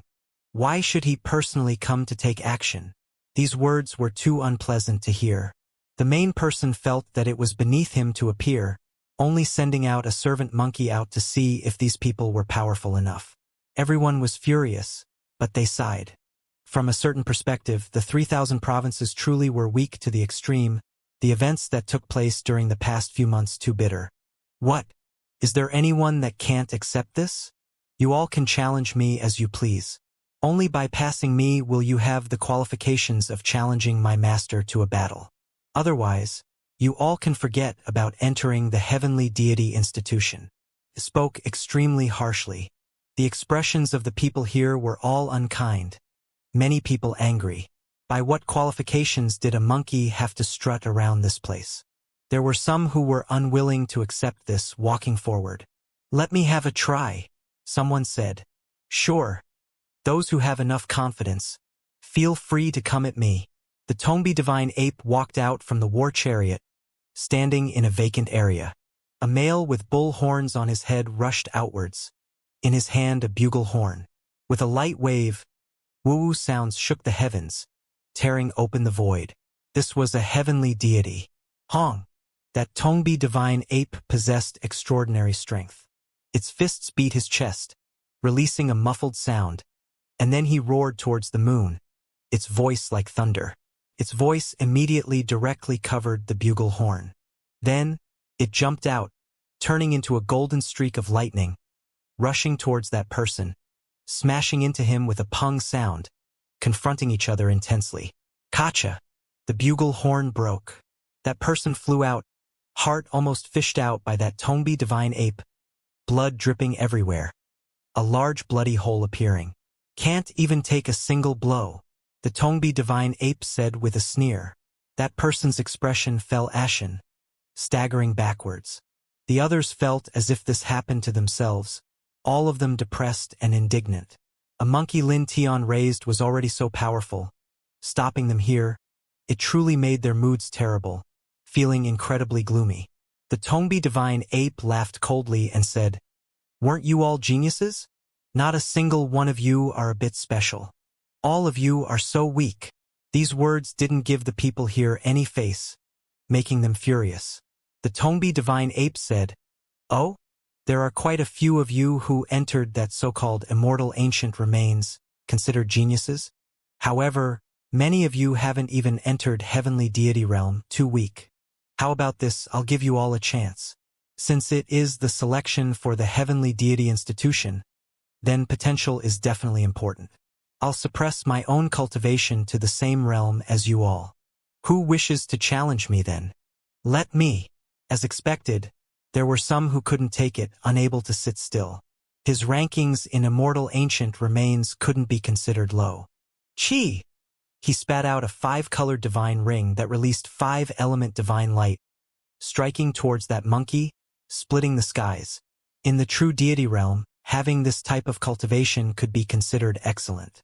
However, this monkey was incredibly terrifying, immediately avoiding the 5-colored divine disc, and then bare-handedly attacking viciously. In that instant, precious techniques erupted between them, bone texts interweaving. After exchanging more than 10 moves, that monkey's claw reached out. With a PU sound, almost half of that person's body was ripped off. "You've lost." The Tongbi divine ape spoke with a sneer, tore off an arm, throwing it onto the ground. Everyone was furious. In that instant, many of them looked towards Fairy Xiaoyu, and then at Shi Hao, waiting for them to speak. "Brother Shi, what do you think?" Fairy Xiaoyu was conflicted, considering giving it a try, but definitely not having any confidence in winning. The Tongbi divine ape stared at Fairy Xiaoyu, and then looked at Shi Hao, revealing a mouthful of snow-white teeth, saying, "Are you all still unconvinced? Just a monkey. Why are you running around and causing a disturbance here?" Shi Hao spoke. Since many people were asking for help, all of them looking at him, he couldn't just do nothing. It was because he disapproved of this monkey. He was too arrogant, actually looking down on everyone here. "Who are you?" The Tongbi divine ape felt that things didn't seem too right, unexpectedly unable to see through this youngster. "Go call your owner over." Shi Hao felt that it was beneath him to speak to it. "You want to see my master, but did I give you permission? You have to pass me first." The Tongbi divine ape challenged, cold laughter continuously sounding. This divine ape was extremely robust, entire body golden, arms reaching past its knees. There was a pair of special black horns on its head, making it look even more ferocious. Chi! The Tongbi divine ape was quite hot-tempered. After speaking, it took action, a claw reaching forward, carrying bone-scraping strong winds, tearing apart the void. His fingernails were golden too, half a foot long, curved like iron hooks, incredibly sharp. Shi Hao sat there, not getting up at all. Huolinger was worried, because the other party was a foreign expert, ridiculously powerful. She was scared that Shi Hao might be biting off more than he could chew, so she prepared to take action. After all, she was already a heavenly deity. However, Shi Hao stopped her, having her sit at his side at ease. His expression was calm without joy or worry. The Tongbi divine ape's eyes were cold. The other party actually dared to act so boldly, not attaching any importance to it, making its killing intent surge. That golden claw became more resplendent, already releasing hundreds of layers of bone texts. Ever since arriving in the 3,000 Dao provinces, who dared look down on them? Its master Lin Tian was unmatched under the sky. Not a single heavenly deity able to endure past 10 moves, oftentimes defeated in a single strike. Recently, it took action in Lin Tian's place, participating in many distinguished meetings, crushing the geniuses of province after province until they couldn't raise their heads. Its ego long inflated. No matter where it went nowadays, it would be treated with respect. Even though he was Lin Tian's battle servant, others still respected and feared it. Now that it met this type of person, it was naturally discontent. Its claws already reached forward, less than 3 feet from Shi Hao, the black void cracks about to reach Shi Hao's body, about to tear him apart. The Tongbi divine ape laughed coldly. This person treated it with such arrogance and disrespect. It didn't mind killing him here, teaching everyone a bloody lesson. Stupid creature, die. It released a cold smile, golden claw rushing out towards Sherhao's face, wishing to create 5 bloody holes in his skull. Everyone was shocked. This was too fast. That place was already drowned in golden light. Everyone shivered. They all knew that Huang was powerful, but he hadn't taken action even now. Would he even make it in time? Everyone trembled inwardly. If even Huang was injured, there really weren't many in the higher realms who could deal with the foreign guests. Right at this moment, the golden light suddenly grew dim. The divine ape blasted back. Sparkling and translucent water drops splashed out, accompanied by traces of blood. It was extremely strange. Everyone became stupefied. After carefully looking at what had happened, everyone felt shock, and then relief. The divine ape was furious, because its fingernails were broken, carrying blood as they fell on the floor. Its fingers felt like they were being stabbed by needles, dark red blood overflowing. "You dare look down on me like this?" It roared in anger, eyes like small golden suns. It was because Sherhao didn't get up, nor did he use any weapons, only raising a finger, sending his drink splashing out on its golden fingernails, this action directly causing them to break and fall off. He was just looking down on it too much. At the same time, its mind shivered as well. This was definitely a terrifying opponent, one who was greater than all of the geniuses it had met in the 3,000 Dao provinces. So what if I look down on you? You are nothing more than someone's battle pet, running here to tyrannically abuse others, not placing the 3,000 provinces in your eyes. Yet you want me to treat you with respect. Sherhao spoke extremely calmly. Everyone here was startled and stirred up. Worthy of being Huang. A single cup of wine enough to stop this divine ape, shaving off its golden fingernails. His reputation was well-deserved as expected. Kill! The Tongbi divine ape's rage shot through the roof. It was always treated with respect.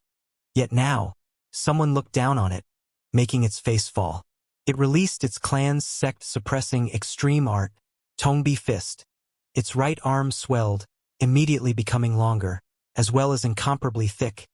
Its fist even more so shone like a golden sun, erupting with power as it blasted towards Sherhao. The results were quite pitiful. Its enormous fist was stopped by a wine glass, stopped right on it, unable to move an inch in incredible pain. Forget about the others. Even Hualinger at Sherhao's side widened her beautiful eyes. She now truly sensed how tyrannical the one at her side was. One had to bear in mind that the wine glass was nothing more than jade, not some weapon at all. Yet Sherhao stopped an exceptionally powerful heavenly deity with it, stopping its fist in place. Or, the Tongbi divine ape cried out loudly. It quickly backed up because the more force it used, the more pain its fist was in, its finger bones long broken. Immediately afterwards, everyone saw that its palm was badly mangled, finger bones warped and deformed. Only now did everyone understand how terrifying Huang was. Many people only heard about him before, not having a chance to see for themselves. Now, they personally saw this, leaving them especially shocked. One had to understand that this was a foreign guest, someone who easily defeated the 3,000 provinces' geniuses, sweeping through them, difficult for him to meet his match. However, in Huang's eyes, it wasn't like dealing with a foreign expert at all.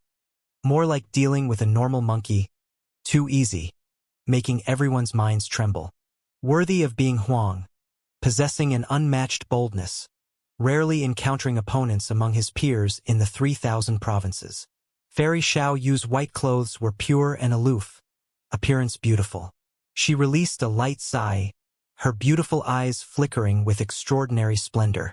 She had previously seen Sherhao in Immortal Ancient Remains, and she had heard of him sweeping through all opponents, killing heavenly deities, advancing valiantly, truly having an unmatched style. However, none of that was comparable to what she saw today. Now, she witnessed it all, deeply understanding how stunning this person was.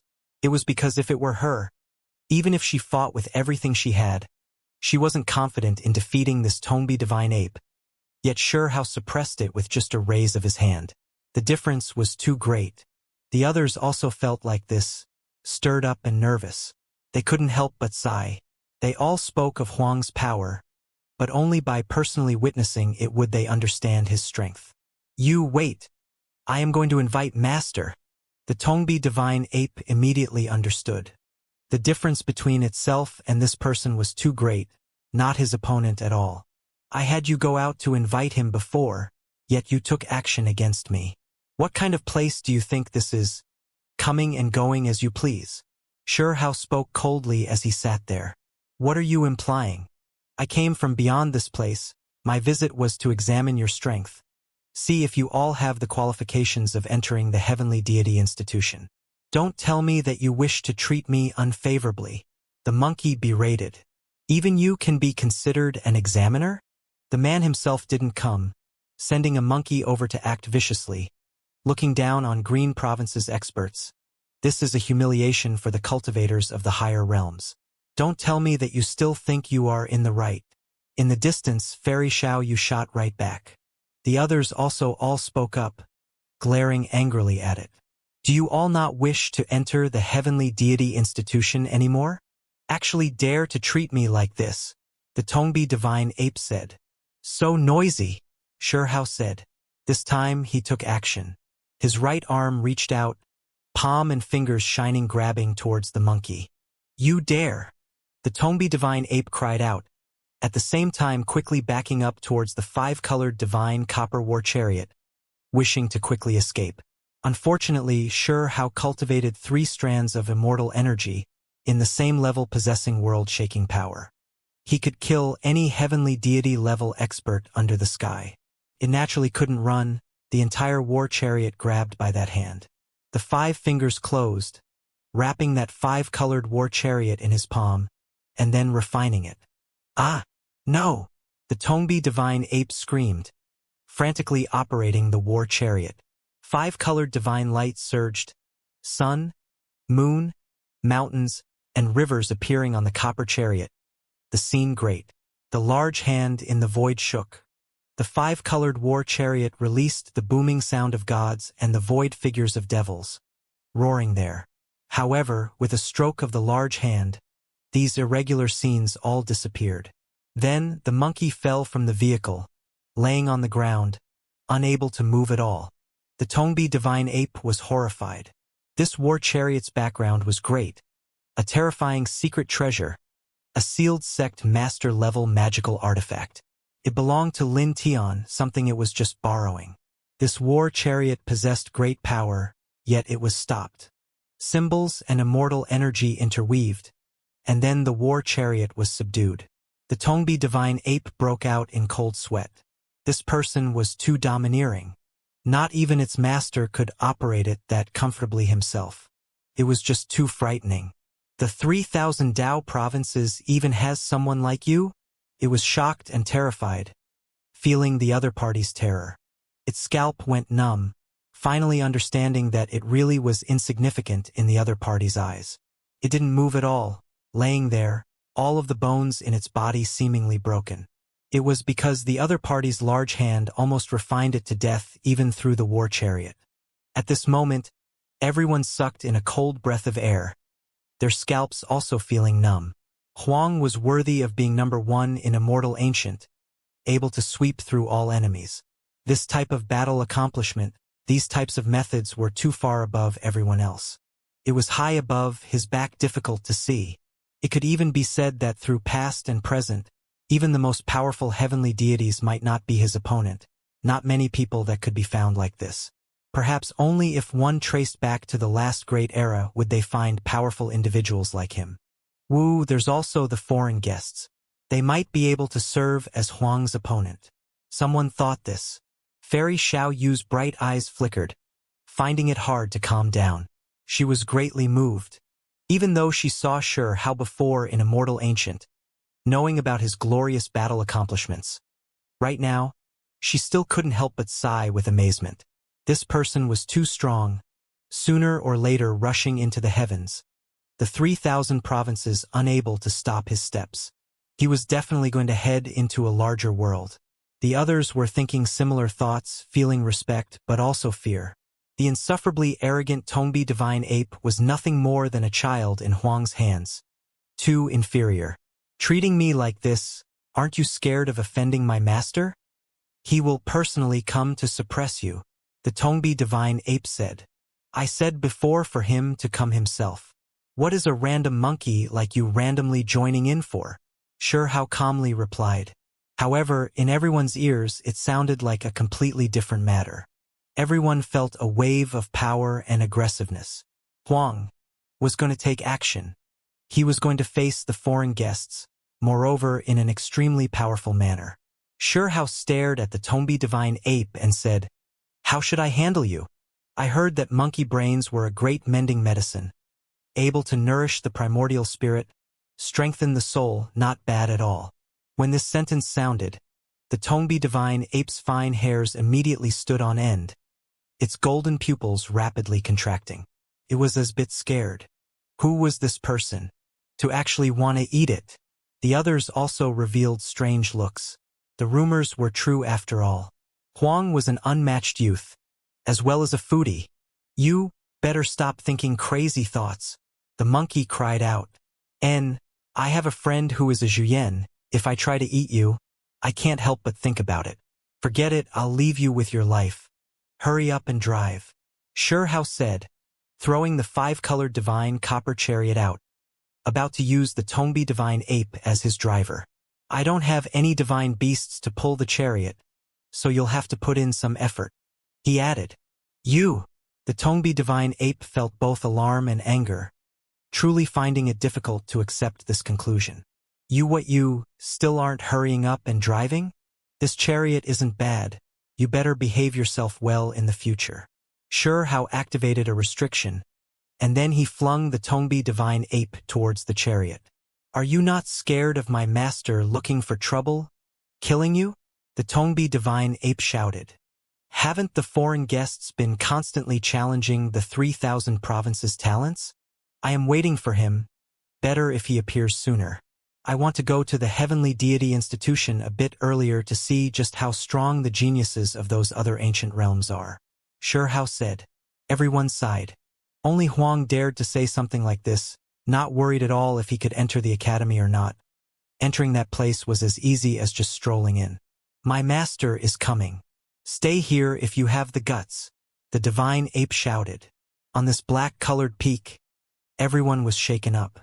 Was Huang finally going to meet his match? Everyone already waited for a long time, all of them waiting for him, exiled immortal or 10-crown king to attack, because the foreign guests had swept through several hundred to over 1,000 provinces, making everyone feel a wave of gloominess. 3 strands of immortal energy should be enough to win, right? Many people were looking forward to it, hoping to witness that battle. My master is a heavenly deity, while you aren't yet, far from being his opponent. If you let me go, with your talents, you might have a chance of entering the Heavenly Deity Institution, the Tongbi divine ape said, eyes flickering. It really wanted to leave, not willing to become a captive. Sure Hao laughed and said, whether I have the qualifications or not, do I need you to tell me?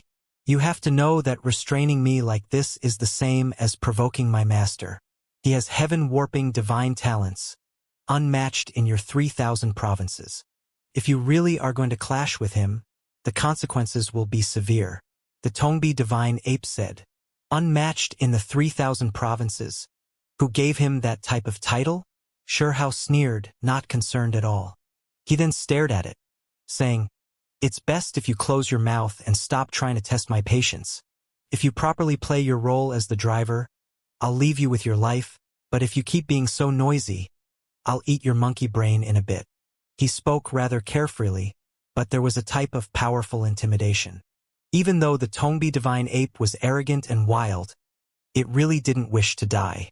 He could sense that this person was extremely powerful and terrifying, not someone it could go against. I am only warning you with good intentions. The 9 heavens 10 earths are more vast than your imaginations, far greater than the 3,000 Dao provinces, experts numerous, to the extent where there are long-life individuals' descendants. It muttered. Even though it didn't dare go against him, It switched to a more tactful method of telling Sure how that the outside world was great and terrifying, hoping for him to feel some apprehension and then let it free. In reality, these words indeed triggered great waves. The people here shaken up, many of them shivering inwardly. Between the 9 heavens 10 earths, were there long-life individuals and their descendants? This was too shocking, making their thoughts run wild. Sure how was no exception.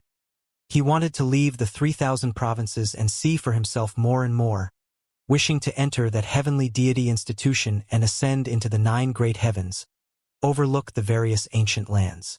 I'm looking forward to it. If those ancient lands have long-life individuals, I am willing to pay them a visit, even more willing to exchange pointers with their descendants. Only, I wonder if they came this time or not. Sure how looked at it. You have to understand that this time, it is not only my master Lin Tian who came. There are several similar youngsters who hadn't even taken action yet. The Tongbi divine ape said. I got it. You should just obediently drive the carriage. Sure how nodded and said. The Tongbi divine ape was in despair. There really was no getting through with this guy. He didn't fear the experts of the outside lands at all. Things ended like this. On the black broken mountain, the crowd looked at Sure how with incredible respect. What was a powerful individual? This was it. Not fearing the so-called 9 heavens 10 earths heroic talents. Everyone could feel that Huang longed for this, wishing to fight against the most powerful in this world at his level regardless of where they came from, what kind of status they had. There was a small wine shop, a tea house, and bejeweled buildings, and even more cultivators. Right now, the ones with the greatest cultivation, Fairy Xiaoyu and the others all walked over, discussing things with Sure how, touching cups with him. Brother Sure, you have to be careful. I heard that Lin Tian really is extremely strong. After all, he is cultivated to the heavenly deity level.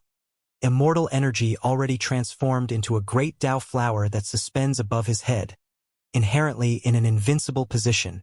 Someone said, "Don't worry." Sure how nodded. He smiled as he touched cups with the others, discussing various events in Immortal Ancient Remains. From their mouths, Sure how learned that Immortal Ancient Remains was now linked up to the outside world. Quite a few great figures now entered, wishing to search for opportunities. However, few people left from within because of the curse's limitations, unable to travel far from the ancient land. Presently, there are only those 9 great sect masters who could move about, freed from the curse's influence. Fairy Xiaoyu said with a smile, her lips red, teeth bright, beautiful hair soft, eyes intelligent. She discussed this piece of information with Sure how. Sure how nodded. This information was quite good. The 9 great sect masters had their curse power neutralized under his help. So the more powerful they were, the more advantageous it was for him. When he was trapped back then, these 9 people had previously helped him, taking action with the Willow deity, fighting against the outside world's experts. Brother Sure, are you really going to wait for those people to come? You have to know that they aren't relying on their seniors, and there's more than one of them. Facing them like this puts you in a bit of a disadvantageous position. Someone said quietly. In the higher realms, there were quite a few sects that bore enmity against Sure how, for example, Underworld Earth, Heavenly Country, Fire Cloud Cavern, Immortal Palace, and others. They were all giant powers. However, there were many ancient sects that didn't have any conflict with him. Those great sects were far from this place, none of their disciples on this broken mountain, which was why this place lacked animosity. The people here paid close attention to him, not showing any hostility. Let's just wait. Those with that type of cultivation won't act together with others. They would feel it beneath themselves to surround and attack the 3,000 provinces experts. Sure how said. In reality, he also had confidence, not fearing any of this. Only by becoming strong enough oneself would one be able to do this.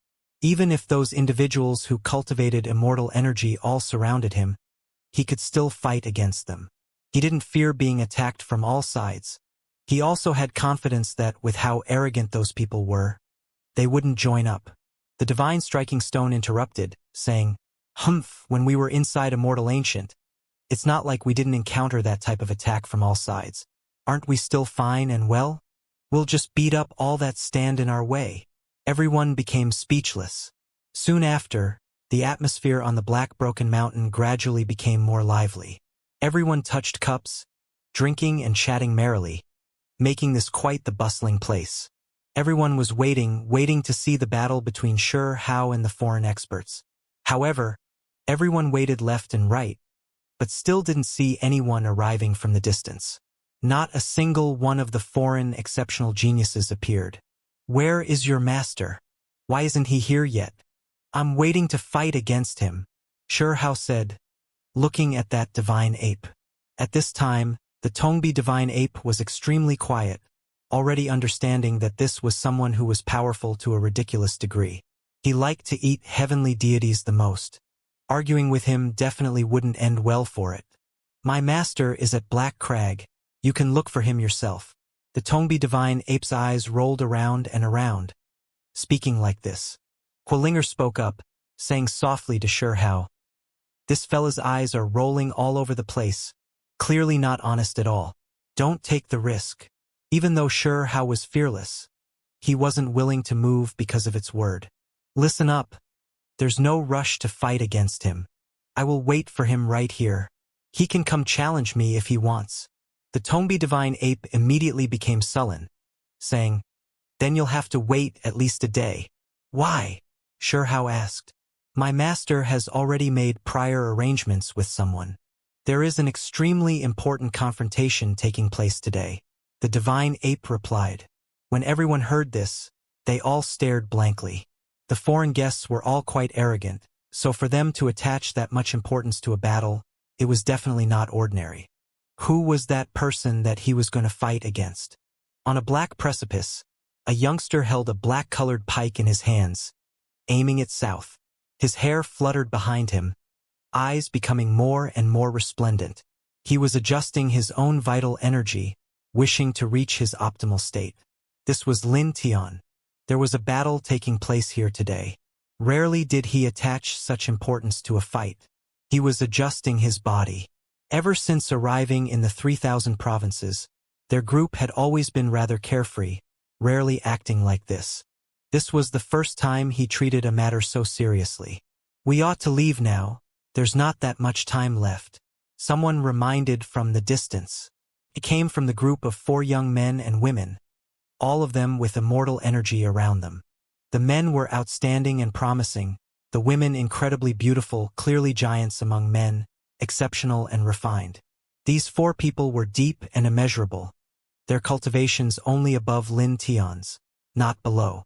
"I'm waiting for a war chariot," Lin Tian said, his hair scattered about, every strand sparkling and shining. His eyes were incredibly deep, the pike in his hands like a black dragon. "It ought to have returned by now." "Don't tell me the monkey encountered some issues?" a female asked, her appearance incredibly enchanting. Her eyes were blue, sparkling and translucent like the ocean. Lin Tian frowned. He produced a 5-colored copper piece, activating divine force while holding it, making it shine. "Something's wrong." It lost connection with the 5-colored divine copper war chariot, refined by someone. Lin Tian said, his eyes clear as he looked towards Green Province. "Really something, defeating that monkey, not simple. You have to understand that heavenly deities who didn't cultivate immortal energy, generally speaking, aren't that monkey's opponent." Purple-haired male spoke. "Should we take a look?" Another said, "There's not much time left. We should head on our way. Talk about this after we return." "No, this won't do. I am going to find the war chariot. How can I let it fall into the hands of another? I want to see which heavenly deity in these 3,000 provinces dare try to take my things." Lin Tian's voice was ice-cold. "All right. Then we'll pay that place a visit along the way and settle this." That blue-eyed beautiful woman nodded. They rushed into the sky, entering a purple warship, tore through the void, heading out.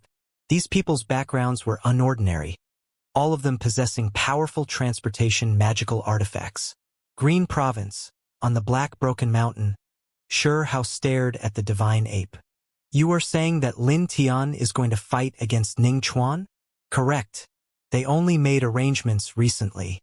He is going to fight a great battle." The monkey nodded. It didn't understand the people of the 3,000 provinces, only knowing that its master attached great importance to this matter. 6 Crown King. He is going to fight a great decisive battle against 6 Crown King. Everyone erupted into commotion, and then they began to discuss among themselves. The broken mountain could no longer remain calm.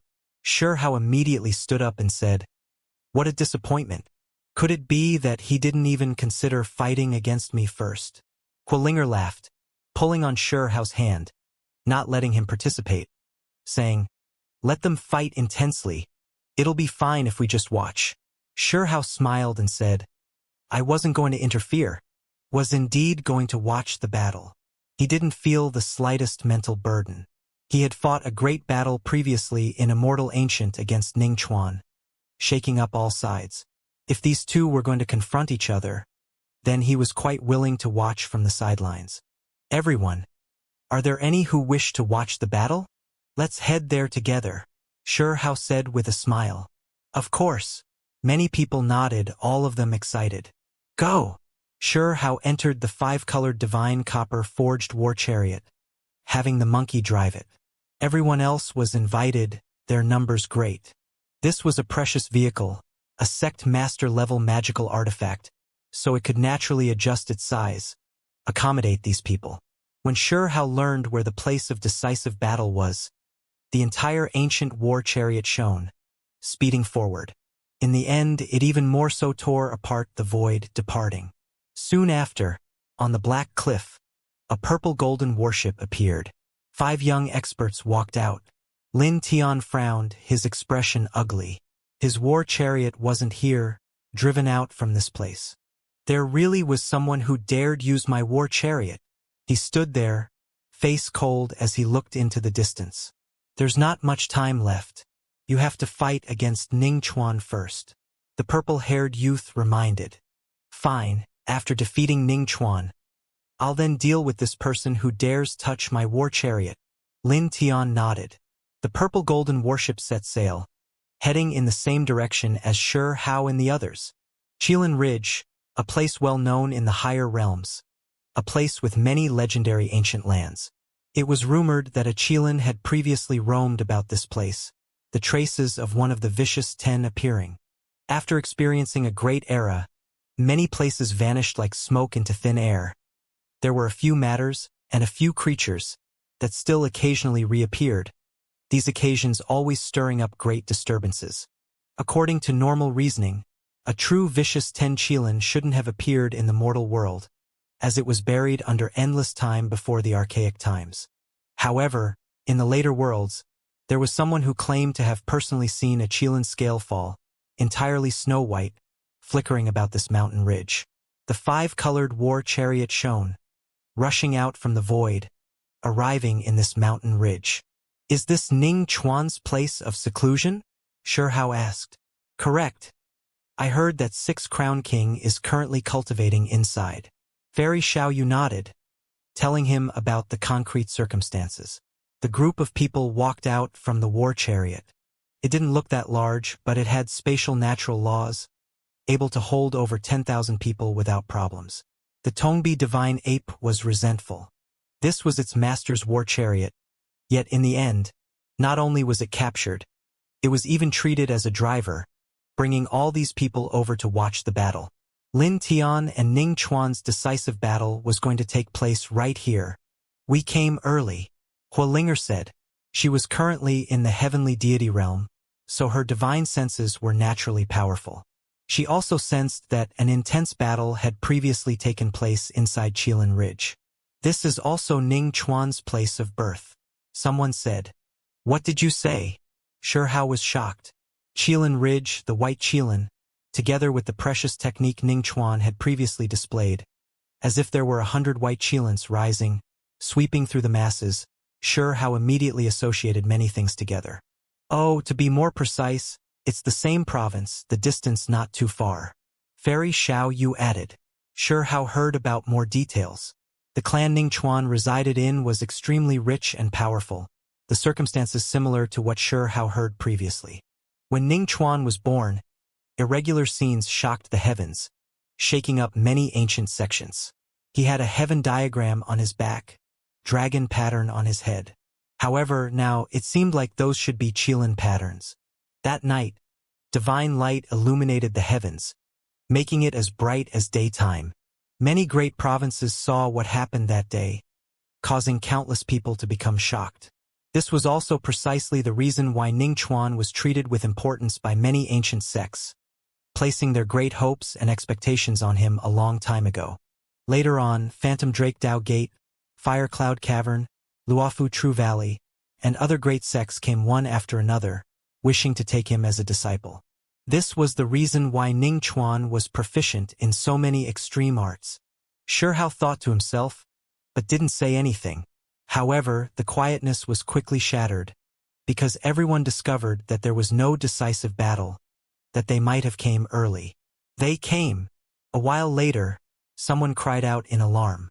In the horizon, a purple golden warship made its way out from the void, carrying a domineering aura. Purple light overflowed, scattering the clouds in the sky, quickly approaching. On the warship stood 5 youngsters, every single one of them calm and steady.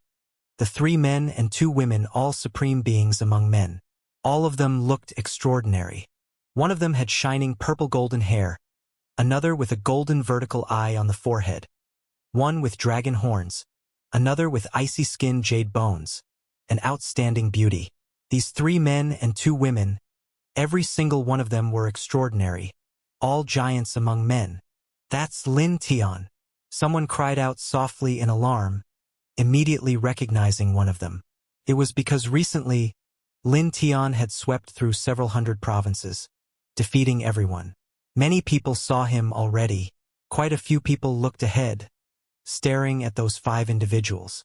What left everyone shocked was that only Lin Tian moved, the other 4 all calm, standing on the boat, overlooking Qilin Ridge, not showing any intentions of taking action. Lin Tian's hair scattered about, eyes releasing divine light. He immediately stared at the other party, fuming with rage. Wasn't that his 5-colored war chariot? In the end, it was driven here by someone truly absurd. Who was he? He was well known even in the world beyond, and when he came to the 3,000 provinces, he even more so swept through the masses. Who dared to stop him? Yet before him, someone seized his war chariot, boldly driving it here. Was this to watch his great battle against another? Who touched my chariot? Break your own arm and come confess your guilt. Lin Tian's temper was quite heavy as he shouted. In the 5-colored war chariot's surroundings, the group of people shivered inwardly, some almost collapsing from shock. It was because a great Dao flower bloomed above Lin Tian's head. Immortal mists heavy, incredibly intimidating. Master! The Tongbi divine ape cried out, extremely stirred up. However, it couldn't run, because Sure Hao was standing right at its side. Lin Tian's face immediately fell. Seized his war chariot, used his battle pet. Someone actually dared to provoke him like this. It was intolerable. You, bring over the war chariot and confess your crime. If my mood isn't too bad, I might leave you with your life. Lin Tian pointed. Even though he could tell that Sure Hao was definitely not ordinary, he still acted domineeringly. The atmosphere here immediately became nervous. Everyone shocked. Even Lin Tian's companions were shocked. This was the first time they saw Lin Tian this angry, losing himself like this.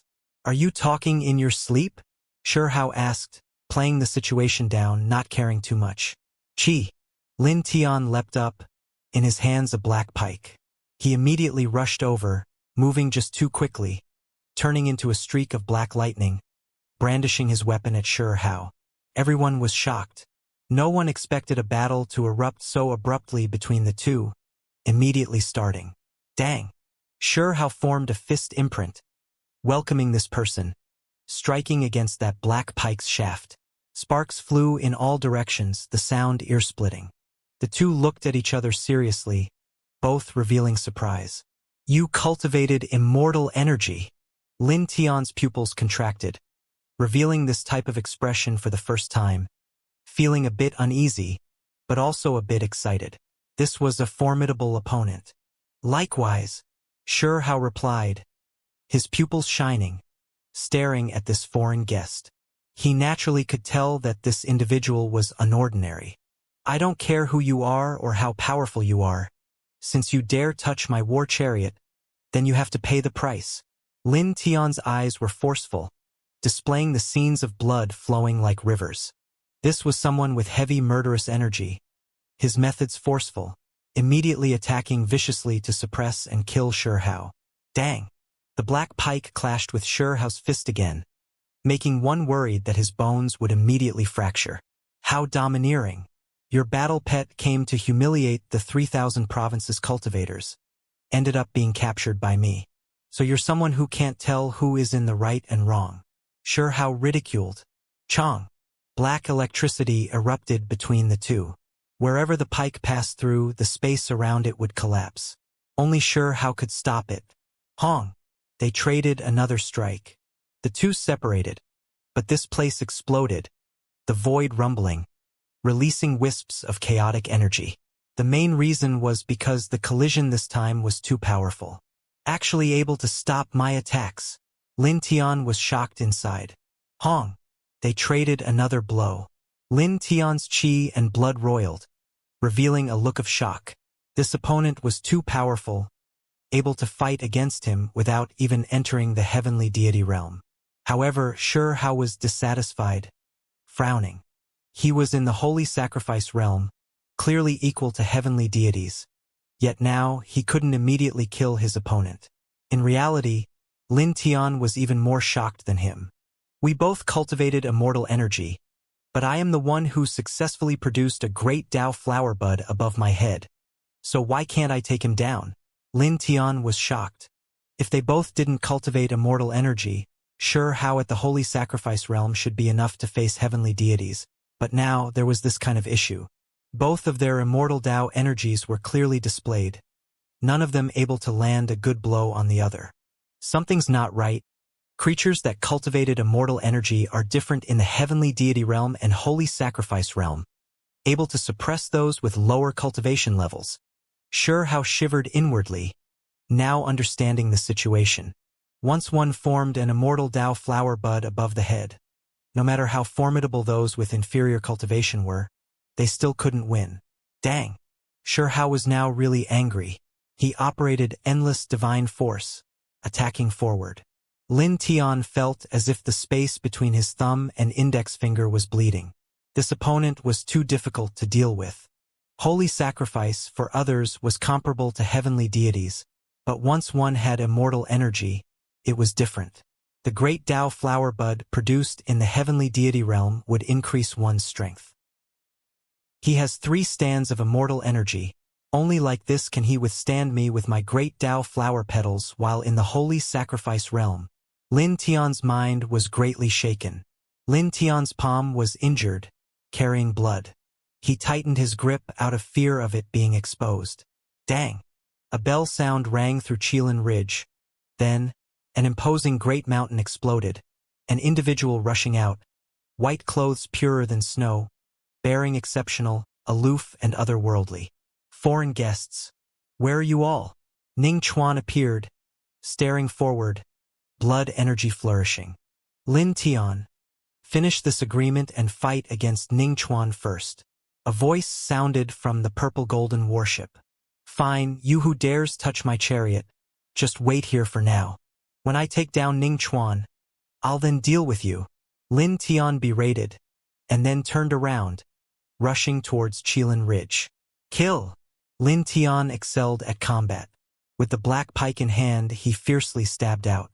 Ear-splitting woo-woo sounds rang through the air, as if gods and devils were howling, louder than the war cries of a great army. Chi! A heaven diagram appeared. Ning Chuan also wished to end this battle earlier instead of being glared at by others. A great battle erupted, neither side willing to give an inch. The two fought until the sun and moon lost light, the clouds becoming dark, cultivators on all sides shaking. My precious techniques, my divine abilities are not something everyone can see. Let's enter the void battlefield and stay away from these people. Determine who is stronger, Lin Tian said. The black pike thrusted over, shattering space. On the other side, The heaven diagram Ning Chuan produced also appeared in the void, exceptionally terrifying. Great stars spun about one after another, all of them the most stunning precious techniques. Pooh! What was shocking was that the black pike thrusted outwards, causing those great stars to explode one by one, the scene terrifying. With a schwa sound, both of them disappeared. Qilin Ridge became lonely and quiet again. After a long time had passed, the void exploded, the two appearing again. In the end, everyone discovered that Lin Tian's entire body was covered in blood, his injuries not light. Ning Chuan had traces of blood on him as well, but it was unknown if it was his own. Lin Tian's expression fell, not saying anything, rushing forward. When he passed Shi Hao, he even more so thrusted out, seizing the opportunity to land an attack on Shi Hao. Hong Long. Shi Hao displayed Willow Deity's method and Lightning Emperor imprint. Lin Tian wanted to quickly eliminate Shi Hao, but discovered that he instead fell into a predicament. That youngster didn't fear him at all. What a pity it was that he couldn't overlook the matters of the war chariot, still wishing to seize it back. As a result, he had to fight another intense battle, adding injuries on top of his injuries. Chong. Shi Hao used his palm as a blade, removing a part of that black pike, moreover shaking Lin Tian up until he coughed out blood, complexion pale. Pong! Then, Shi Hao even more so grabbed one of his arms. He was going to capture this person alive. Shi Hao's fingers exerted quite the force, clamping down on his arm. Both sides were operating secret techniques. Clear sounds of joints cracking could be heard. Lin Tian struggled, but his expression immediately changed. The other party's strength was too great, as if he was shackled by immortal Tao chains, making his arm feel sharp pain. Hong! Dazzling light surged between the two, the light from precious techniques and symbols. They attacked intensely. Following a pu sound, a streak of bloody light flashed. Lin Tian leapt up, rushing into the sky. Everyone looked at those two. Who won that short exchange? His forearm. A few people cried out in alarm. Huang is too powerful. Many people were truly startled. In Shi Hao's hands was a forearm dripping with blood. This was forcibly twisted off. In the sky, Lin Tian's face was warped, his forehead full of sweat, caused by intense pain. He lost his forearm, suffering serious injuries. Could be said that this was his greatest injury since birth. In his ancient land, he was incredibly arrogant.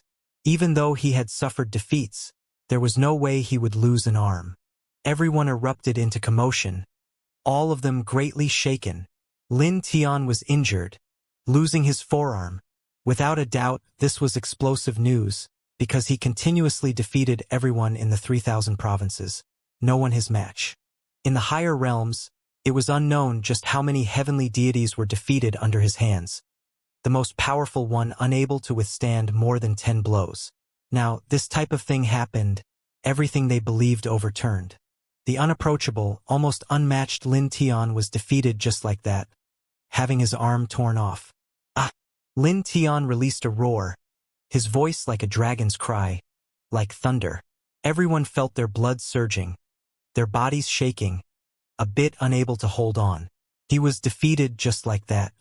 He first suffered greatly under Ning Chuan, and now the one who seized his 5-colored war chariot took his arm. He felt a serious sense of defeat. You are Huang. Even though he already had his suspicions, directly shouting out like this was a different matter. Correct, that's me, Shi Hao replied. He looked at the forearm in his hands, and then operated a technique to make it display its original form.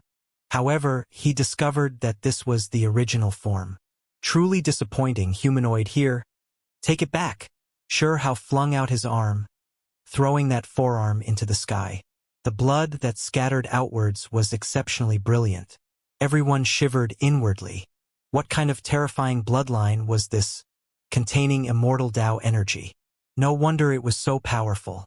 However, it was precisely this person who was defeated under Shi Hao's hands, leaving others shocked. Lin Tian grabbed his arm, his face flushing green and then white, but in the end still connected the arm. Divine light flashed, and then symbols erupted. His arm became just like before again. In reality, even if Hao didn't return it to him, his flesh could regrow, only needing to use up a bit of innate essence blood. This place immediately became quiet. Everyone knew that Hao returning that arm wasn't some expressive goodwill, but rather that he really didn't care that much about the other party. Even if he was at his peak state, he was still without fear. On the five-colored war chariot, the Tongbi divine ape was struck dumb. In his eyes, his master triumphed in every battle, defeating all opponents, yet now he was defeated like this. Lin Tian first lost under Ning Chuan's hands, and then he had an arm torn off by Hao, suffering the greatest defeat. Lin Tian, come back. On the purple-golden warship, that blue-eyed woman spoke, having him return and not fight any longer. That woman's hair was bright like silk, her eyes like the purest blue sea, releasing divine light. She looked at Ning Chuan in Qilin Ridge, and then at the calm Hao. I never expected there were these types of individuals in the 3,000 Dao provinces. We even though that this ancient land already completely declined. She said softly.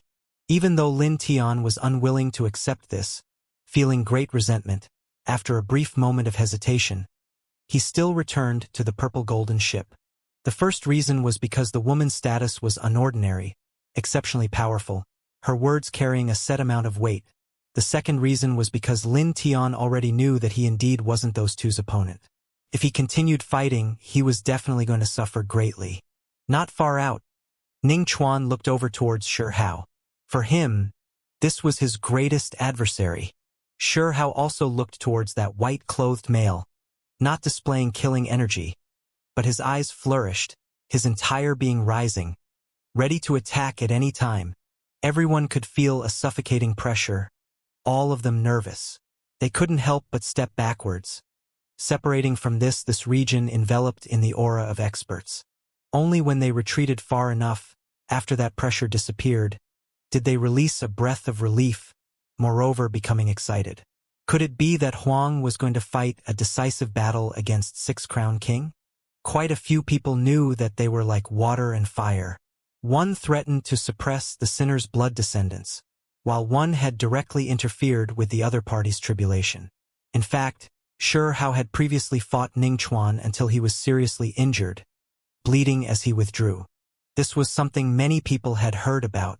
It was clear that this was an instance of humiliation Ning Chuan would carry for the rest of his life.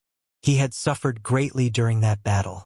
Now, the two sides confronted each other, formless domains appearing. It was as if there were sparks flying about, a battle about to erupt at any time. However, neither of them took action, because there was a purple-golden warship not far out with 5 great experts, one more formidable than the other. We'll settle things next time, Ning Chuan said. Hao laughed, but didn't say anything. He turned around towards that purple-golden warship. Both of them are outstanding talents, supreme beings of an area, having the qualifications to enter the heavenly deity institution. On the warship, a purple-haired young man said. This exceeded everyone's expectations. They originally thought that there would be an intense battle, that the foreign guests would take action together to deal with Hao and Ning Chuan. But this didn't happen. This is enough? Someone muttered. Correct. As long as one of you can defeat Lin Tian, or defeat any one of us, then you have the qualifications to enter the heavenly deity institution, leave the 3,000 Dao provinces. That blue-eyed woman spoke. Her skin was snow-white, extremely beautiful and moving. However, who among them could defeat any of them? Even if they looked around and scoured the higher realms, it would only be Hao and a few others, right? Everyone felt quite downcast. It now seemed like there was definitely no hope of entering the heavenly deity institution. This was a path destined only for the most powerful.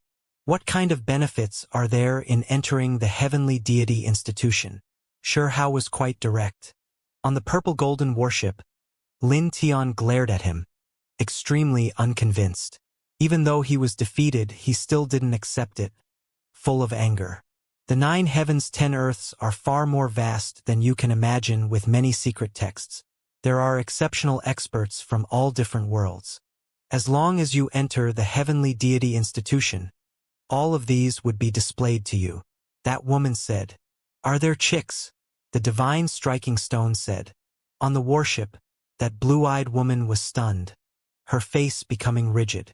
No matter how thick Xiao's skin was, he still felt rather humiliated, scolding, "What are you randomly spouting?" He then explained to Hualinger at his side that this stone loved to shoot its mouth, always like this. Who knew that the woman on the purple-golden warship would laugh, regaining her composure and saying, "There naturally are. Am I not one myself?" She unexpectedly wasn't angered, her smile sweet. Immortal Dao aura appeared. Together with that ice-cold woman behind you, that's just two, the divine striking stone said. Hualinger pinched Xiao's waist, saying with a suppressed voice, "This was all taught by you, right? What is this guilt you're placing on me? This fellow was a good-for-nothing to begin with, has nothing to do with me." Xiao defended his innocence. "Why did I hear that you had previously shouted that among the ancient freaks, the men will all be suppressed and killed, while the women will all be captured to warm the bed? Moreover, you really are still doing things like this." Hualinger said by his ears, "I indeed killed a few ancient kings, but I never captured one to warm the bed." Xiao said quietly, and then he said in a lowly manner, "How about you help me warm the bed tonight? Go die." Hualinger's pretty face flushed red, and then she said, "You didn't capture any to warm the bed because there weren't many females among the ancient freaks to begin with. You didn't meet any." "Nonsense. Isn't Dragon Girl a young lady? I've met her before," Xiao muttered. Others couldn't hear, but the 5 individuals on the warship's divine senses were powerful, completely able to hear their conversation through the symbols around them. In that instant, the 5 of them didn't know whether to laugh or cry, feeling a wave of speechlessness. "I heard that the first time you met Dragon Girl, it was in the vicious nest. Back then, you even caressed her butt," Hualinger said. Xiao began to sweat buckets, turning around and saying, "Which scoundrel is leaking secrets? I meant to say, which bastard is speaking nonsense?" He immediately looked at the divine striking stone, his expression unkind. "Don't look at me. It was the Emperor Butterfly that gave it away," the divine striking stone said. Xiao glared at it. This fella was definitely doing this on purpose. Was this basically proof? On the purple-golden warship, the blue-eyed woman laughed, opening her mouth and saying, "The 9 heavens and 10 earths are boundless. Not strange to see even the descendants of a true immortal. It is entirely possible for an immortal family's lady to be in the academy." She displayed what was like a smile yet not a smile, looking at Xiao and saying, "Do you dare catch them to warm the bed?" Xiao stared at her. This woman was definitely doing this on purpose, intentionally creating trouble for him. Sure enough, Hualinger reached out a dragon claw, clamping down on his waist, making him grimace. "Someone like you, even though your aptitude isn't bad, if you don't stay within your bounds after entering the heavenly deity institution, you'll definitely be beaten into a sorry state." There was an ice-cold woman on the warship. She was like a glacier, difficult to melt, but indeed exceptionally beautiful. Forgot the introductions. A true immortal has appeared precisely in this little sister's ancestors. The blue-eyed young lady introduced while laughing. "The 2 of you already have the qualifications? Are you willing to proceed?" The purple-haired young man on the purple-golden warship spoke, interrupting their chit-chat. "Where to?" Ning Chuan asked. "To see a few great figures. They have some words to speak to you all, perhaps even being able to pay your respects under them, becoming their disciples." Lin Tian said coldly. Even though he was defeated, he didn't dare treat this matter carelessly, because he was following orders to select candidates. "Fine, let's take a look then." Xiao nodded. "Please ascend the ship," someone said. Xiao waved his hand, sending the Tombi divine ape out, saying to Lin Tian, "Returning to you." However, he put away the 5-colored war chariot, not acting polite at all. Then, he placed his arm around Hualinger's waist, bringing her onto the purple-golden warship. Ning Chuan also ascended onto the ship. Below, everyone was startled and envious. They were going to become disciples of a master just like that, leaving the 3,000 provinces? This was too fast, completely different from what they had imagined. The warship left into the distance, instantly disappearing, penetrating the void. This place erupted with activity, the news as if they spread wings, flying in all directions, transmitting throughout the 3,000 provinces. Huang and Ningchuan were selected, about to enter the heavenly deity institution, perhaps leaving this great world, shaking the world under the sky. On the warship, Huolinger felt rather uncomfortable, because the 5 of them looked at her, and then looked at Hao, clearly disapproving of him bringing his significant other. However, the 5 of them didn't explicitly reject this. After who knew how much time had passed, they rushed into Central Province, arriving before a steep cliff, seeing 3 individuals. Those were 3 middle-aged men, these individuals like the unmatched supreme beings consecrated in temples. Their appearances dignified, not moving at all, surrounded by chaotic energy and wisps of immortal Tao energy. Hao was immediately shaken. These great figures were definitely terrifying. "Are you 2 willing to take me as your master?" One of them spoke. "I already have a teacher," Hao replied. "Wu." That person nodded, saying, "I know of you, related to that willow tree. I won't force you. This is definitely not a decision that can be made through force." His words left Hao shocked, now more confident that he had to visit the world beyond, enter that heavenly deity institution, because he could understand willow deity through them. "Can I bring my family with me?" Hao's skin was extremely thick, asking like this. The 3 great supreme beings' expressions were strange, not knowing whether to laugh or cry. In the 9 heavens and 10 earths, when the other heroic talents saw them, which one of them weren't watching their actions carefully. This fella actually dared to ask like this. "Do you think you are going on a scenic tour? You are going to cultivate a place that is incomparably dangerous, with layers upon layers of challenges. You yourself might not even be able to survive." One of them said. "Where are we going?" Hao asked. "First, to understand the archaic contract of alliance, an ancient city. This is a test towards you too. Only after succeeding can you enter the unmatched academy." "What?" Hao was shocked. He thought for a bit, now truly feeling like he had to proceed. If he continued down this path, many of the questions he had inside would obtain answers.